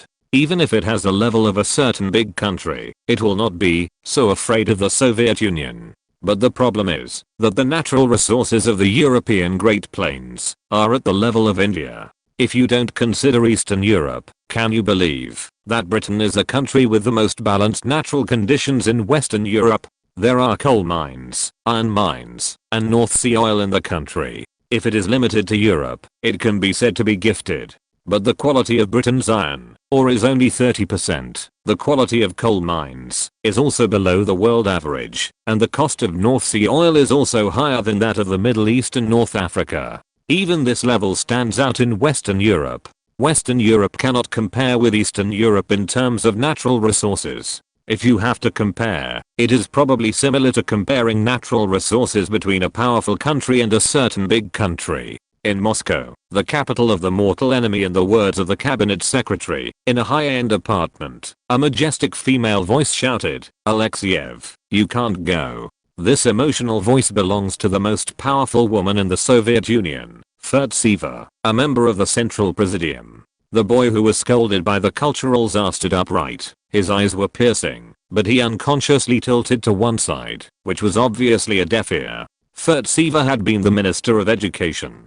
She knew very well that her son was not convinced. She used her background in education and was determined to make her son give up the idea this time. "I can ask Semachesny to terminate your application to go abroad." "Mother, of course you can do that. You have the power. But you must also remember that your power comes from the party and the people and should not be used in this kind of place." Alexeyev had a stern face, not mocking his mother's failure in education, but telling the truth. "I'm communicating this matter in a good attitude. If you can't convince me and use your power, to stop me from going abroad. It may cause irreparable damage to our mother-son relationship. How can you talk to your mother like that? Furtseva's chest heaved, and she forced herself to calm down. Alexiv, do you know what the situation in Indonesia is? It's very dangerous there. You can't go. Of course I know it clearly. I've read the report you submitted to the Central Presidium. Alexiv shrugged. Imperialism is preparing to plan a coup in Indonesia, and you and some members of the Central Presidium suggested making good preparations for the response. What's wrong with me applying to the General Administration to work in Indonesia? That will put your life in danger. I don't agree. Furtseva refused angrily, and then her tone softened. Child, mom is already 53 years old. If something happens to you, what can I do? If you want to get promoted quickly, you can do it in the country. Didn't you capture Benikovsky again? I have to thank mother for this. But I have my reasons. Alexiv pondered for a moment, slowed down his tone, sat down face to face in front of Furtseva, and began this time's persuasion work. What kind of world are we in, dear mother? Without waiting for Furtseva to answer, Alexiv continued, in Cuba, as usual, people harvest sugarcane all year round, but they still starve. Somalia has no harvest, and the hungry people are bored and kill each other. In Colombia, people not only harvest the main cash crop cocoa, but also coffee, but they are also hungry. There has been famine, which has probably become a symbol of their country, just as people say now, it has become their national culture. And what about the Soviet Union? Here, people are busy building barricades next to the White House model with steel bars, cement, and prefabricated panels, while drinking port wine. After a few days of noise, they kept repeating the same sentence over and over again. Proletarians of the world unite. And on the other side, imperialism is making paper and then printing worthless money with this paper. But it doesn't matter. The problem is that due to historical reasons and national motives, they are trying to revive with the help of these bills. The smart people there hope that the currency can bring a new turnaround to the country. Even though their pounds and dollars are no more valuable than the ruble, they are deceiving other countries and leaving them hungry and looking forward to a better tomorrow of capitalism. Many people have not experienced this kind of pain, and they are standing aside and watching with their bloated heads. Mother, should such a world continue? Furtseva opened her mouth and finally shook her head. I understand the truth, but you are my child. I believe that every child is a treasure in the mother's heart. Alexiv gently responded to his mother's love. Furtseva was about to say something when the phone at home rang. Alexiv quickly picked up the microphone and said to the cultural czar, Comrade Chairman, of course there is no problem. My mother supports my decision very much and taught me to work hard. If that's the case, it couldn't be better. Semichastan's voice seemed to be relieved, and he urged, Alyosha, you can work in the Ministry of Foreign Affairs and go directly to the Jakarta embassy. There should be no problem. I will obey all arrangements of the organization at any time. Alexiv said this and added, my mother also supports my decision and looks forward to making some achievements. Then Alexiv handed the microphone to Furtseva and waited for the cultural czar's answer. I have no problem. Alyosha has grown up. Furtseva faced her son's eyes and reluctantly expressed the same meaning. Chapter 1225 Loyalty. The issue of cadre supervision cannot be overemphasized. Shelepin took the microphone and exhorted the importance of the work of the supervision committee. The door was pushed open at this time. Looking up, who else could it be but KGB chairman Semichesny? Quickly finishing his words, Shelepin pointed at the chair in front of him and asked, why are you free to come here today? Aren't you busy enough with Lubyanka's affairs? It's Lubyanka's affairs, Shurik. You know Catherine third son, right? Semichesny said helplessly. He applied to work in Jakarta. Shelepin raised his eyebrows, meaning what's the problem? It seems that Comrade Furtseva is worried about her son's life and puts pressure on you? Shelepin was a little cold when he spoke, obviously not appreciating this kind of action, but Semichesny shook his head and let out a long breath. If that's the case, the problem is simple. The problem is that she agreed, but she is worried about her son's safety. She insisted that I guarantee her son's safety and dispatch an armed force to follow him. This is too difficult. Shelepin's face was quite interesting. This answer was really beyond his expectations. He whispered slowly, "It's no wonder. Alexei graduated from the higher technical school ahead of schedule with full honors. He performed well in a short time after entering the job. He is also Fertseva's favorite. Indonesia is different from others after all. Britain did not forget to put pressure on the Jakarta government in its busy schedule, not to mention that the Royal Navy's Pacific Fleet, although a little old, has a huge tonnage and has always maintained a threat to Indonesia." At the meeting of the Central Presidium Committee, the result of the meeting was indeed that the Sukarno government had a tendency to repeat Mossadegh's mistakes. The Indonesian Communist Party is developing very well, but the religious forces and military in Indonesia should not be underestimated. If the worst happens, the Soviet Union will be out of reach. Fertseva is worried about the safety of her children, which is understandable. Shelepin remained silent, and Semichesny kept waiting. The two of them had their own way of getting along. He believed that Shelepin would tell him when he figured it out. Let's make an exception for once.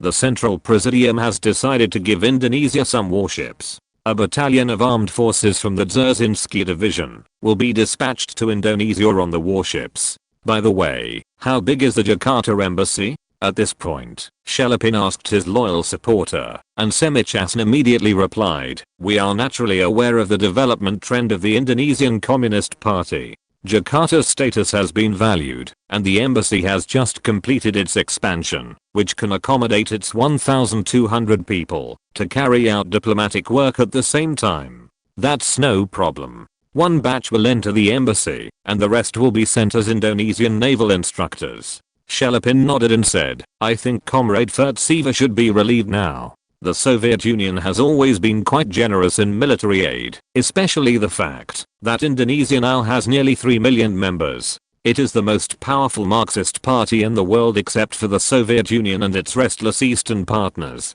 It is also because of this that the Soviet Union attaches so much importance to the intelligence that Britain has formulated a plan to subvert Indonesia. Considering the value of Indonesia, although the Soviet Union has always been very generous in military aid, this time it is particularly generous. The gift package, provided by the Soviet Union, can be said to be very luxurious, including 10 Rigger-class frigates, 10 fast-class destroyers, 12 W-class submarines, 14 Kronstadt-class large anti-submarine ships and the Ordzhonikidze cruiser, a total of 47 ships. After obtaining these equipment, the Indonesian Navy has no rivals in the whole of Asia, except the Indian Navy, which has an aircraft carrier. The Royal Pacific Fleet is part of the British Royal Navy, and the United Kingdom is a European country, not in Asia. In this package, provided by the Soviet Union, the most eye-catching is naturally the Ordzhonikidze light cruiser.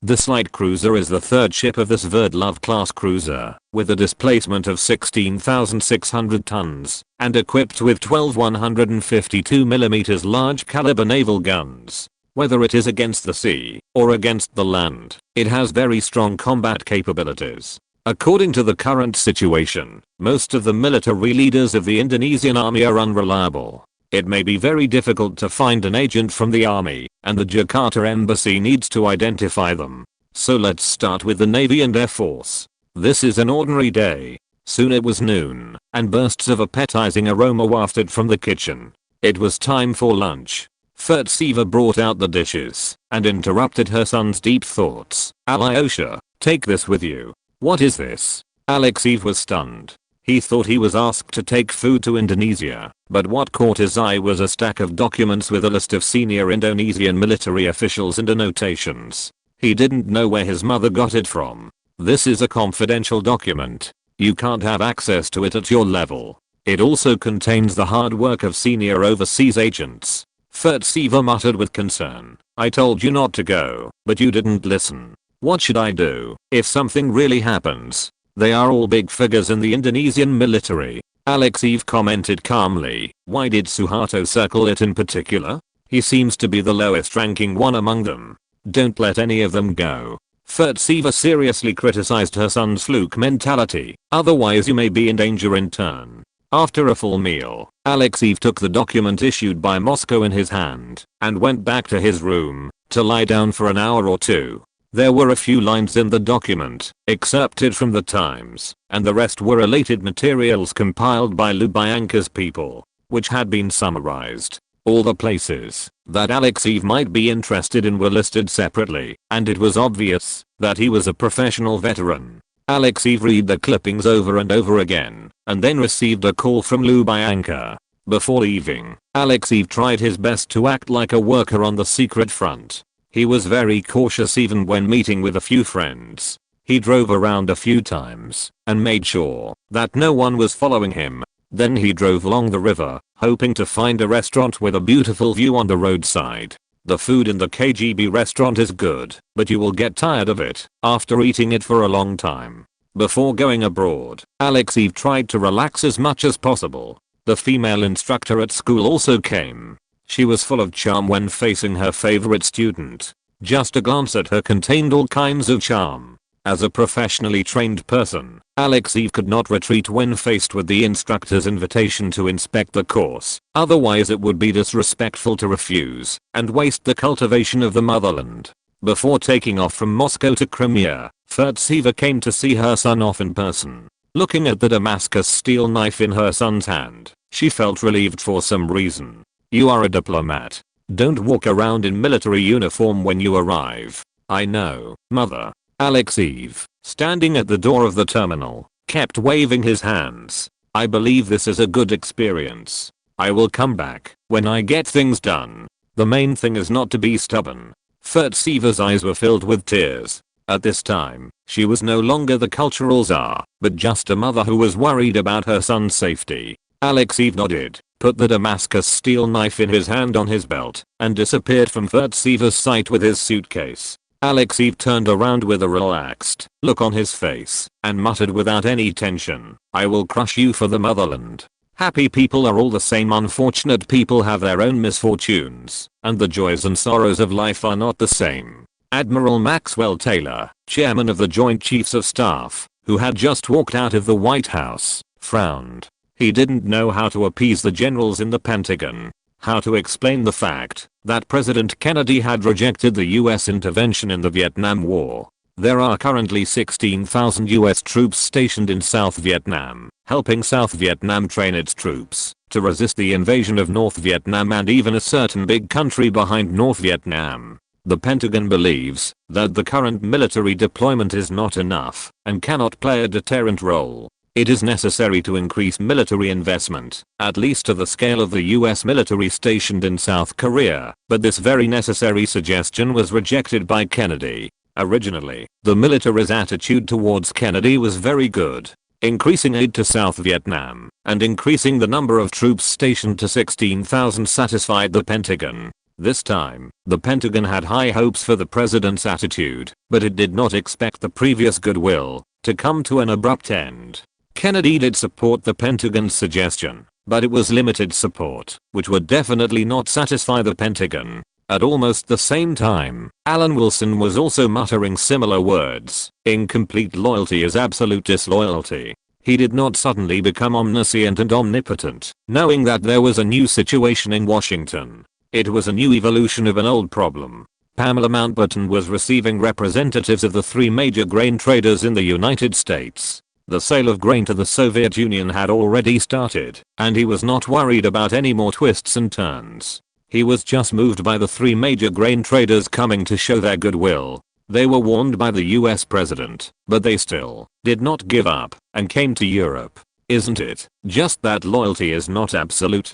But what Alan Wilson did at this time was indeed related to the military, or more precisely, to military intelligence. It was at the request of the United States to assess the importance of Vietnam's stability to the free world. It was not that he took the initiative to show his courtesy, but it was indeed the request of the United States. He practiced the special relationship between Britain and the United States, and the purpose of the practice was that war was justified. What? You said to make an assessment that would not lead to war. Wouldn't that put Britain in a state of incomplete loyalty? This would make the Pentagon dissatisfied. Alan Wilson could not do this, which violated the original intention of the special relationship between Britain and the United States. In order to distance himself from the matter, he simply copied an editorial about Vietnam published by a certain major country 2 years ago, acting as an information carrier. End of this chapter. Thank you very much for reaching the end. Don't forget to like. Looking for more exclusive content and immediate access? Subscribe to our Patreon. Remember, every like, subscription, or donation encourages us to continue. Thanks to everyone. See you in the next video.